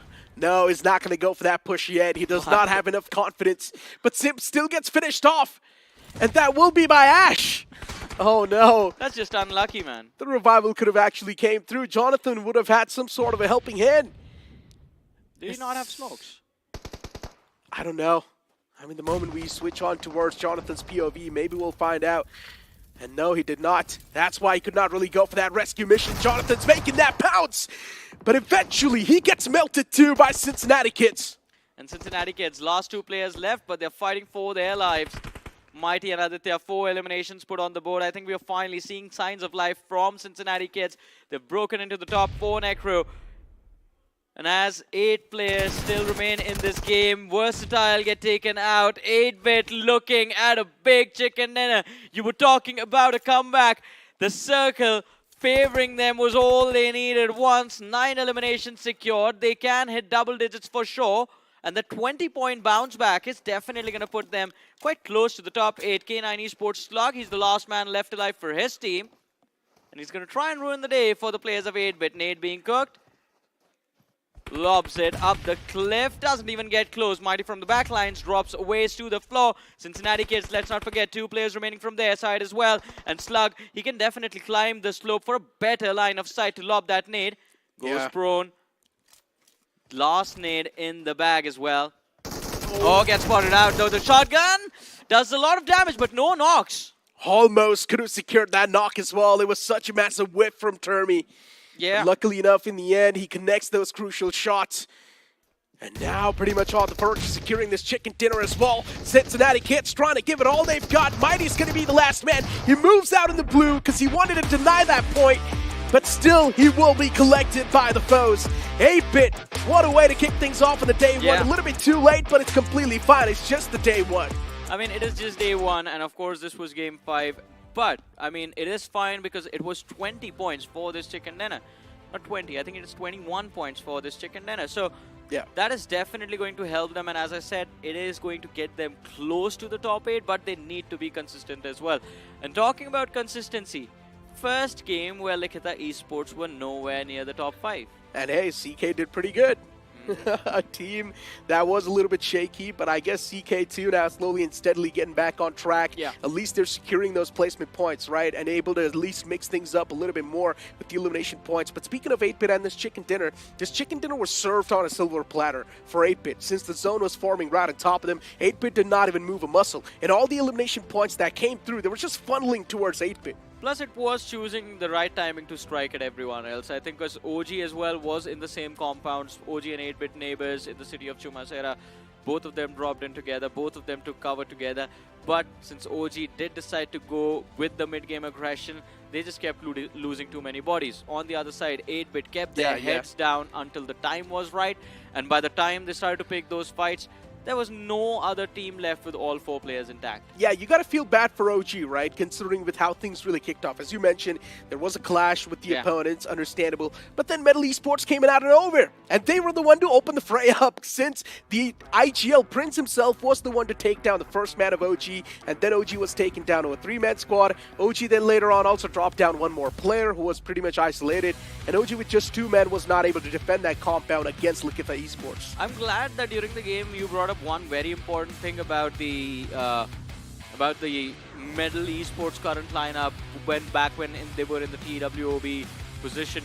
Because before Pro Series they used to play for a different team, and then during the last year's Pro Series 2024 was when they showed up with those metal jerseys on, did quite well, were there in the top 4 in the Pro Series. This time around though, it seems like it's the shift in the zone settings has impacted them as well.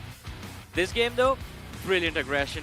brilliantly done, brilliantly executed. Exactly. Everything was pretty great from the side of Godlike as well, until the final few moments where the players really started falling down prey against the players of 8-Bit. And as I mentioned, 8-Bit just had the major advantage. You cannot take that away from them. All the 4 players alive till the final few moments. 8-Bit is feeling themselves. They're collecting those elimination points too. Everything is going their way. And especially if you're someone who's trying to disrupt that flow, there's a big chance you're not going to be able to do so. Oh, for sure. I mean, it is going to be interesting to see, though, how do they get that flow back.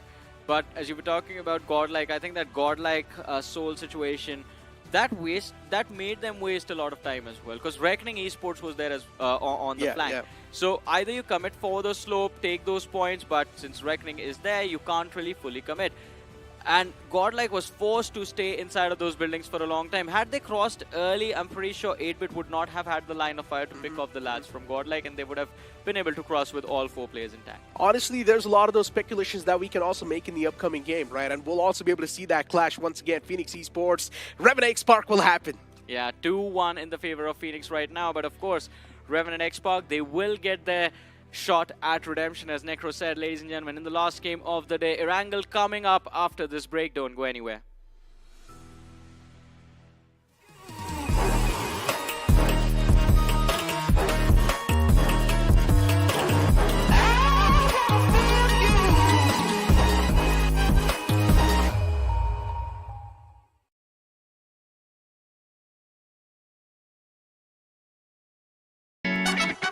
We've got that temperatures hot, but it make way. We came here to slay.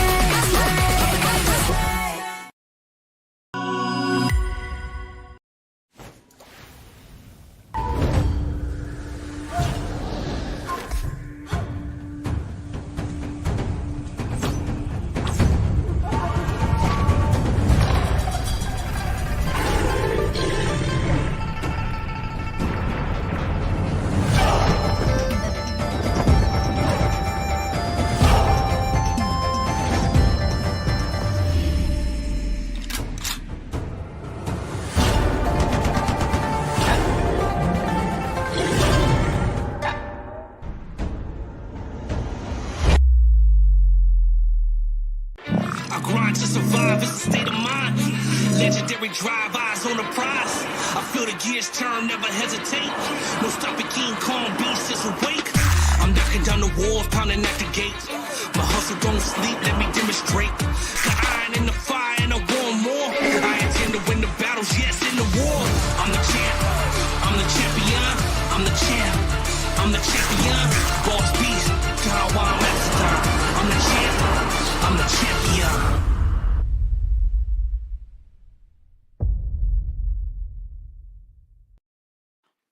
Welcome back after that break, ladies and gentlemen, to the realme BGIS 2025, the grind for Group A. Day number 1 almost coming to an end. We still have one more game to go, but before that game, this is Super Johnny joined by... I heard you were changing your name to Johnny, right? Yeah, so we've basically got 2 Johnnies on the desk.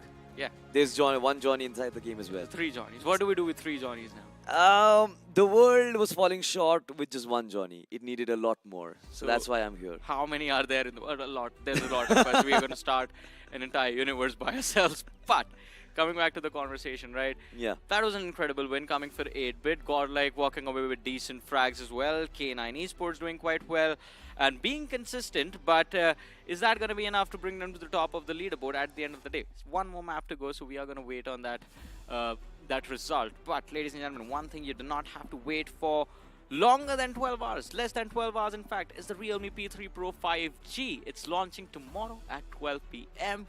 Keep your be ready basically on Flipkart, because the moment it drops, you will want one for yourselves.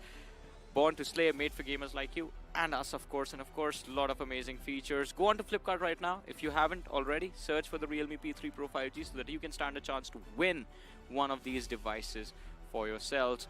And of course, if you can't win, then tomorrow 12 p.m. That's all that is what you have to look forward to. But I look forward to the last Erangel of the day. I mean, the storyboard for this group is what True. I think every single BGMI fan just wanted to see how it was going to turn out. And has it turned out what the way you wanted, though? Extremely competitive, yes. Extremely dicey, yes. Unpredictable, yes. It definitely turned out to be the way I expected. Certain teams are falling short, that's perfectly fine, but I'm pretty sure they are going to overcome. I'm talking about like the teams like TWOB, 4AM, 4 Miracle Vibes as well. But I believe that 8-Bit's comeback was extremely important, and that came right at the nick of time.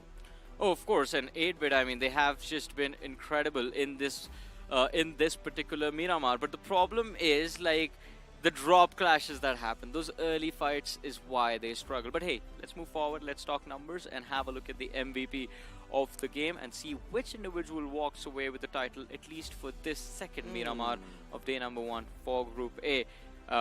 And it is going to be Mafia from the side of 8-Bit, of course. 5 finishes secured, 815 damage dished out. So, okay, 8-Bit, I want to see how many finishes they have in total. 11, I think 21 points is what we were calculating for them, me and Necro.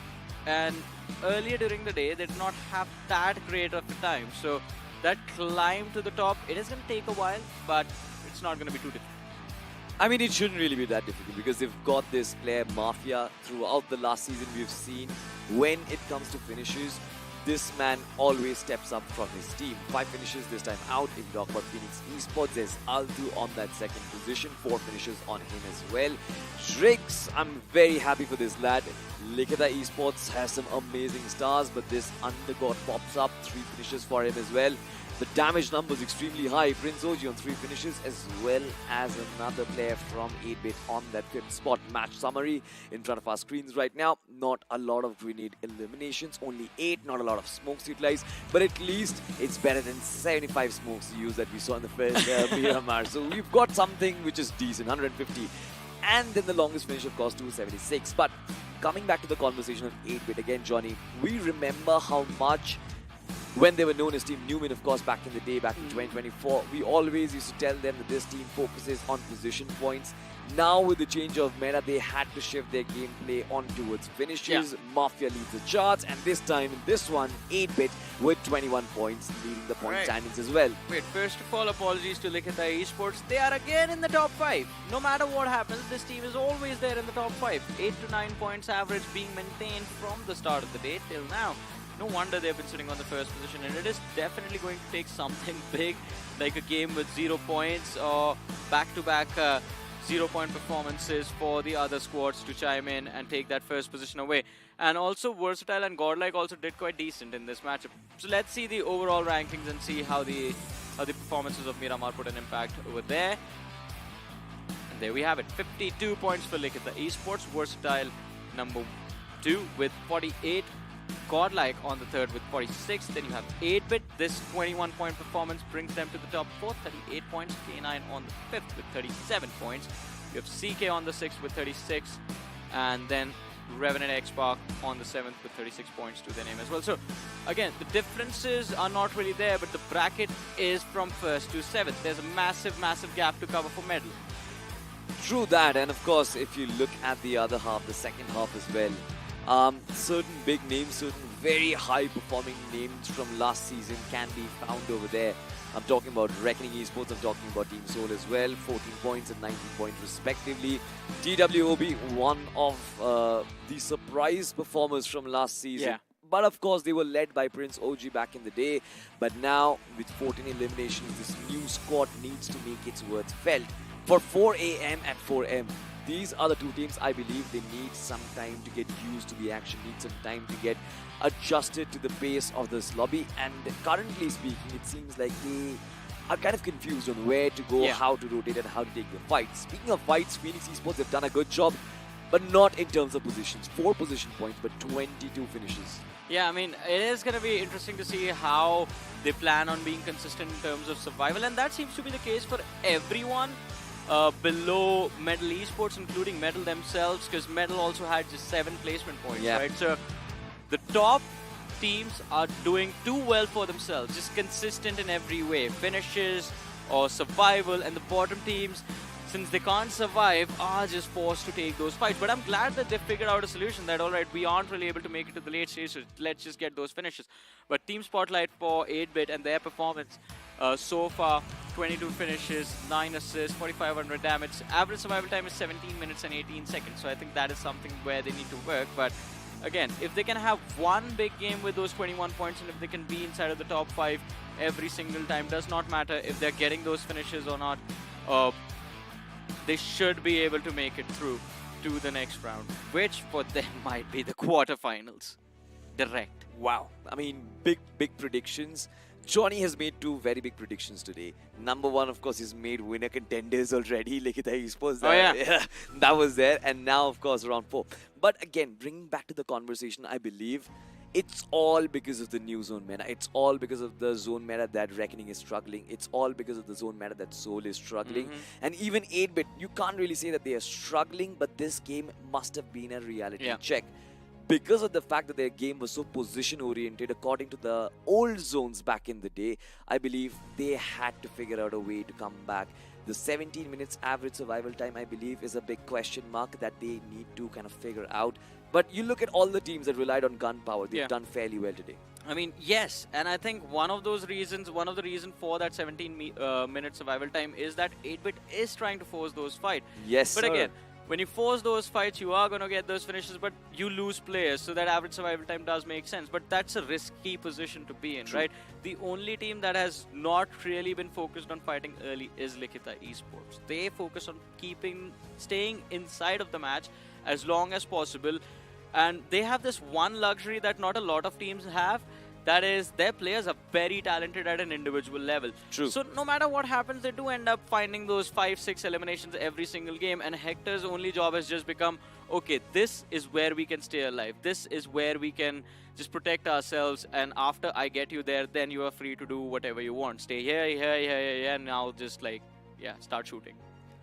Hector, honestly speaking, has impressed me a lot. I've said that already.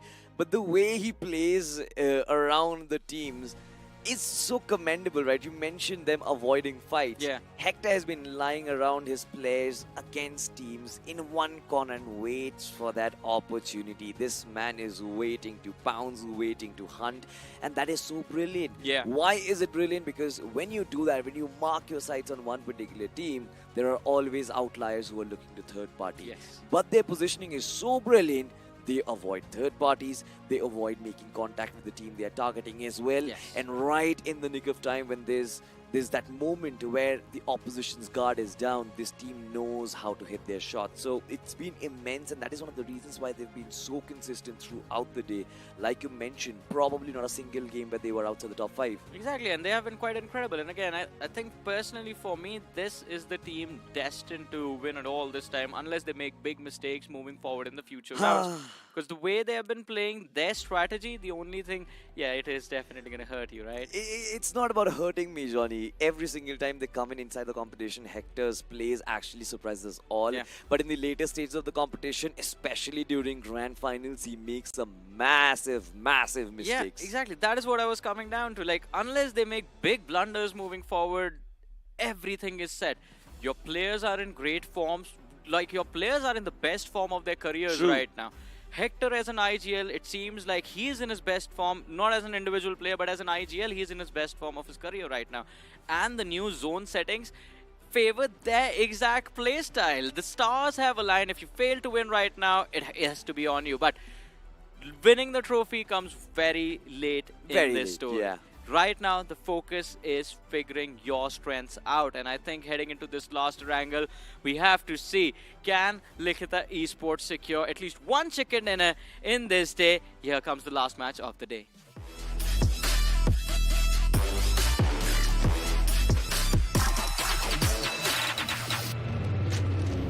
Wrangle, we are beginning now. The last game of the day is right in front of us. The big bird goes up to the skies. Group A has been electrifying so far, ladies and gentlemen. Of course, I'm pretty sure you've been liking all the action. Make sure that you also follow the statistics that is coming on Crafton India Esports and their socials as well, because there are live updates over there. But talking about the game itself, the flight path, pretty dicey. Kind of takes away from majority of the western part of the map. The eastern part, of course, the teams who favor that region, they are going to be extremely happy. Flight path starts from a little bit towards the right-hand side of Yasnaya, moves towards military base. And now everyone who wants to go towards Georgopol, towards hospital, towards Gatka, will be left stranded. Once again, just as usual, our focus will be on those drop collisions. We witnessed one right at the start of the day between Revenant X Park and Phoenix Esports as well. So my eyes are going to be on those two teams. Do they meet again? Yes. Is it a match made in heavens, or that was just a fluke? No. It is a match made in heaven, man. There ain't no flukes in this lobby. Everything that is done is intentional. Everything that is done, every move that is done is well thought out by these sides. And of course, it is going to be a big fight for Yasnaya, but before that, medal against Likita Esports. Neo is going to be the first casualty of the game, and this is something we never expected. Goblin out of the way as well.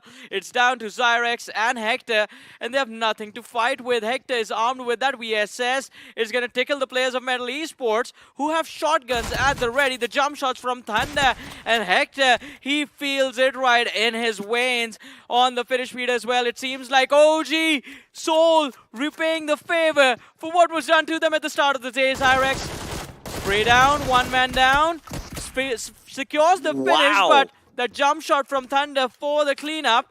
And Metal Esports, they eliminate Likita Esports, consistent in every single game, but in one match, I wanted to see them win. And in the last game, they're the first ones out back to the lobby. Not the first ones, my apologies. The second one, because guess who is the first? Salty, it is OG.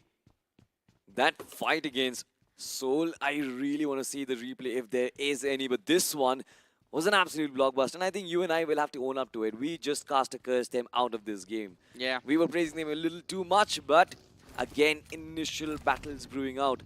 Really want to find out how did the other one pan out. Orangutan, very early exit from this game, and I believe there are going to be some more fights happening. A9 Esports, currently they're not the ones who are snipping out positions around. It's a Phoenix who is rising from the ashes. Hot on their tails, right on the money, shots connected, one of their players has been brought down. This is a chase and a half, and I'm loving the attitude from Phoenix Esports and their players. 4 players in one vehicle, and they shut down K9 Esports, cut them down by half. Alright, wait, what is going on with Phoenix? They dropped in Yasnaya Poliana, went to the gas station, went to the vehicle spawns there, and rotated all the way towards Severny to take a fight against K9?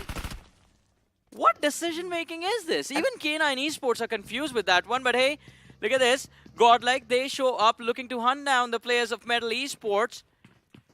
One man already dropped by the players of Likita. Oh, that could have been horrible. Jonathan around the corner, legit. He does have the DBS to work with, but it's not going to be enough. Jonathan runs indoors. Thunder on that first floor. They have stopped moving, so Godlike have no more info about where the players of Metal are. Stunned to the first floor. Punk needs to be careful. Legit is on the other side. The nade being cooked. But the moment Legit sees those pixels, he's going to go for the peak. Forced into Jonathan, and Jonathan is going to be dropped to the floor. Legit, he's trying to find that frag onto Punk as well. They need that second knock. The numbers 4 now sit at a 3v3. The players of Metal are regrouped inside of that building, but a small little blunder, and he loses a chunk of his HP. Jonathan finished off a pure 3v3 for the players of Metal Esports right now. He does not have any heals on him. Utility goes out. Punk with the trade Prince. The IGL of Metal Esport is going to be dropped. 2 versus 3. The numbers favor the players of Godlike, but they are hesitating to go for the push due to lack of weaponry. Shotgun picked up. Ammunition sim going for the reload. Point blank range. They have the edge, but you have to be careful with how you approach. Legit. Damage dished out. One player knocked, but the trade comes through, and this time it's going to be Godlike with the edge. Thunder, he finds it, brings it down to a 1v1, but Admino in the distance, he's gone too far away, and all he has to work with is that Uzi. Thunder is going for a revive. Admino with the charge, the DBS, the shotgun at this range is going to do insane damage. He pre-fires, and Admino with his shotgun goes for the cleanup, but look at how lucky he was. Just a pixel left, and Godlike, well, they barely managed to stay alive. That was intense, man, but Metal, I don't think they're going to be too upset with that. They are not going to be too upset, but that small little error in judgment, Johnny. Yeah. Should have actually gone in to heal himself instead of going in to revive his fallen comrade. And Edmino finding that timing, time and time again. We were talking about this man stepping up. And finally, Godlike have a different hero in the form of Edmino. But this time around, Kyoya out in the open. Can actually go in for a hunt. Switches on that scope, but fails to pull the trigger. Right in the nick of time. But Reckoning, they're also the Wild Foxes. And they can go after Godlike. They know they're hurt. They've heard all this commotion. And Punk is still knocked out. Sim has not healed himself up. Reckoning finding the right timing. And of course, Sim still finds a connection. This man is an absolute madness. But finally, he's been shut down. Well, Reckoning Esports. You gotta face the Reckoning sometimes. I almost thought that Sim was gonna actually find every piece of connection over there. My word, Godlike. They are definitely in the midst of a lot of battles, but at the end of it all, 4 finishes, 4 eliminations right up front.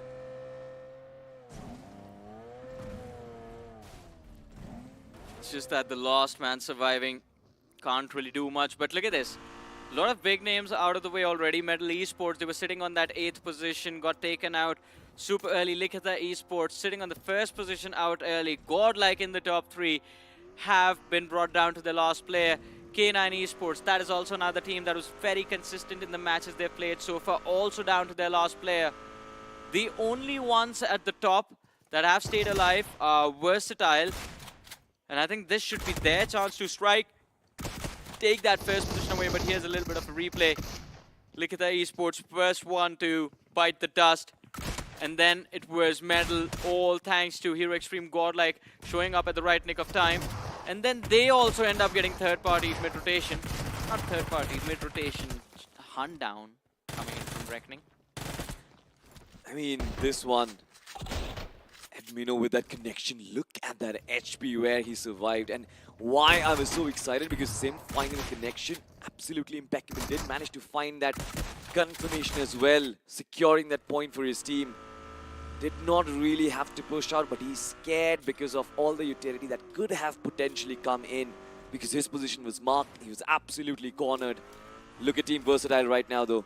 They know there are outliers in this territory. There's Reckoning Esports as well, but Somraj with some gutsy play tries and runs around with the vehicle to get some information. Advantage to Reckoning, at least at the start. S-Power taken care of by Kyoya.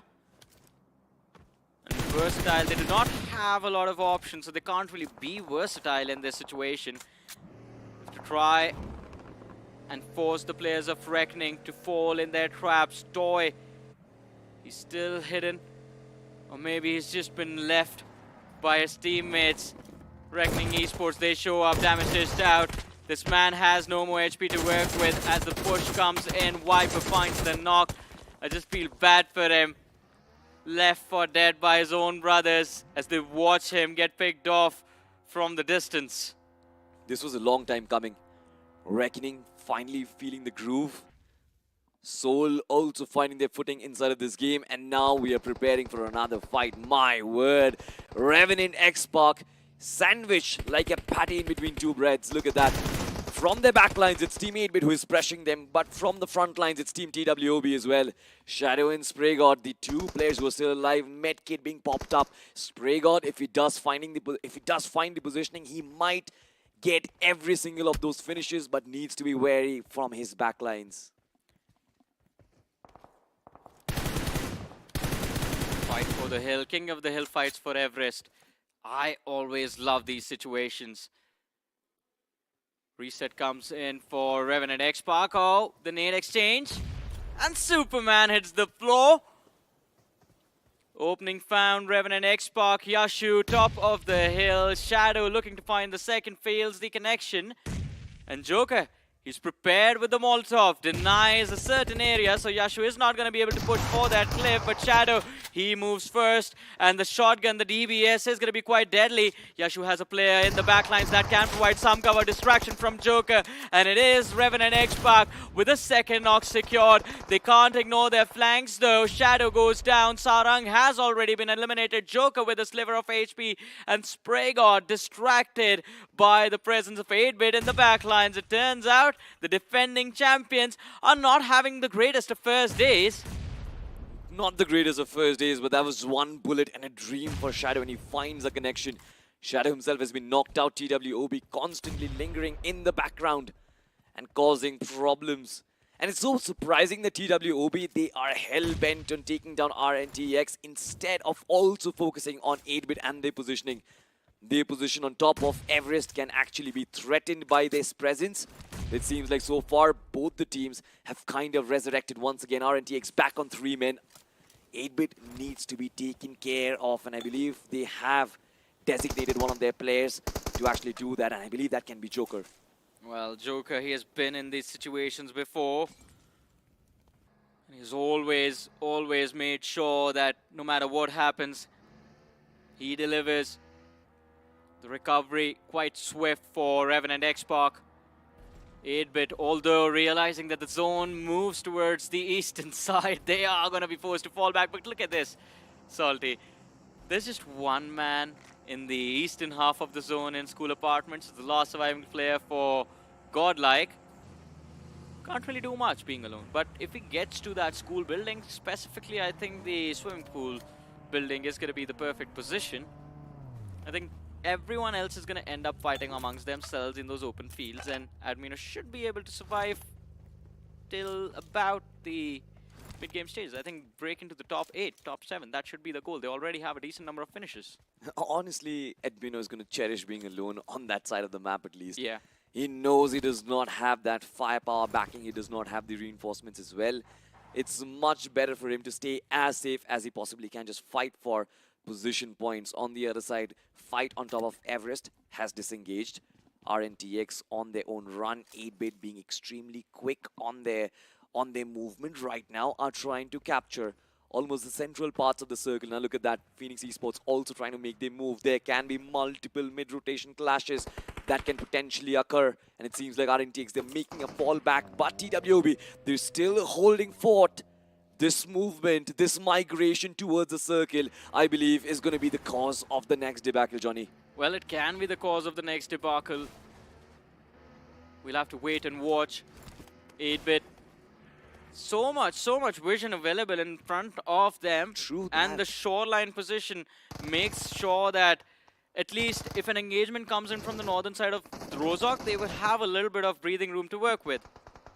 Yeah, for sure. But this fight against Soul and OG, that was brilliant. It was a fight inside of a compound, but Team Soul never really stopped. Espower was stopped dead on his tracks. VXT did try to cut down on their losses. In fact, they actually succeeded as well. Just against Godlike that they get pin set down from multiple angles, but this drive-bys from Somraj and his mate Troy has been ever so smooth, has been ever so accurate. We've been seeing so many teams do that. Phoenix Esports do that as well to K9. And now Phoenix Esports once again on the hunt. Fury finds a connection. Yashu gets taken down. These lads are making it count on the last game of the day, and they are not stopping, Johnny. Well, and they don't have to stop as well. If you have the momentum, keep pushing forward. Phoenix Esports, they have been brilliant throughout the day. First at angle as well. 9 eliminations on the board. Were able to finish in that top 3 bracket. Although after that immediately reset on Miramar, but still, Phoenix, they showed a lot of potential in that first game. And I think considering it is a wrangle again, they have control of the northern half of the circle. They can move towards double digits. And the circle helps them out as well. No other team north of Rozhok apart from Phoenix. The circle does help them out for now. But I believe this circle is also going to raise questions in the minds of the IGL.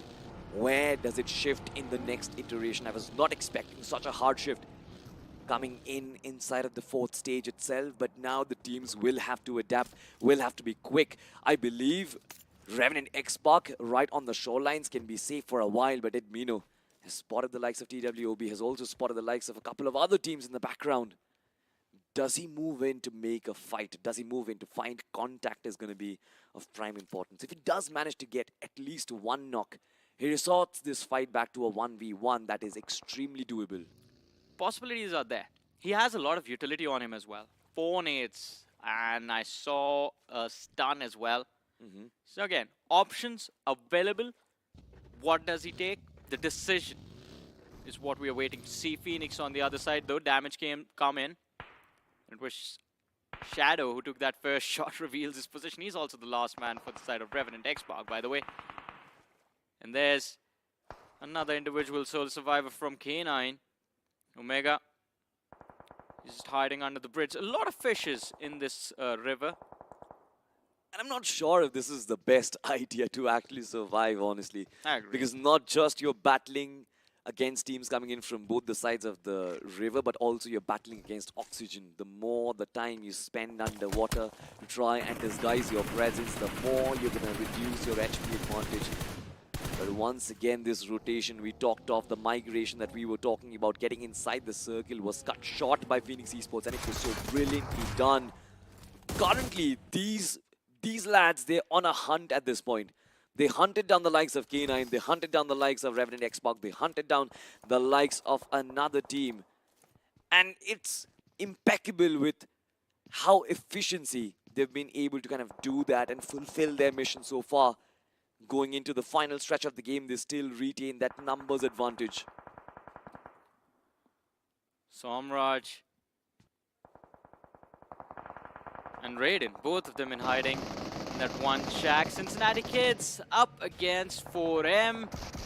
The opening found by the lads of 4M, Mighty hitting the floor, but here comes the backup from Cincinnati Kids. Juicy with the molly finds the opener, but Beard Baba, he was hiding behind that broken wall, and the shotgun goes big. The second knock also confirmed. Juicy, the IGL, is the last man surviving. Shots coming in from the top of the hill are gonna be what finished them off. Cincinnati Kids wiped in a sandwich between 4M and Team Tamilas, but now it is the turn of Team Tamilas to try and challenge the side of 4M. Also, a little bit of work done by Cincinnati Kids just a few moments ago. Rico! Ooh! What was that? Open commitment with a nade. Team Tamilas, that was a rookie mistake, and they are getting punished for it, or maybe not.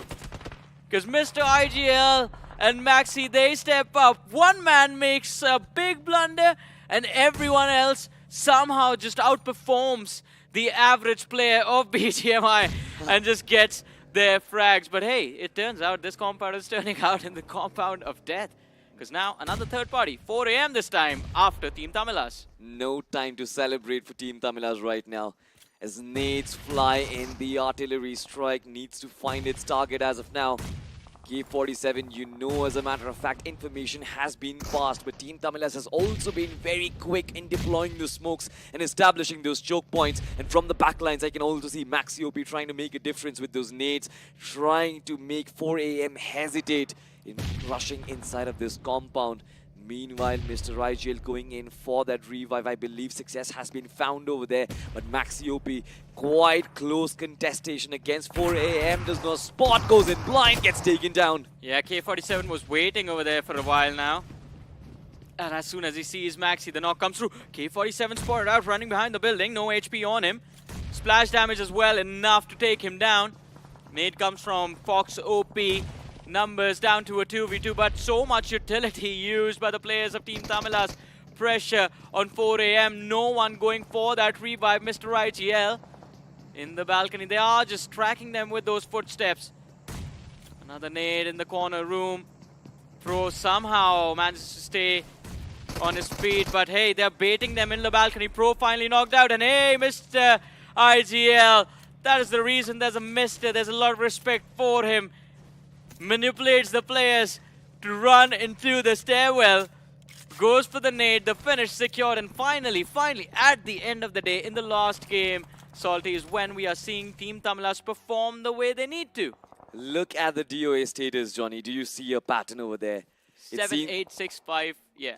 True that, of course, but now look at this. It's just stage 5. We only have 14 players remaining because of the absolute abomination that the others have brought up. But why is that? Because we're in for a civil war. The entire points table has been turned. The bottom 8 teams have come up to rebel themselves, and now it's only the outliers on the overall standings who are trying to make a mark for themselves. Phoenix Esports, though, the only team who has that man advantage, needs to make it count. Versatile with their 2 players right at the center of the circle.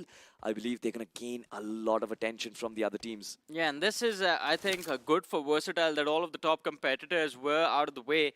So they have the opportunity to end day number 1 on the first position in the overall leaderboard for their group. But Phoenix, I think this is their chance at redemption. Anonymous from the side of TWOB spots out Shadow from Revenant X-Park. Nate should do the job. Enough damage dished out with that weapon. Splash damage will come through. Oh no, it falls a bit short. And now he can't lob the second one. Pixel perfect shooting from Phoenix. There he goes. That is why I wanted to say he can't really get up. 8 eliminations for Phoenix. All 4 players still intact. That they got so lucky when they were the only one on that northern shoreline. They got lucky again that everyone between Rozehawk and this Water City just ended up fighting amongst themselves in such a brutal way that no other team remains with 4 players intact.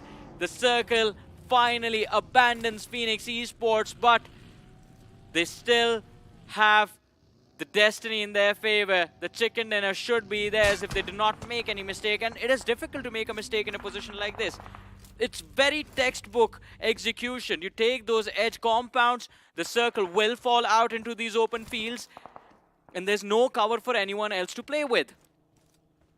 There's absolutely nothing. You were talking about luck, to be honest, and it seems like Shadow's Lady Luck has also given him some blessings, because the last player from Revenant X-Park, he was being peppered by TWOB. Phoenix Esports came in from the backlines and completely destroyed them. And before moving into execute Revenant X-Park, the circle shifts, forcing Phoenix Esports out of their safe territory. They had to make that quick rotation to find these compounds inside of Water City. But now, I believe this is Shadow's opportunity to creep back in. Team Tamila's 2 squad wipes in this compound itself, only at the cost of 2 casualties. That's a massive, massive achievement, to be honest.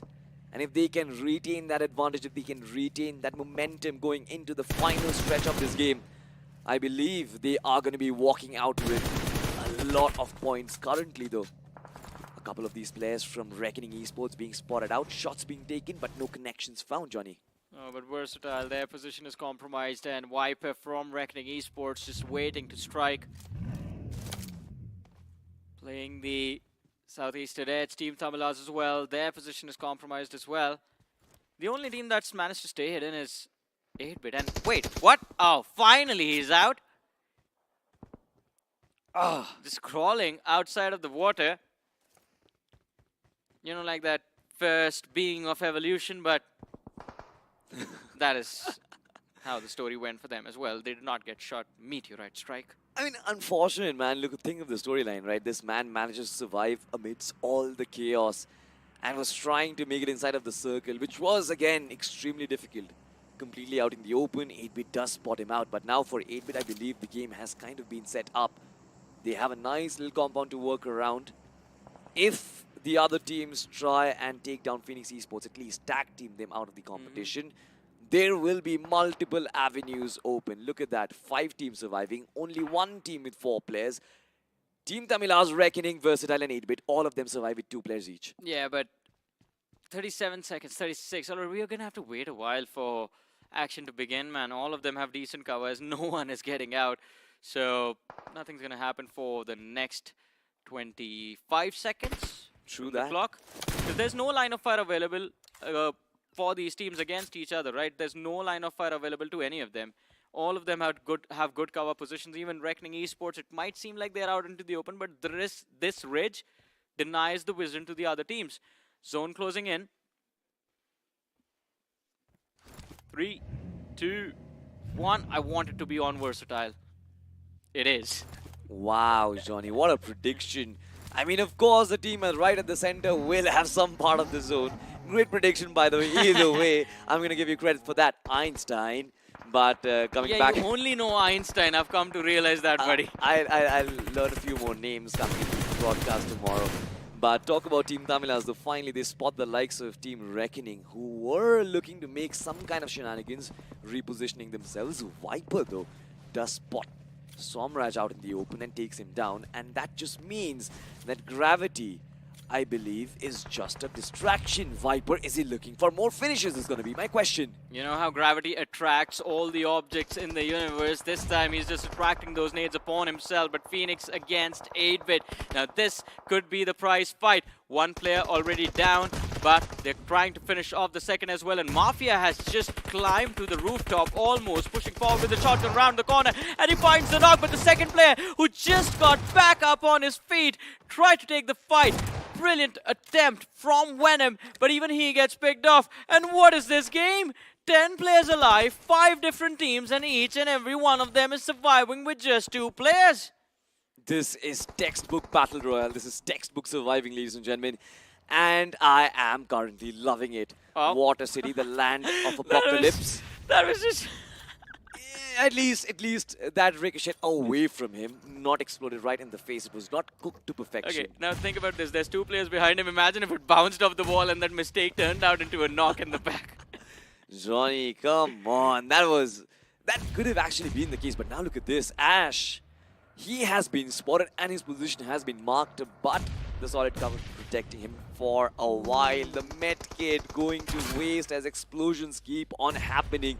8-bit have been relentless. They have been successful in taking down half of Phoenix Esports' strengths, but the other half now looking for revenge. So whoever stays the most patient in this, in the next stage, will win this game, because everyone else will just create damage amongst each other. Ash, he's the last man surviving for 8-bit. Mafia knocked out, and luckily for Ash, Phoenix are out of throwables now, so they can't lob any more nades in their position. Oh, he wanted to revive his fallen comrade. Does not even get an opportunity to do so, though. And Phoenix still playing the edge, but versatile. Somraj is always the smartest man in the room, you know. Moves for the center while all of these teams that went for that city cover were distracted. And we're just trying to get those finish points. Reckoning Esports using those vehicles for cover as well. Raiden keeping an eye on them while Somraj just makes sure that he's aware of the position of the players in that water city. But Johnny, my question is that position even safe, to be honest? It is. The curvature, of course, will kind of protect them for a while, but if any team decides to move, it's extremely easy for them to run them over with the vehicle. Yeah, there's just one team that can do that. It's Reckoning Esports. And Reckoning Esports, for them, the big threat is Team Tamilas. But Smoke slobbed out. Are they on the move? Salty, as you said, they can be run over, but the nades go out, and the nades are quite close to those vehicles as well. So Viper is going to take a ton of damage, and his car is going to take that damage with him. Preemptive strike. Reckoning Esports stopped in their track. Viper with a sliver of HP. And if the spray down comes through, Reckoning Esports are done. And if Reckoning is out of the way, then Versatile can finish off with a chicken dinner. Another nade. Gravity dropped down to about 40 HP. Viper is there with 55. Trade nade coming through. Another one from Versatile. Very close. This one is going to be giving them a knock, and Gravity falls. Viper is going to be the last man surviving for Reckoning Esports. And Raiden, he has thrown everything to try and finish off the lads from the side of Reckoning. The nade strike doing so much for the players of Versatile. But look at this, stage 9, and it is the collapse between all of these teams. 5 teams, 6 players now as Phoenix get eliminated. 4 teams, 6 players. Phoenix out of the picture. Mr. IGL, he steps forward. Viper, second last nade, lob towards Versatile, and it's a miss. He misthrows it. The last nade goes out. Ash, he's looking for those first aids. He's looking for those heals. Has he found any is what I want to know. But the end game will be between Versatile and Tamilas unless Viper... Oh no, drop weapon. It's a drop weapon, man. It's the demon with 2 faces. The rate of fire is going to be insane. Talking about the rate of fire, it just means that Reckoning Esports, they have a lifeline currently. From the backlines, of course, Team Tamilas can make the world of difference. Ash has been spotted through the cloud of smoke. The nade does fly in, but no connections found. Finally, Foxopy puts an end to his miseries, and we are left with the top two. Viper has been shut down. It's Versatile versus Team Tamilas. Somraj trying to extend that championship, trying to bring back glory days of 2021 versus Team Tamilas, wanting to prove themselves in front of the whole freaking country. Yeah. And I think with this matchup, he will be able to build that momentum from here till the end, hopefully, of this realme BGIS 2025. But let's see how this 2v2 goes. Raid, and he finds the opening, and this is going to be the start of the end. Mr. Fox in the backlines wants to take the fight. The nade is there, but can he land it between both those two individuals? It's lobbed out to perfection. At least one knock can be secured, and it is Somraj against Fox. The shotgun is switched to the M4, back to the shotgun, M4 for Somraj. The choice of weaponry is going to be very important. He's putting on that first aid. Somraj hops in like a bunny and steals the carrot away from Team Tamilas. The chicken dinner secured by Versatile. What an incredible way to pull it off as well. Somraj has those winning instincts. He just always senses a chicken dinner from far away that nobody else does it, Johnny. And I believe that this man has always shined bright because of that same prowess. But I still can't get over that play from Reckoning Esports because it did not make any sense at all. Versatile, with their artillery strikes, they gave him information of where they were. Yeah. You could have just predicted the trajectory. You know there is no cover whatsoever, which means those players are prone to down. And that is your go call. Viper and Gravity both were on their vehicles, but they hesitated for a second, which made no sense to me. I think so the problem is when there's just two of you, you can't really do much. Yeah, one player could have just tried to shoot and keep the players pinned down, but you do not know how those two individuals in the open grasses have positioned themselves. So that is the problem, right? That is why I understand why Reckoning did not go for a push. Because, alright, let's see how many options they had. There are two vehicles, either both of them go in the same vehicle, one drives, one does the shooting, or both of them go over in separate vehicles. And the scenarios that they can face, either one, the players of Versatile are huddled up together, in which case it's very easy, you can run them over. Two, they are both separate. You run over one, and if in scenario one both of you are in the same car, the other man from the flank is going to try and at least take the driver down. It's down to a 1v1, and that's a 50-50. And if he is not shooting at the driver, he's going to try and shoot the guy with the weapon, and then the driver comes next. Because, of course, once you exit the vehicle, there's time. The animation time kicks in when you're getting your weapon out. Second scenario, both of you take separate cars, and then again, both the players from the side of Versatile are separate as well. In that scenario, it's the worst possible scenario, because then neither of you can shoot, and the other guys are going to shoot at you from two different directions. So even if you have the information, you are going to get picked off. So I understand Reckoning's decision making over there, but again, if you can't use those vehicles, just charge towards them with weapons, because either way, you're getting taken out, man. That was the perfect opportunity to just go YOLO. That was the perfect opportunity to go YOLO. But even Team 8-Bit, to be honest, credit has to be given to them with the way they shut down Phoenix Esports, because I believe Phoenix were en route to winning this game. They were the most ruthless team in the lobby so far, especially in this map of Erangel. But looking at the highlights, there were other fights as well. Team Tamilas, their defense of this compound, bringing down two back-to-back teams, even in spite of the fact that they were kind of outnumbered in the second fight, I believe that deserves a lot of credit. Yeah, and definitely they do deserve a lot of credit. I mean, because look at this, right? First of all, they got two squad wipes in the same compound, and second of all, I did not expect those two individuals to survive till top 2. I thought Team Tamilas was going to be taken out within the top 8, of course, because that position, that Water City, the circle just kept moving there. So they are going to be safe, but I thought someone was going to charge them and they were just going to bow out. But no matter how many players pushed for Team Tamilas, they were very resilient and they just did an incredible job surviving till the end. And here's where the presence of mind comes in, right? He heard those bandages. Yeah. And his instinct was like, okay, if I can see him, I can take this fight. Just kept on hopping till the edge of the smoke, saw those feet, and just instantly took the chicken away from Team Tamilas. Somraj is just like, this is why he's considered one of the best IGLs right now in the country. And he's also one of the most technical as well when it comes to firefights. I believe only few IGLs come close to him. One, of course, will be Manya. Second will be Somraj, in my opinion. There are, of course, Shadow, of course. Like, I mean, 1v4. Apart from that, I believe Versatile, the point that I was trying to make is that Versatile, I believe, was the only team from the top 8 who made sure they were in the top 5 in this one. Everyone else, be it Reckoning, be it Team Tamilas, be it 8-Bit, be it Phoenix Esports, everyone else was coming in from the bottom. And I believe this is going to balance out the overall standings once again, Johnny. Yeah, it is definitely going to balance out, but we will have to see exactly what happens, because I believe Phoenix were doing decent in the inside of the top 8. But ladies and gentlemen, if you guys were waiting for the Realme P3 Pro 5G, well, you have to wait a little bit more, but not a long time. It's coming out tomorrow, ladies and gentlemen. Less than 12 hours to go. I've been saying that since the start of the show. So the countdown has begun. Set up your alarm. 12 p.m. tomorrow is when it's launching on Flipkart. And go on to Flipkart right now. Search for the Realme P3 Pro 5G, and you can stand a chance to win one of these devices for yourselves.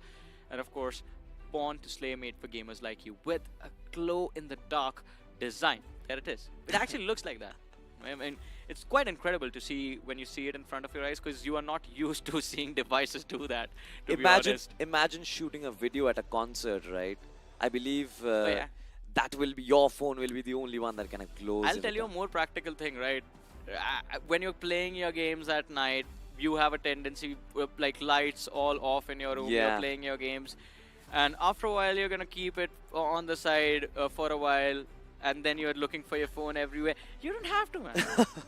You can see where your device is, even when it's completely dark. How do you come up with these, Johnny? It's absolutely incredible. Because that is how me and Necro tested it out a few days ago. We just turned every single light in the studio off, and then we were like, oh, and all this right. actually glows? Yeah. Wow. Incredible stuff, Realme. And of course, that is one of the reasons why they are our partners. Coming back to the conversation once again, it's been an incredible day. I have absolutely loved it. Yeah. Not a single game, I believe, was boring, and this one was absolutely a bloodbath. I mean, 5th circle, 14 players alive. I was not sure what was going on.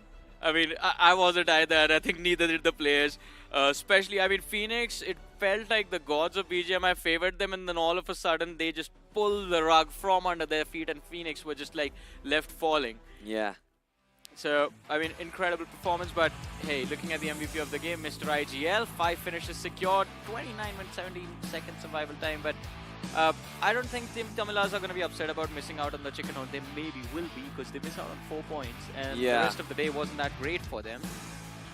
But that's fine, considering they kind of started their bounce back. They're going to play tomorrow as well, so there will be 6 more opportunities for them to resurrect back on the overall standings. But of course, it has always got to be Mr. IGL. If Team Tamilas perform well, it's because of Mr. IGL's heroics. 5 finishes, Altu with 4, Foxobi with 4, Thunder from Metal Esports. Credit has to be given to him. 3 finishes, crazy stuff from there. And then sometimes I do feel bad for this lad, Mafia, always the one who goes in for those finishes, always the one who's responsible for gaining and earning the finish numbers for his team, 8-Bit. But this time he couldn't really get the support of his comrades. Yeah, I mean, the support, it wasn't there. He was just like solo surviving for a while, and you can't really do a lot in a situation like that. But hey, look at this match summary. So 62 eliminations were claimed, of course, because the last 5 teams just fought a 2v2, and amount of smokes used, 112 open positions. You are always going to have those numbers quite high. Grenade finishes, I would have expected to be a lot more, but I think most of them were Mr. IGL and Team Tamilas with those compound fights. But hey, finally, let's start talking points, and let's have the points ranking for this game on our screens. You want to talk about the heal start, right? Yeah, right. They are very low. Absolutely low, but look at the point standings, of course. Versatile are right at the top, 19 points for them.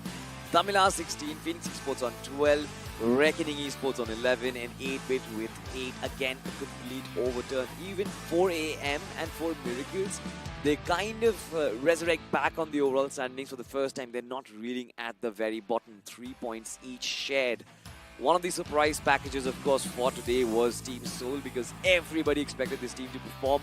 So far, they have given us the mid-pack performance yet, but I still believe they've got some surprises up for cards. We'll have to find out if they take it out tomorrow, but OG, CK, K9, not the best games, and majority of them were hunted down by the likes of Phoenix, so you can't really give anything to them.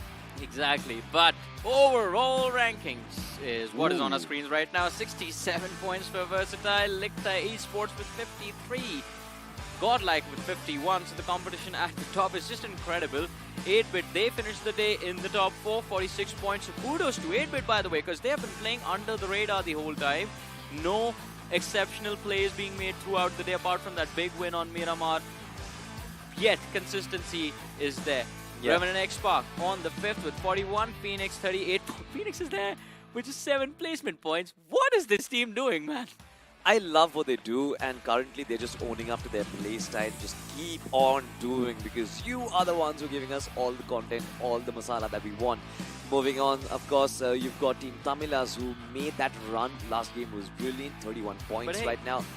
Did anyone predict Versatile at the top today? I think someone predicted Versatile. I'm not sure who, though. Oh, wow. Man. Anyone but him. I am jealous at this point. I'm so jealous of Rava, because I believe he's God's favorite child. Yeah, this year is his, I believe. I mean, even in the last tournament, his prediction rate was close to like about 80%. And this time, I think every single day he's gotten his prediction right. Almost every single day. We are close third, though. I mean, yeah, even Reverend X Park kind of played decent. I'm not very unhappy with that prediction as well. I think only Spiro's Team Soul is kind of lacking a little behind, but that's understandable. Soul again trying out new combination. He's a people pleaser. Oh, wow! I can't believe you said that on broadcast. Someone had to. I'm just happy I'm doing well. well. I think we have to bring back the angel and the devil on the desk, Johnny. It's been some time. I don't have that outfit anymore. It's fine. You just need to take out the jacket and you'll be back on the black t-shirt again. But it seems like you're owning up to being the devil right now. Predictions coming out right. Godlike performing really well. Majority of the top dogs have performed, Johnny, but barring a few, talking about like Reckoning and Soul. Yeah. Big names, but expecting a comeback tomorrow. Ooh, I mean, yeah, tomorrow is definitely going to be a lot of comebacks, because if you notice, all the teams in the second half of the leaderboard are the teams that are not about firepower, but rather than technicalities of the game. They are all the teams with those coaches in their organization, and I'm pretty sure the instructions given today were just stay in the bracket, don't fall off too far away from the top 8, and we will come tomorrow prepared. Well, that just makes the competition even more exciting, because today there were a lot of rivalries building up. Revenant X Park Phoenix was kind of a rivalry that we got to see. That's going to be fun. Godlike again, just going after every single team. Versatile, of course, just absolutely abominating the competition. Tomorrow, the storyline basically is going to be the event of comebacks. Day 2, of course, day of comebacks, isn't it? Yeah, it is going to be a day of comebacks, but not for everyone. Some of them are definitely going to take a tumble for sure. But ladies and gentlemen, today I think was a hint how intense this group is going to be. This is Super Johnny joined by Salty alongside with me. Thank you so much for tuning in to the realme BGIS 2025, The Grind. We're going to be back again tomorrow. Until then, take care. Good night. Bye-bye.